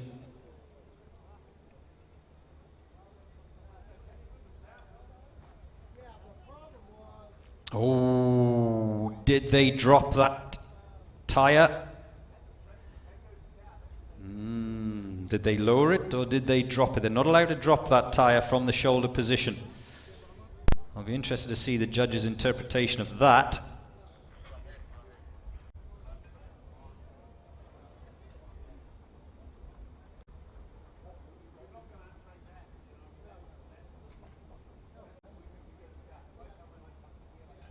They've got to hoist their sniper up onto the shoulders.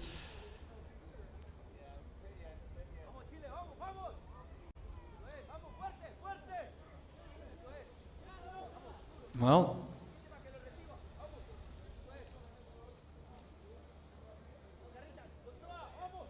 nothing was said, so clearly it's allowed.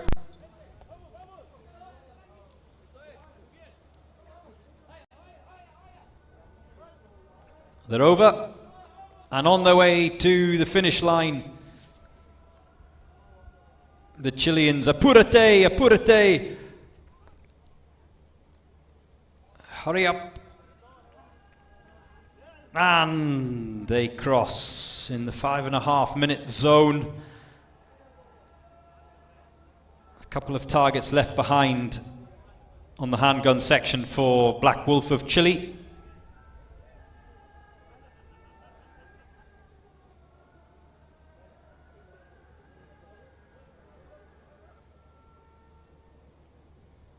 Still today's Officer Rescue Challenge being led by the 2 teams from Sharjah Police, their A team and B team. Very quick around the course today and with the smallest number of penalties.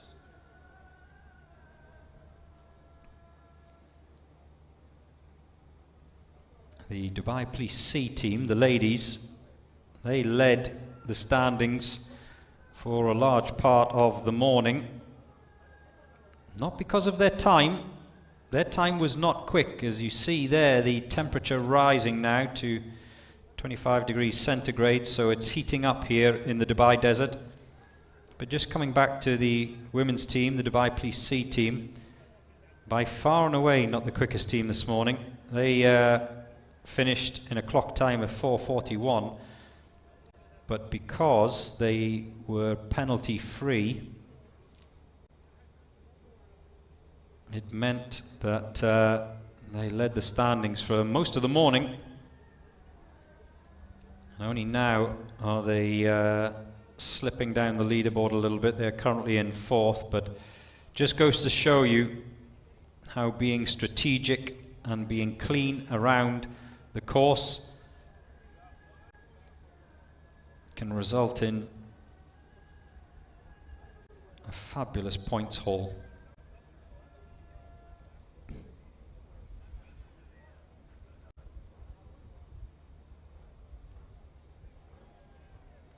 The Dubai Police B team, despite picking up that penalty,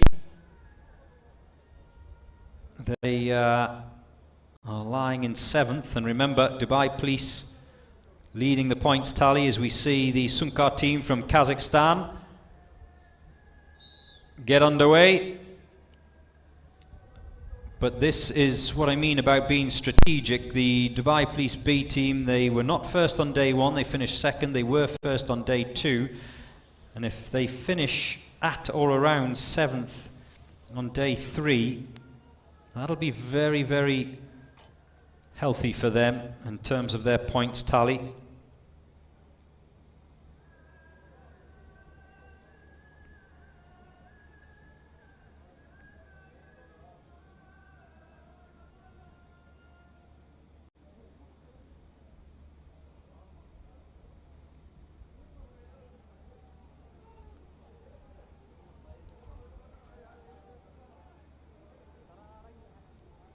And just worth contrasting that Dubai Police B team finish this morning of 4:41 on the clock. Like I say, quite slow, but only 30 seconds of time penalties. If you contrast that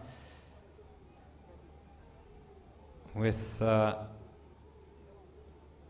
A team, who went round much, much quicker in 3 minutes 12. But they racked up 2.5 minutes of time penalties, which puts them in 11th in the standings. So it just goes to show you how important it is to hit these targets that you're seeing now, not to leave any white discs behind, and not to pick up any safety violation penalties or procedural penalties. Just have a look at the Kazakhstan operator in box 4 there again, lying down. Another of those opting to be on his side.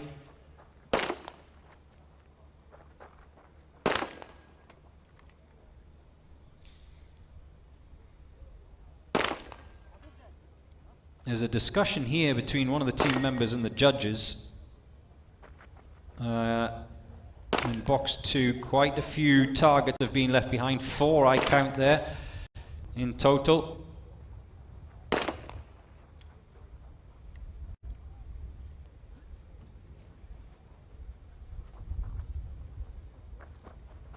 And that tyre is not dropped. It is lowered, so there'll be no violation there.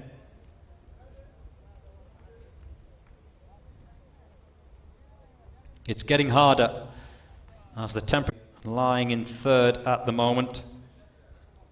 Dubai Police C team, the women in 4th, followed by SOBR of Russia. SOBR of Russia, actually, they finished yesterday in 2nd place. Today, they were quick, very quick indeed, 3 minutes 13 clock time, but picked up 1.5 minutes of penalties.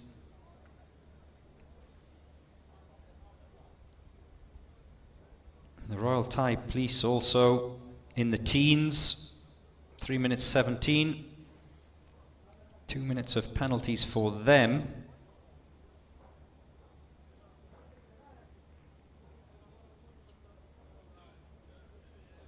The Dubai Police A team, like I was mentioning earlier, also in the teens, 3 minutes 12. And Vitiaz of Russia. The quickest by far today, 3 minutes and 3. No one has broken through that 3 minute barrier today. We were talking to Rui, who is the boss man of the Sao Paulo senior team. Every one of these guys over 50 years old. And he was talking about their strategy as the whistle goes. It's not about speed for these older guys. He said the most important thing for us is accuracy, no errors. And that's not a bad strategy to have, especially on day 3 when it's a little bit more complex and so many more things can go wrong. So many more mistakes can occur. So for these guys, don't expect to see the quickest time around the course today, but we do expect them to be accurate. That's where they are looking to pick up some positions in the table. And Ryu was also talking about the weapons. The senior team, I do believe, do not have their own weapons. In fact, half of the teams that are competing, half of the 55 teams that are competing in this year's challenge do not have their own weapons.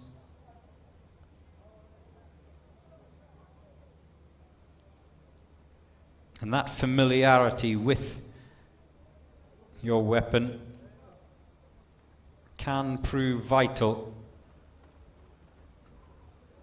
That bolt is jammed at the moment. Now there is a round in the chamber.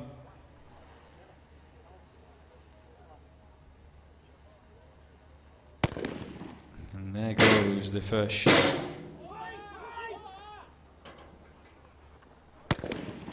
Different technique. What would you call that? The left-hander with the breaching ram through the door. Everyone else seems to have been a right-hander so far this morning. And this is where the Sao Paulo senior team from Brazil hope to make up for their lack of speed.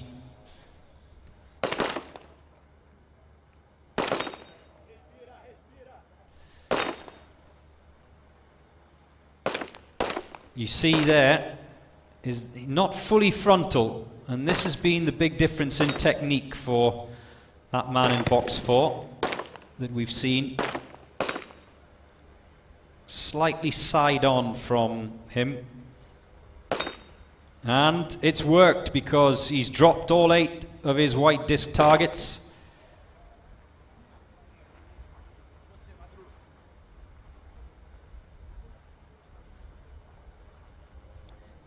A few left behind from box 1. And team members 2 and 3 still taking their time. There's still a lot of targets up there for them.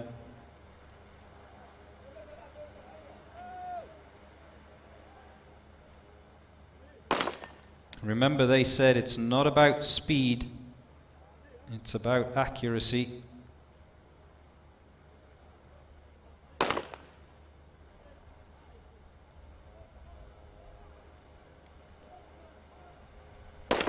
Every white disc that's left behind is a 30-second penalty. And that team member in box 3 on the right of your screen there, just resetting himself, taking another deep breath. You don't want to waste shots today on this challenge. Only 10 rounds, 1 magazine only. Yeah, he's left behind a few targets, hasn't he?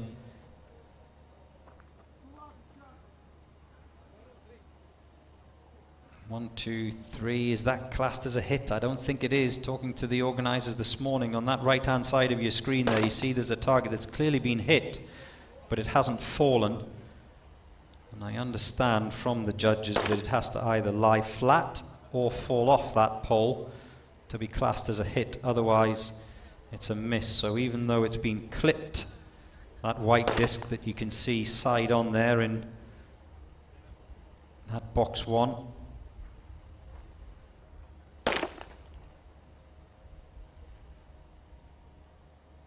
Still taking his time.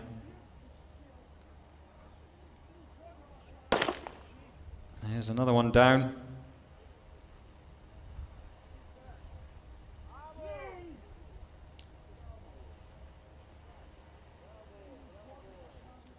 I suppose it gets to a point whereby the time taken to target those white discs becomes the same as the penalty for missing them. And that's the dilemma.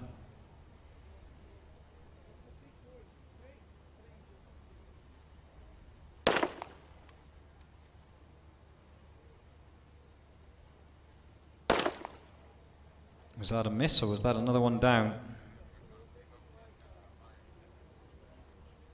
Well, they have the popular support to the Sao Paulo senior team from Brazil. Quite a few members of the public cheering them on over this first couple of days. He's looking back at that target, just trying to calculate how many penalties have been left behind on that handgun range.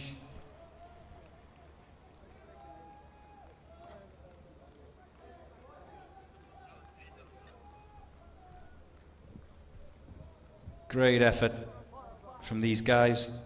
Like I said, all over 50 years old. Put the rest of us to shame.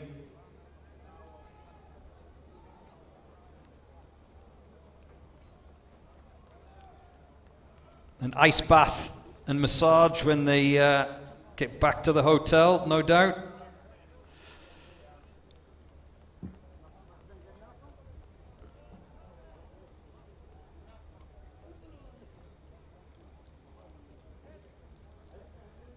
They carry that deadweight sniper.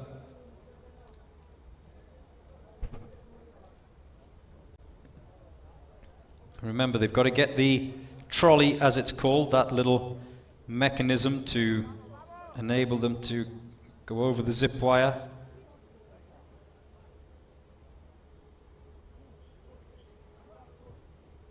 And it has been fascinating, the different techniques employed. Most of those we've seen go so far have put the pulley on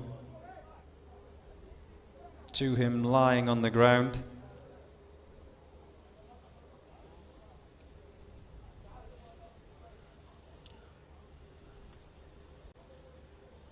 They all come across the Sao Paulo senior team.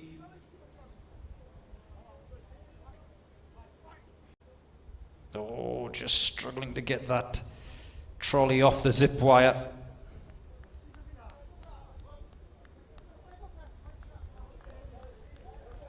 Applause and encouragement as they cross the line. And all three in unison, carrying the deadweight sniper towards that finish line. And a great effort from this popular bunch of guys from Brazil. Look at the applause from the other teams. The Saudi team in the background there we saw, and over the 8-minute mark. And I think it's just worth pointing out what an effort. What an effort from the Sao Paulo seniors.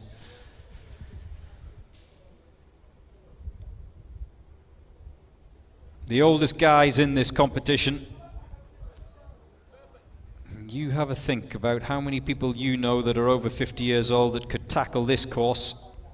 And I'm not just talking about the physical element, I'm talking about getting to that handgun zone and hitting any of the targets, never mind as many that they've hit. So, superb. I want to give them a round of applause myself. We're into the final 10 teams to take on today's challenge. And this is the Rwandan Team 1.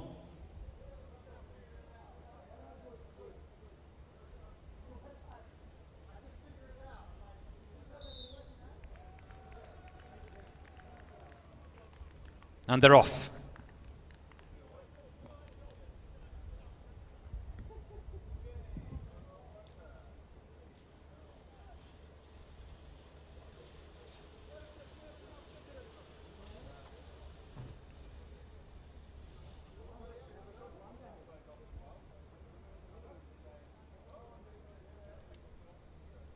Now, their own personal competition will be with their compatriots from Rwanda.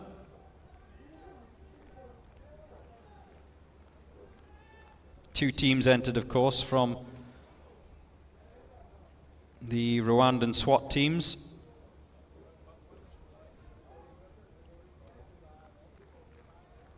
Team 1 and Team 2.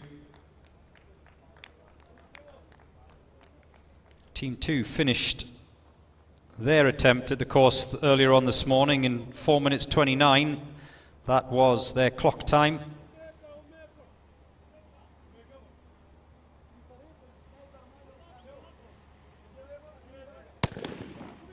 As the first shot goes.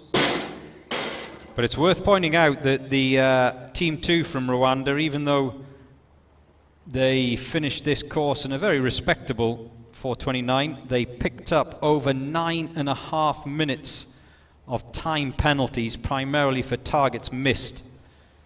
So, can Team 1 from Rwanda beat their colleagues, not just in clock time, but in penalties?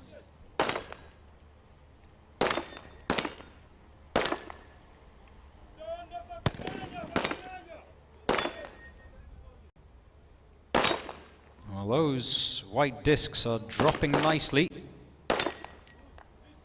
One team member is done. It seems to have been the most successful box to be in, is that box 4, the lying position, the prone position. Been more clearances in that box 4 than the other 3.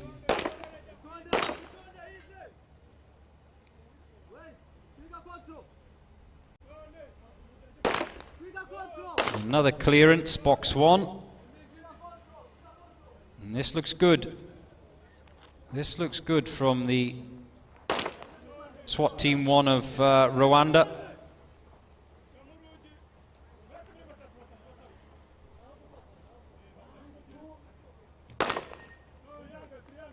There's definitely going to be one time penalty to be added for that missed target. But so far, not bad at all from the Rwandan team.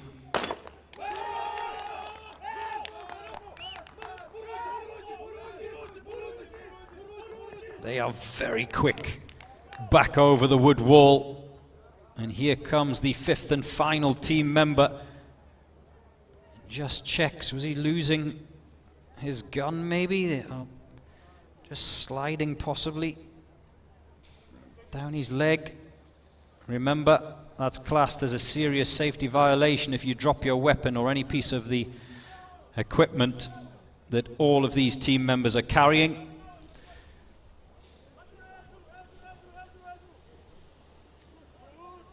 That looks quick as well. This is looking good. This is looking good for the Rwandan SWAT Team 1 as they cross the finish line just over the 4-minute mark.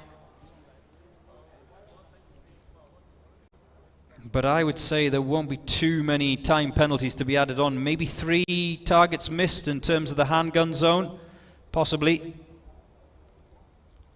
But they were certainly quicker than their compatriots in Team 2 from Rwanda. They finished it in 4:29. Just over 4 minutes for Team 1. And then it's all about those time penalties. I'll bring you up to speed on the standings between those two Rwandan teams, and in particular the Team 1 from Rwanda and their various penalties that are to be added on a little bit later. As you enjoy the sunshine and that cool breeze here in the Dubai desert for this, the 4th edition of the UAE SWAT Challenge.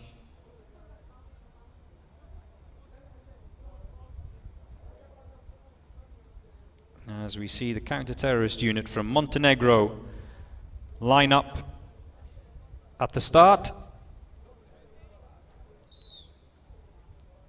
And as the whistle blows, they go.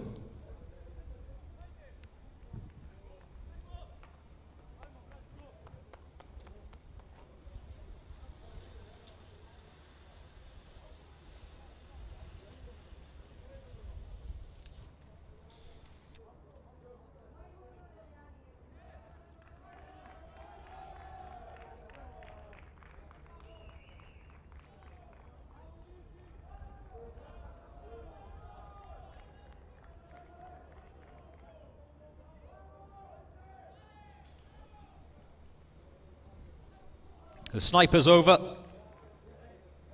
We've seen most of the teams employing that tactic of making sure that the sniper goes off first, so he can get in position, of course, to fire the shot which allows these guys, the assault team, to begin the breaching of the door.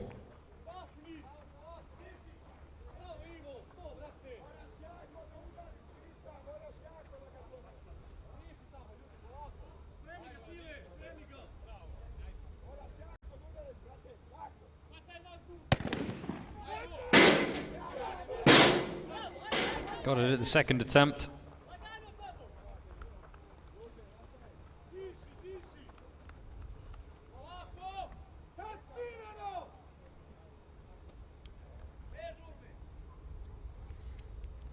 The leaderboard today, certainly after the last, what would you say, dozen, maybe more teams have completed their attempts on today's challenge, hasn't really changed that much, certainly at the top anyway. Sharjah A and Sharjah B still out in front, followed by SAJ of Serbia. Their neighbours Montenegro you're watching now. And the women of Dubai Police C team still sitting pretty in 4th. They were leading for a while this morning, earlier on this morning. And then in 5th, SOBR of Russia. We still have Ahmat of Russia to go. They have not yet attempted this course. Remember, Ahmat on day 1 blew everyone away with that very quick 1 minute and 4 second assault on the hostage house. Yesterday, however, despite being very quick again, Ahmat on day 2, in fact they were the quickest actually on day 2. They accrued some penalties which cost them, and they finished in a little bit further down on day 2, but they are second overall. They are still to come, of course.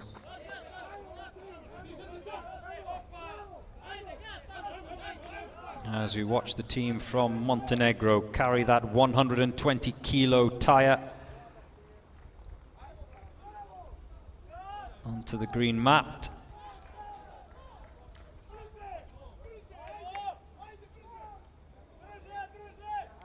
sprint up and over the wooden wall.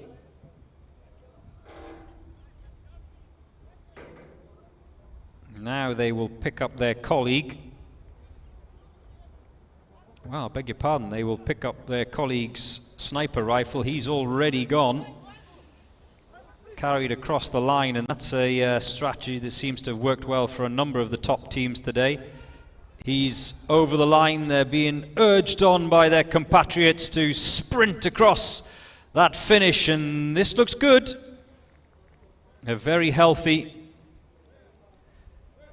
time of 4 minutes 23.67 for the counter-terrorism unit of Montenegro.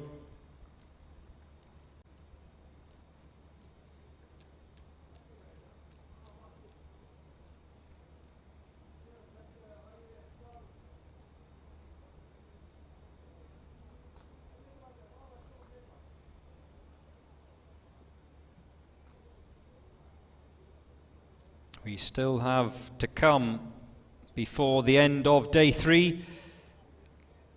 The Abu Dhabi Police B team from here in the UAE, the Philippines Police team, another of the Bahrain teams, the Ministry of Interior Special Operations Unit, the Indonesian A team, the Saudi Security Forces A team, and to close out today's third round challenge, it will be SOBT of Bulgaria.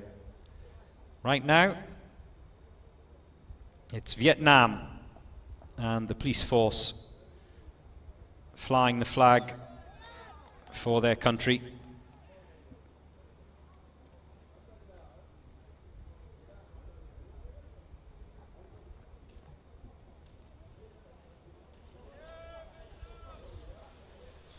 There has been a very enjoyable inter-nation rivalry here during the course of the week so far. I have found it interesting to see which of the teams the public has warmed to, the neutrals if you like. Those of you watching at home, maybe you've picked a team that's not your national team. Only 28 countries involved. There are 55 teams, but as you've probably seen already, a number of countries entering more than one team, so 28 countries represented. This tournament just getting bigger each year. This is the 4th edition.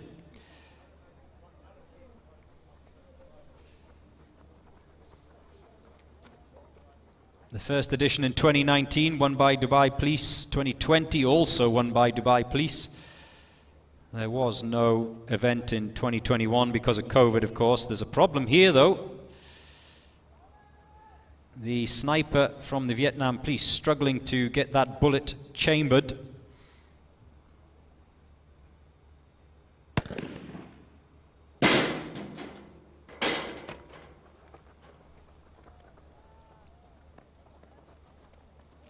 And this is where it's all been won and lost today.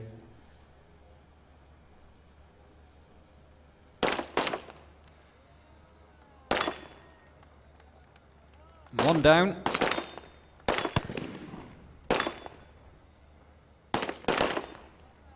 So for the sniper, the key is getting that first shot away as quickly and as accurately as possible.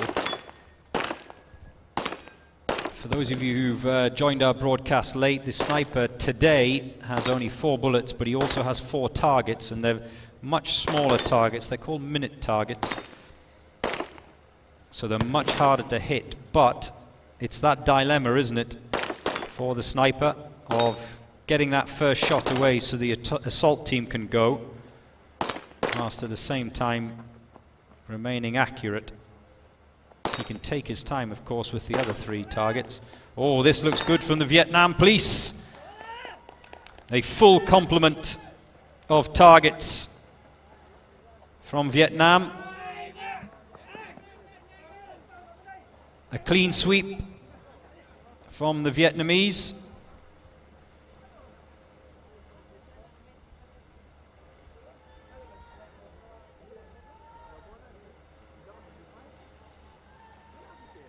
That's clean as well.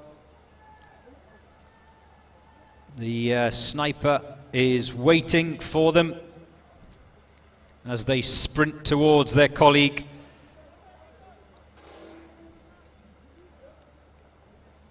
And there's a lot of thought and preparation and tactics goes into each day's challenge. They will have talked through before this officer rescue day where they want their sniper colleague to position himself so it's easier for them to pick him up, collect him, get him across that zip wire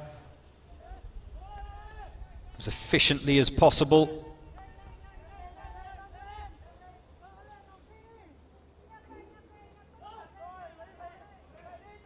They've collected all of their trolleys. Have they got all their equipment? We hope so. We saw one team earlier on today leave behind a sniper's rifle, which cost them dearly. And the Vietnam police cross the line in just over 4 minutes. That's a good time, 4:06.80. All targets hit. So there will be minimal penalties, if any, from the Vietnamese team. Oh, look at that little cutie with the salute as well. I love the uniform. Immaculate. Immaculate. Maybe one day in the future he'll be taking on the UAE SWAT challenge. Wonderful. Absolutely wonderful.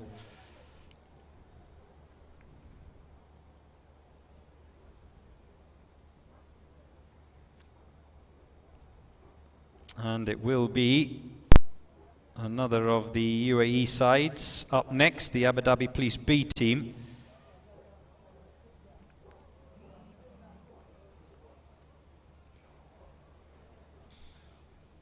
The Abu Dhabi Police, the current holders of the UAE SWAT Challenge title.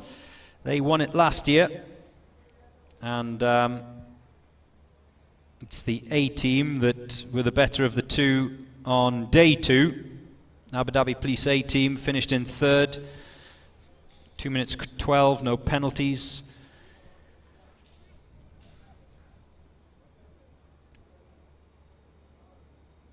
Here it's the turn of the B team.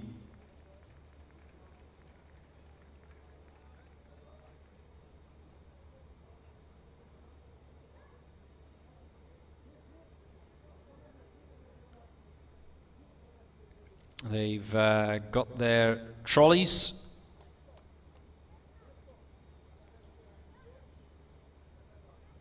And they will make their attempt. Stopwatch ready. Here we go.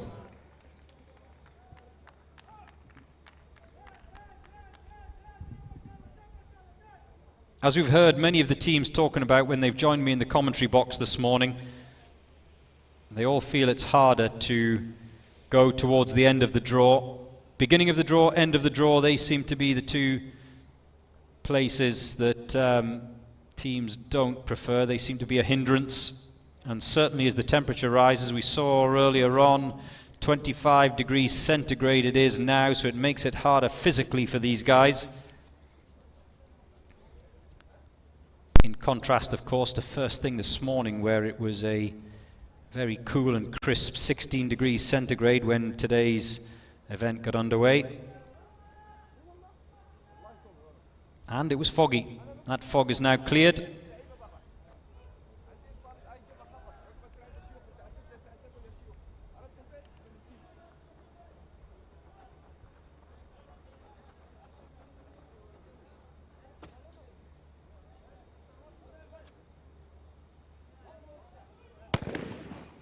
There is the first shot, and they are quickly through that door. Not the most important aspect, though, of this part of the challenge. Accuracy is paramount.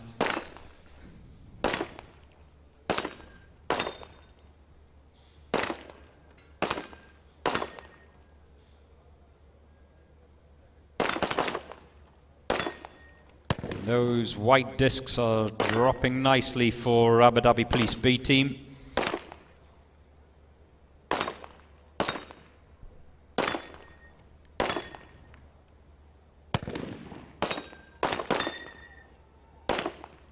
Looking good.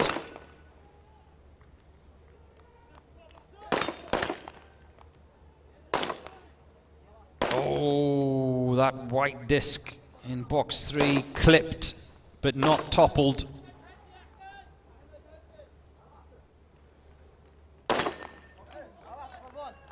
That means it's on an angle which makes it a much smaller target to hit, but he's done well and knocked it over.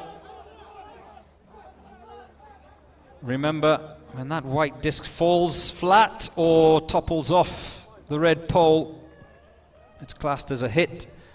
If it's clipped side on, it's classed as a miss, but he did very well to hit that with a second shot. A much smaller target, of course, to aim at when it's knocked sideways. The sniper's trolley is on. He's down, he's lifted, he's clipped on that zip line, and they send him across. Oh, this looks good from Abu Dhabi Police B team. This looks very good. You can hear the shouts of Yalla as they're cheered on across that line. Oh, very good indeed. Sub 4 minutes for Abu Dhabi Police, 3:43.95 for the B team. Remember, Abu Dhabi Police current holders of the title, so they will not want it to go anywhere else. They were slower than the A team of Abu Dhabi Police. They crossed the line, the clock time of 3:35, so at 3:43, even though it was slower, it looked, and that's why they are 19th in the standings today. I will confirm the final total time of Abu Dhabi Police B team when I get it, once the judges have consulted each other on any possible penalties, but it looked good for the 50th team in the draw today.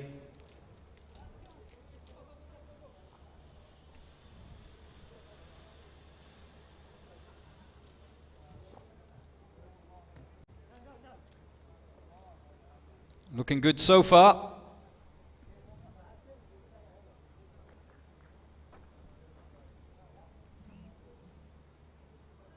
Up and over the high hurdle.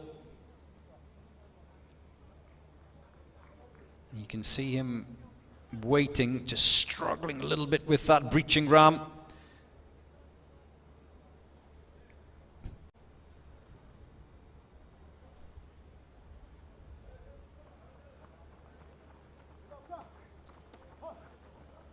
Is there any benefit to being last in the draw or late in the draw?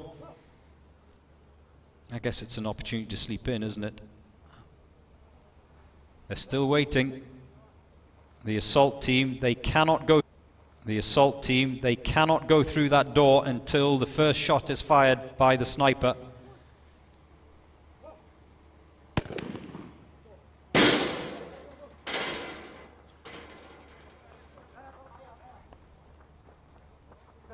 And that's why that first shot from the sniper is so important.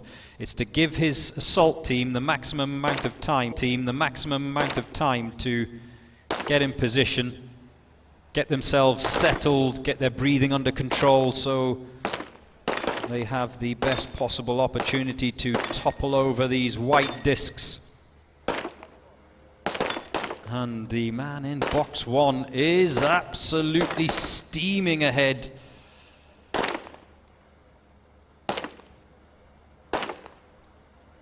A miss or two in there.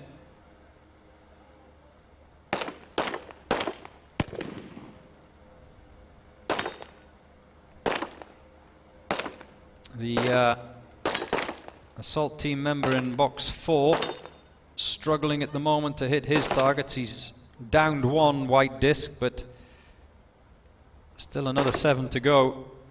In fact, I think he's abandoned it. He's obviously emptied his 10-round magazine, and a lot of penalties left out there by the Philippines National Police team. Oh, they've dropped the tire.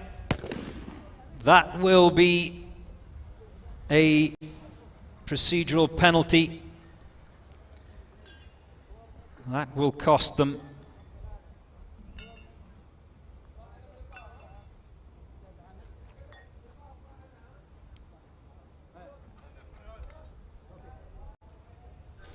It's heavy. I know it's heavy. 120 kilo heavy, that tire, but it is a violation if they drop it.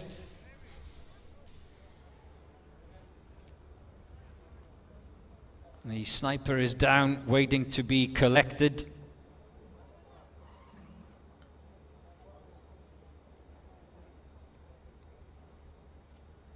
Well, I think that one of the team members was trying to put that trolley, as it's called, that harness onto him whilst he was lying on the ground. That didn't work, but he's managing to get it on now. Whilst they get him in position, he's on the zip line.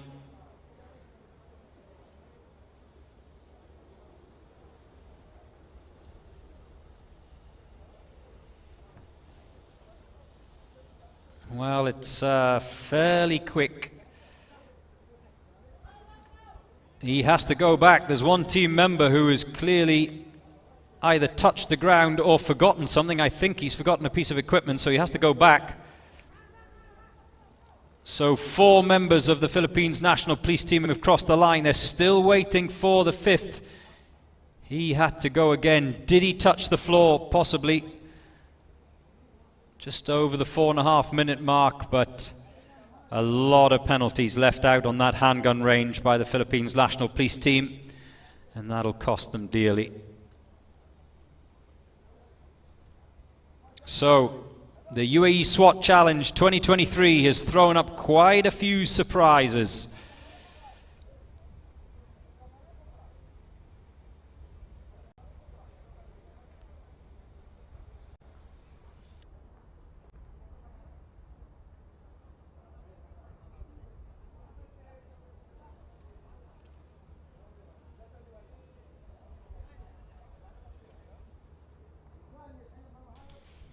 Each day, each challenge presents different problems, and what we're seeing, the pattern that's being played out over the course of this week, is that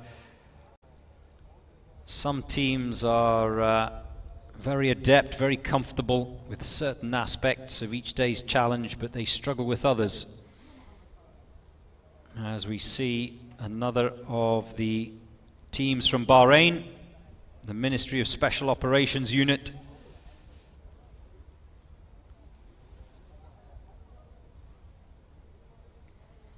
four more teams still to go in today's draw after the Bahrainis get underway.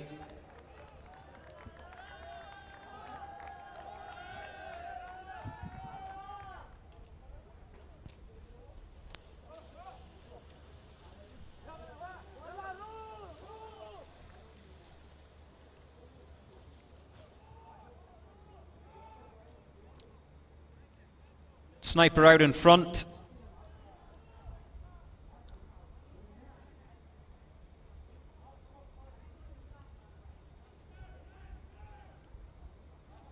And the tactics that the Bahrainis are employing is that this man goes over first to act as the receiver for the breaching ram.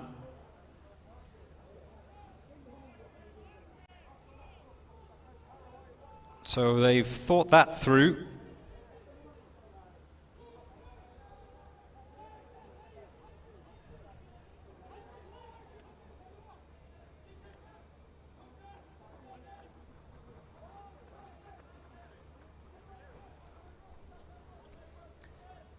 And the Bahraini sniper opting for a magazine loading. There's the signal.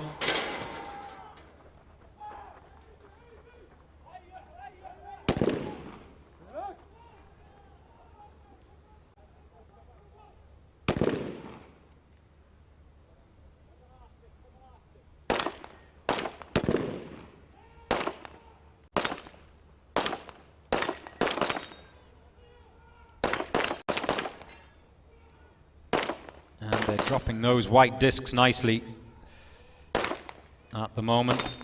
Looking good so far.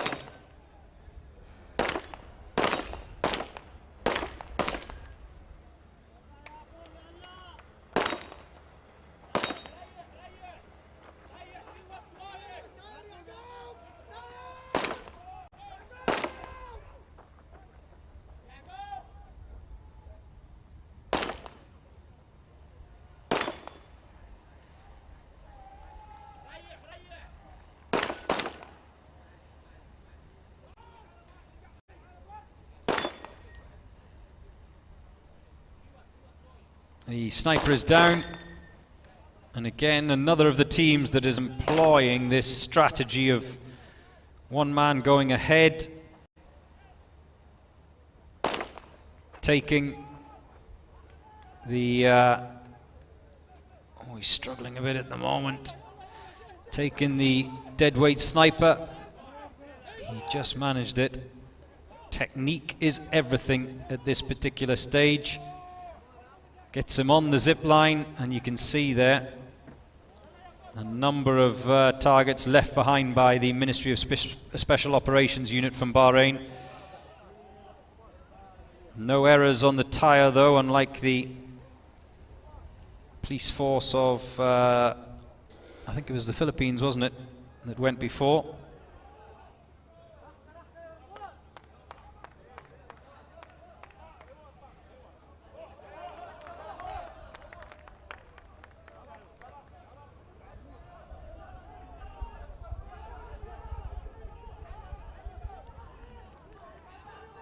And he's just taking it slow and steady towards that finish line.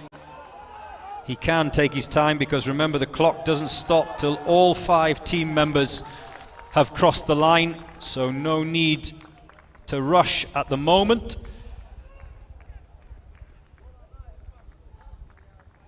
And they finish on a very respectable just over 4 minutes. Time for the Bahraini side, 4:03.75.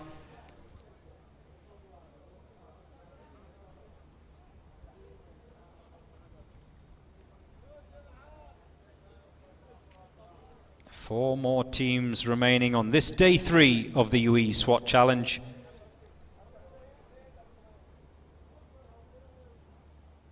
Two more tough days. If you think this was tough, wait until you see what's coming tomorrow and Friday.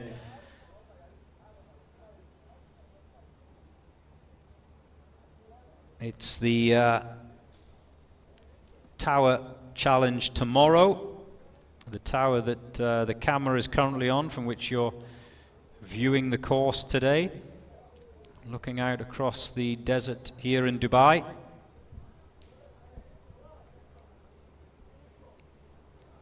And then on Friday, the dreaded obstacle course. It's all physical on Friday.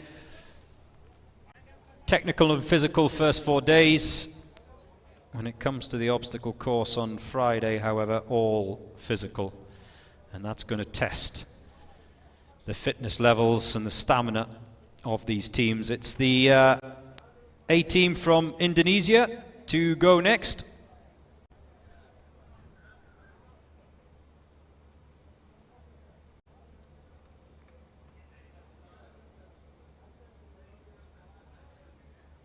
And they're just waiting for the starting whistle.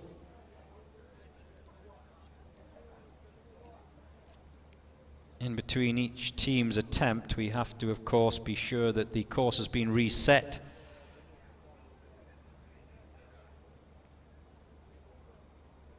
The range guys, the course organizers, the whistle blows, and the Indonesian A team set off on their way. They're doing such a fabulous job at getting everything back in place, getting those targets back up onto the poles as quickly as possible so that the next team can go. And obviously the more challenging task of returning the breaching ram, the very heavy breaching ram, back to its location where it's to be picked up from, and also that wheel, that tire.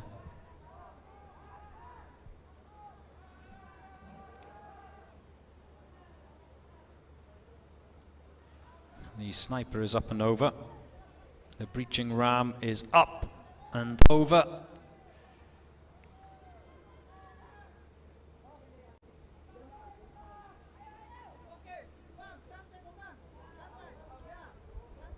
As the breacher makes his way towards that door.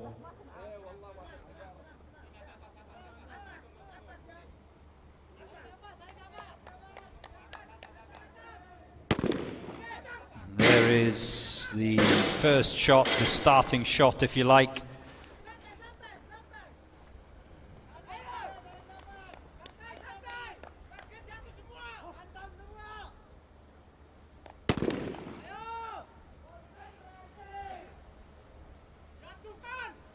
And now the difficult part begins.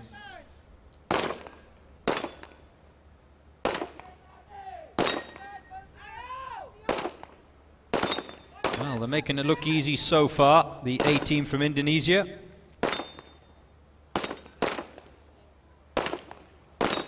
Especially in box 1 and box 4. They're done.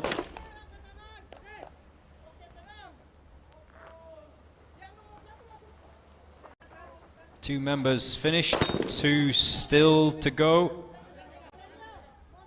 One standing, one kneeling. Remember, 3 positions. There's the 4 boxes. There are 2 standing. The platforms are different heights, as you can see on that right-hand side. And at the moment in box 2 we have a standing position, box 3 the kneeling position.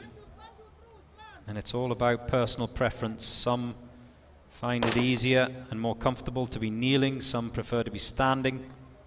Every team is different, every team member is different.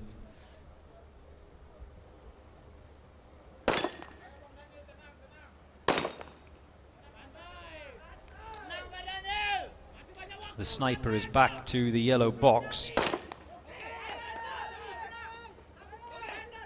And it's interesting, isn't it? He's putting on his own trolley, attaching it to his own harness. We've seen other teams where they've attached it to the harness of the sniper, so he's ready to go, lying in position waiting to be collected. The one of the organizers, Stefan, was telling me yesterday that the rule book is now up to 90 pages. It's my bedtime reading this week. The Uae Swat Challenge rulebook. You can see the B team from Indonesia just behind the barriers there, cheering them on.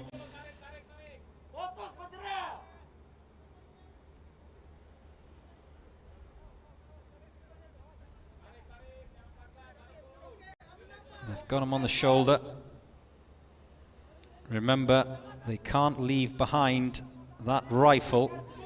We saw one of the teams earlier on today, I think it was the Abu Dhabi police team? One of the teams that sprinted across the finish line, and as they were doing so, remembered that they left behind a weapon, which resulted in quite a hefty penalty.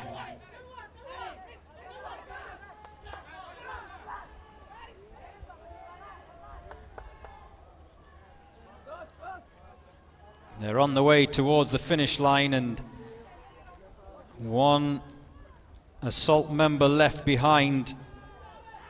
We didn't see the range, so I don't know if he dropped all of his targets. That's probably what the delay was for. He just wanted to make sure. We've always seen, haven't we? That's 4 team members across the line for Indonesia.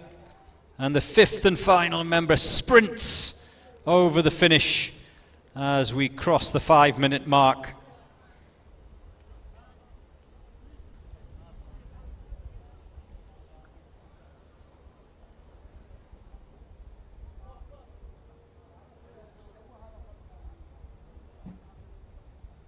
And we will see how things stand. Just a few more teams remaining. Up next, Akhmat of Russia. They topped the standings on day 1. Started this day 3, second in the overall standings, the overall table, with 104 points.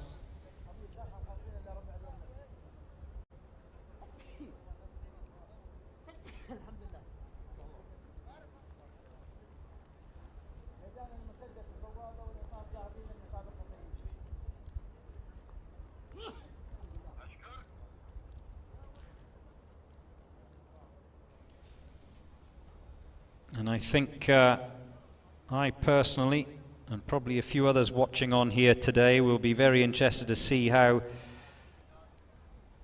the Akhmat team of Russia tackle the course. Here they are, the side from the Chechen side from Russia. One of the strongest teams in the competition. They had a very good time yesterday, but penalties cost them dearly yesterday, so I'm sure that they will have looked at that and assessed it. And off they go. Team Akhmat from Russia, lying second at the end of day 2. Where will they finish at the end of day 3?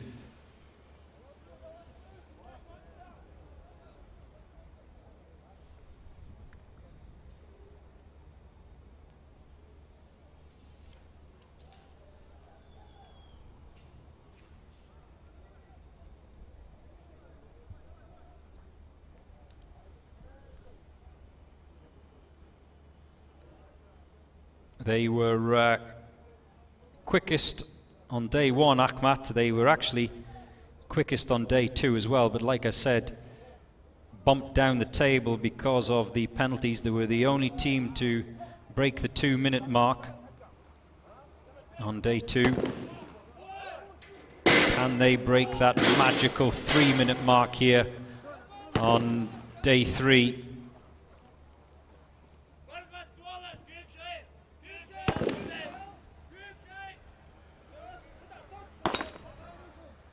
Deep breath.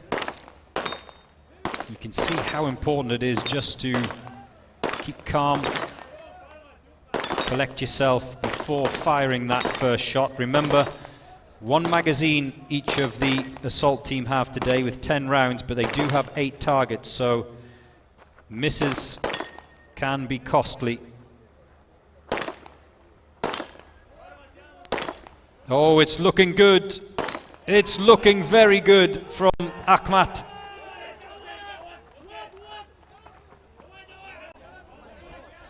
A little bit of a stumble, but that won't worry them too much.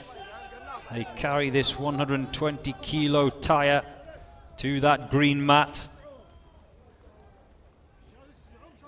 It has to be lowered, which they do.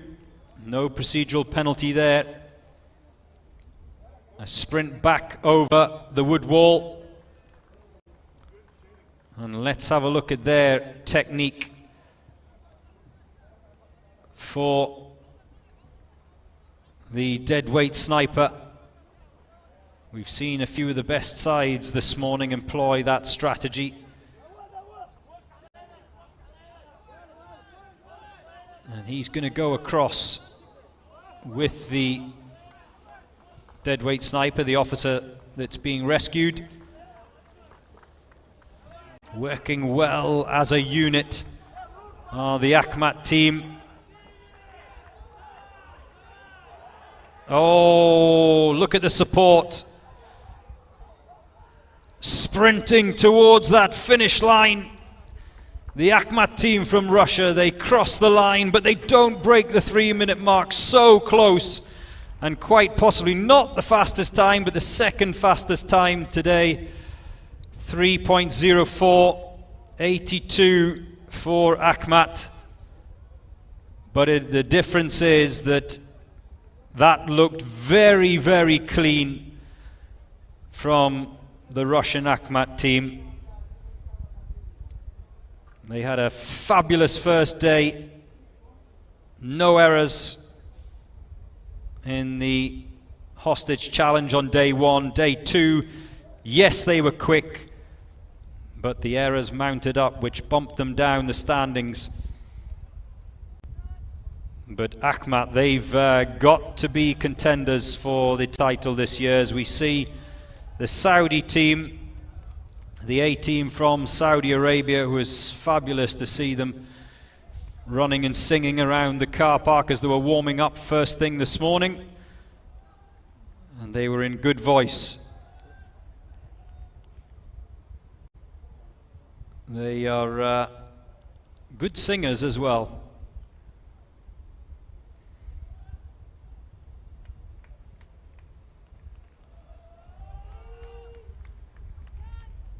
So, the penultimate team to tackle today's challenge are underway. The Saudi Forces A team.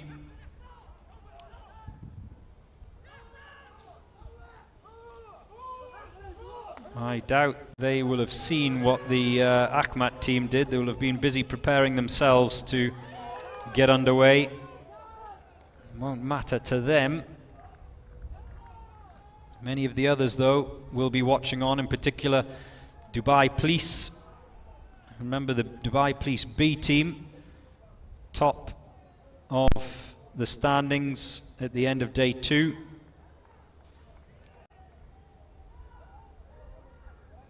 Only one more team to tackle this third day challenge today, and that's the SOB team from Bulgaria. They are last in the draw today, and we heard, didn't we, from both the Americans, the Orlando Police, and the Brazilians, COT, saying you don't want to be at the end of the draw. You don't want to be at the beginning of the draw either, but somewhere in the middle is optimum. The Saudi Forces A-team sniper opting for single rounds of ammunition.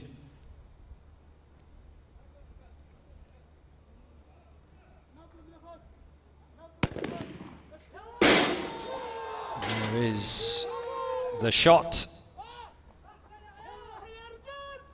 Now, we haven't seen a full clearance of targets in the handgun zone on too many occasions this morning. We've seen a few, but not a lot. We just witnessed a full target clearance from Akhmat of Russia.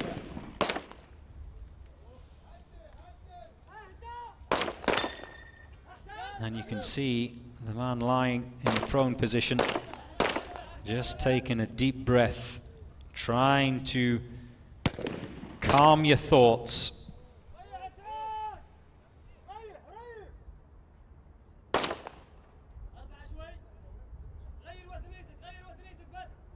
And that's the challenge after getting your heart rate up, coming over those obstacles, the zip wire, the wooden wall, the high hurdle. You can see him there just trying to... the expression says it all. That's another miss.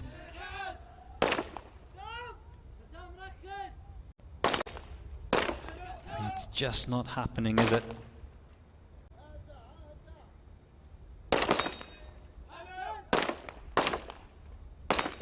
I think there could be quite a few targets left out there at the end of this.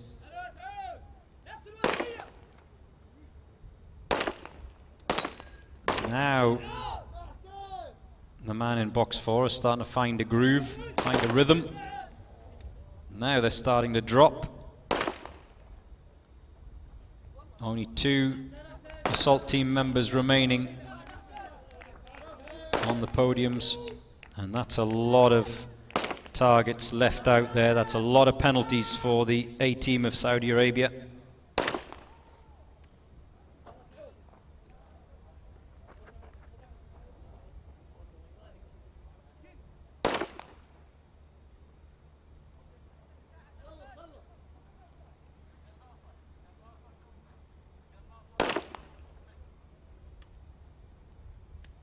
That's going to be costly. That's going to be very costly.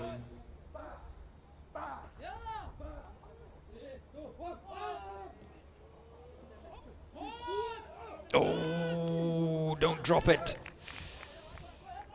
Just kept it afloat.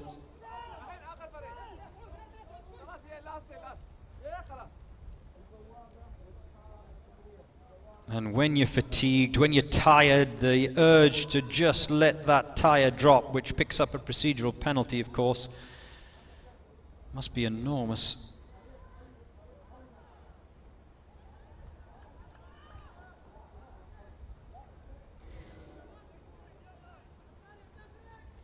And just confirmation that Ahmat have moved to the top of the table. We'll get a look at the day 3 results in a short while once the Bulgarian team has finished their attempt.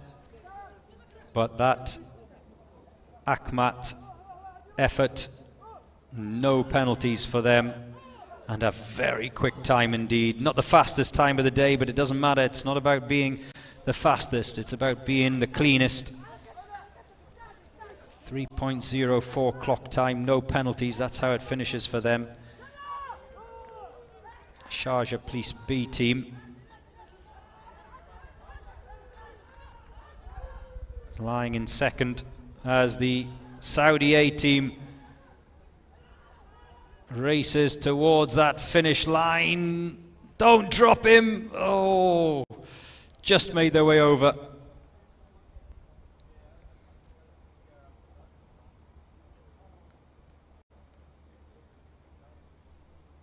And I'm just having a look here at the standings right now with one team still to go.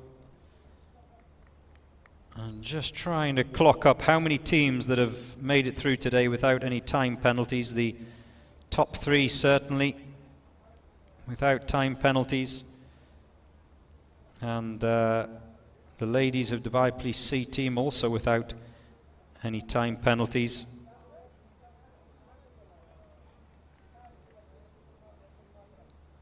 And that's it, if I'm not mistaken. 4 teams in total. Wow. 4 teams. Can the Bulgarian team follow and make this a penalty-free round?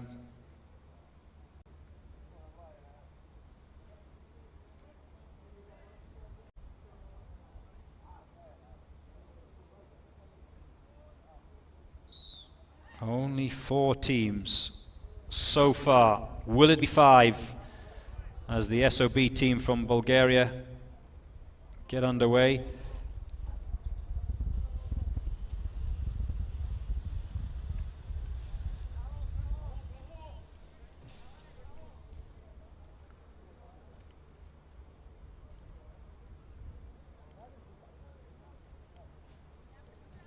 They're up and over the wooden wall. Sniper seems to be struggling with what looks like the biggest rifle we've seen so far today, certainly the longest anyway. Like I said earlier, approximately half the teams bring their own weapons. And here's the dilemma for the sniper, the comfort of having your own weapon, which, as we heard from those who joined me in the commentary box earlier on from Brazil and from the USA, said it is a benefit, but if it's as big as this rifle, it can be a little bit cumbersome. It can get in the way.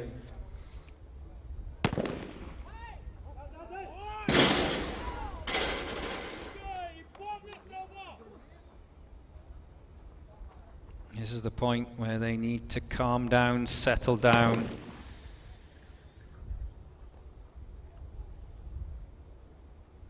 just set themselves and try and get a full clean sweep.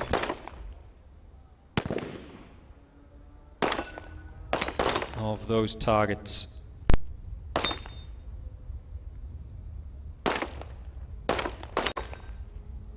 And just as I was talking about penalties, it's interesting that the fellow countrymen of the Akhmat team from Russia, SOBR, they also had a very quick time around this course earlier this morning. They were one of the first ones around this morning. They clocked in at 3 minutes 13, but again the time penalties hurt them. Remember, SOBR finished in second place yesterday, but with no penalties. So just to contrast the two teams from the same country, just to illustrate how being quick, yep, that's important, but not as important as being penalty free. And they've left a few white discs out there, have the Bulgarians. 1, 2, 3, 4, 5, 6. Is it? And they're still going. They're waiting for that final man, just urging him on. We didn't get to a final look at that range to see whether it was 5 or 6. There was certainly 5 discs. Oh! Did the sniper fall out of that harness? Looked like he was on his way. I think he was probably grabbed at just the right time as we see the final 3 members of the SOB team from Bulgaria coming over the wooden wall. Well, he's managed to keep a hold of him. Thumbs up as he crosses the line. This will be good from the Bulgarian team, but expensive in terms of penalties.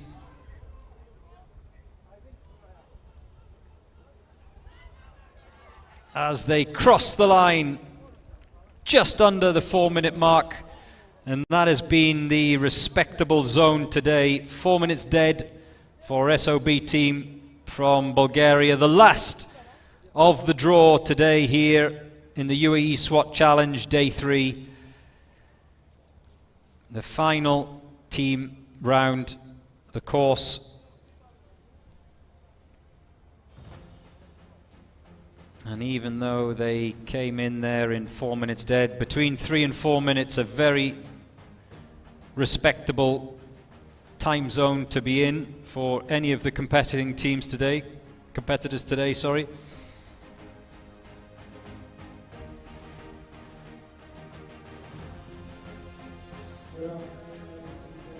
And that's us done for the day. Here we have the final standings from day 3. Akhmat of Russia. They corrected the errors from yesterday when they were also quick. They cut out those time penalties and they topped the table from Sharjah Police B team. And once again, no penalties, as you can see in the top 3. Sharjah Police, that quick time of theirs just hurt by that 30-second time penalty. Followed up by SAJ of Serbia and Dubai Police C team. The women, they finished in 10th spot yesterday. They've moved even higher in the standings today, finishing in 6th. Next up, we will see the prize giving as we look back on the day's events. Like an obsession, give it all I got. Gotta fight, no, I won't stop. Taking no chances. It's the final shot to come alive and reach the top. It's the Uae Swat Challenge, hosted by Fera Police. This is an emergency. Don't stand in my way. I take pleasure from pain.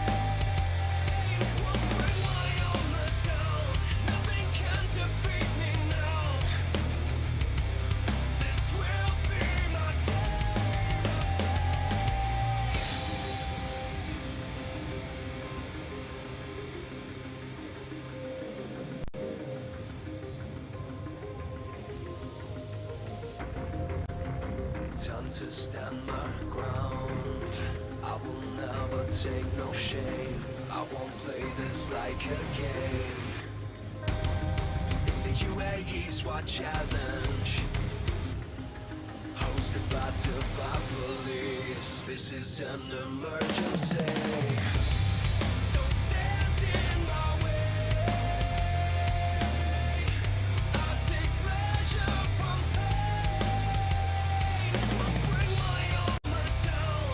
Nothing can defeat me now. Yeah, this will be my day. Together with the NYPD, hosted by the police here in Dubai. Here come the SWAT, giving everything that they got. We're gonna touch the sky, take the world by storm tonight. With the special forces through these courses. They come alive. Don't stand in my way. I'll take pleasure from pain.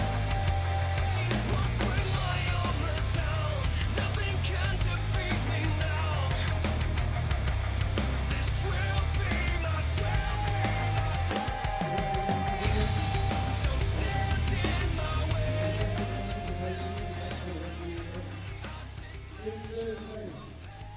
So it's the prize giving now, the prize giving ceremony for this day 3 of the Uae Swat Challenge, the Officer Rescue Day, and there you see it, finishing in 3rd spot, Abu Dhabi Police B team. We saw the A team take the bronze medal yesterday. Today it's the turn of the B team, and like I was saying earlier, a time of 3:43.58, no penalties. So a very clean assault of today's challenge by the Abu Dhabi Police B team.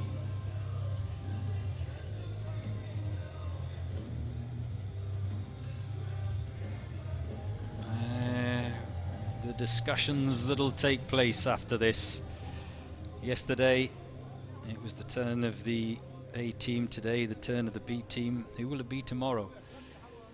That's the question, which will be answered tomorrow, of course.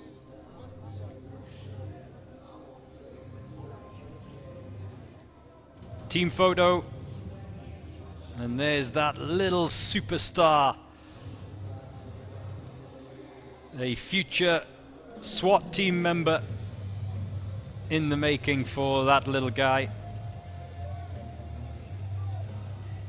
And the check for 3rd place of $2,000.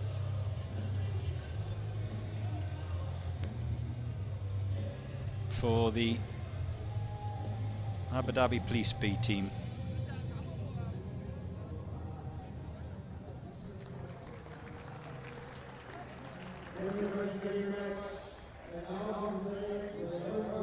Now, next up, and that's a nice thing to see, a guard of honor from the Akhmat team for Sharjah Police's B team. They have the runners-up spot.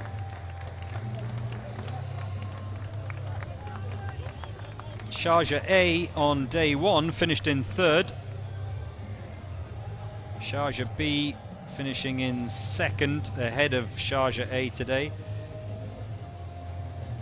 Would they have finished in 2nd if Sharjah A hadn't picked up that missed target penalty? No is the answer, because Sharjah Police A team were very quick around the course today, but that 30-second time penalty cost them.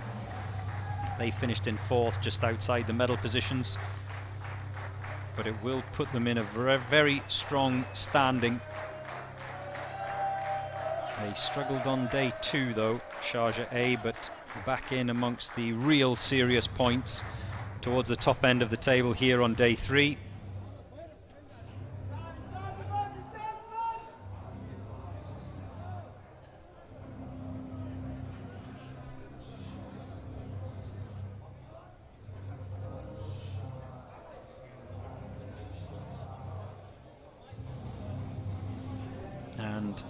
52 points to be added to their tally for Sharjah Police B.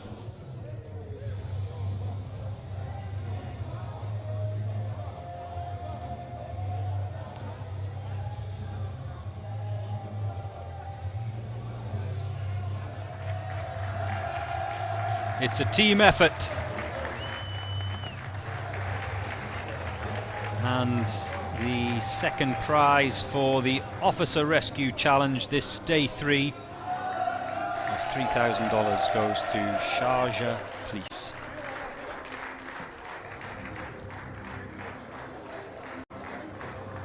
Silver medals for them all.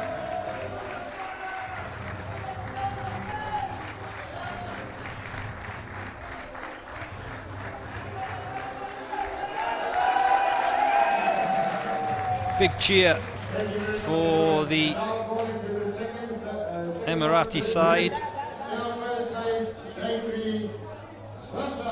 And today's winners, the Akhmat team from Chechnya and Russia. Quickest on day 1, quickest on day 2, quickest again today for the Akhmat team. The difference between today and yesterday, though, a very slick, quick and clean round in this day 3 challenge. Yesterday, like I said earlier, those penalty points cost the Akhmat team. They're looking strong, and I think you'd have to put them down as one of the contenders for the overall title this week. The Akhmat team, if only they can keep those mistakes, those penalties down, then they've got a very good chance of taking the crown from the current champions, Abu Dhabi Police. The Akhmat team, before today's event, were lying second with 104 points. They will add another 53 points to that tally today, and that'll put them in a very strong position, because Dubai Police B team, not their best performance today. They finished in 9th. They were leading the standings going into today's round. And a check for $5,000 for the winners and the gold medalists, the Akhmat team from Russia. As we see all of the sides, Sharjah Police and Abu Dhabi Police, that line up for the team photo as we round out day 3 of the UAE SWAT Challenge. Make sure you join us tomorrow morning at 8 o'clock for day 4 and the Tower Rescue event.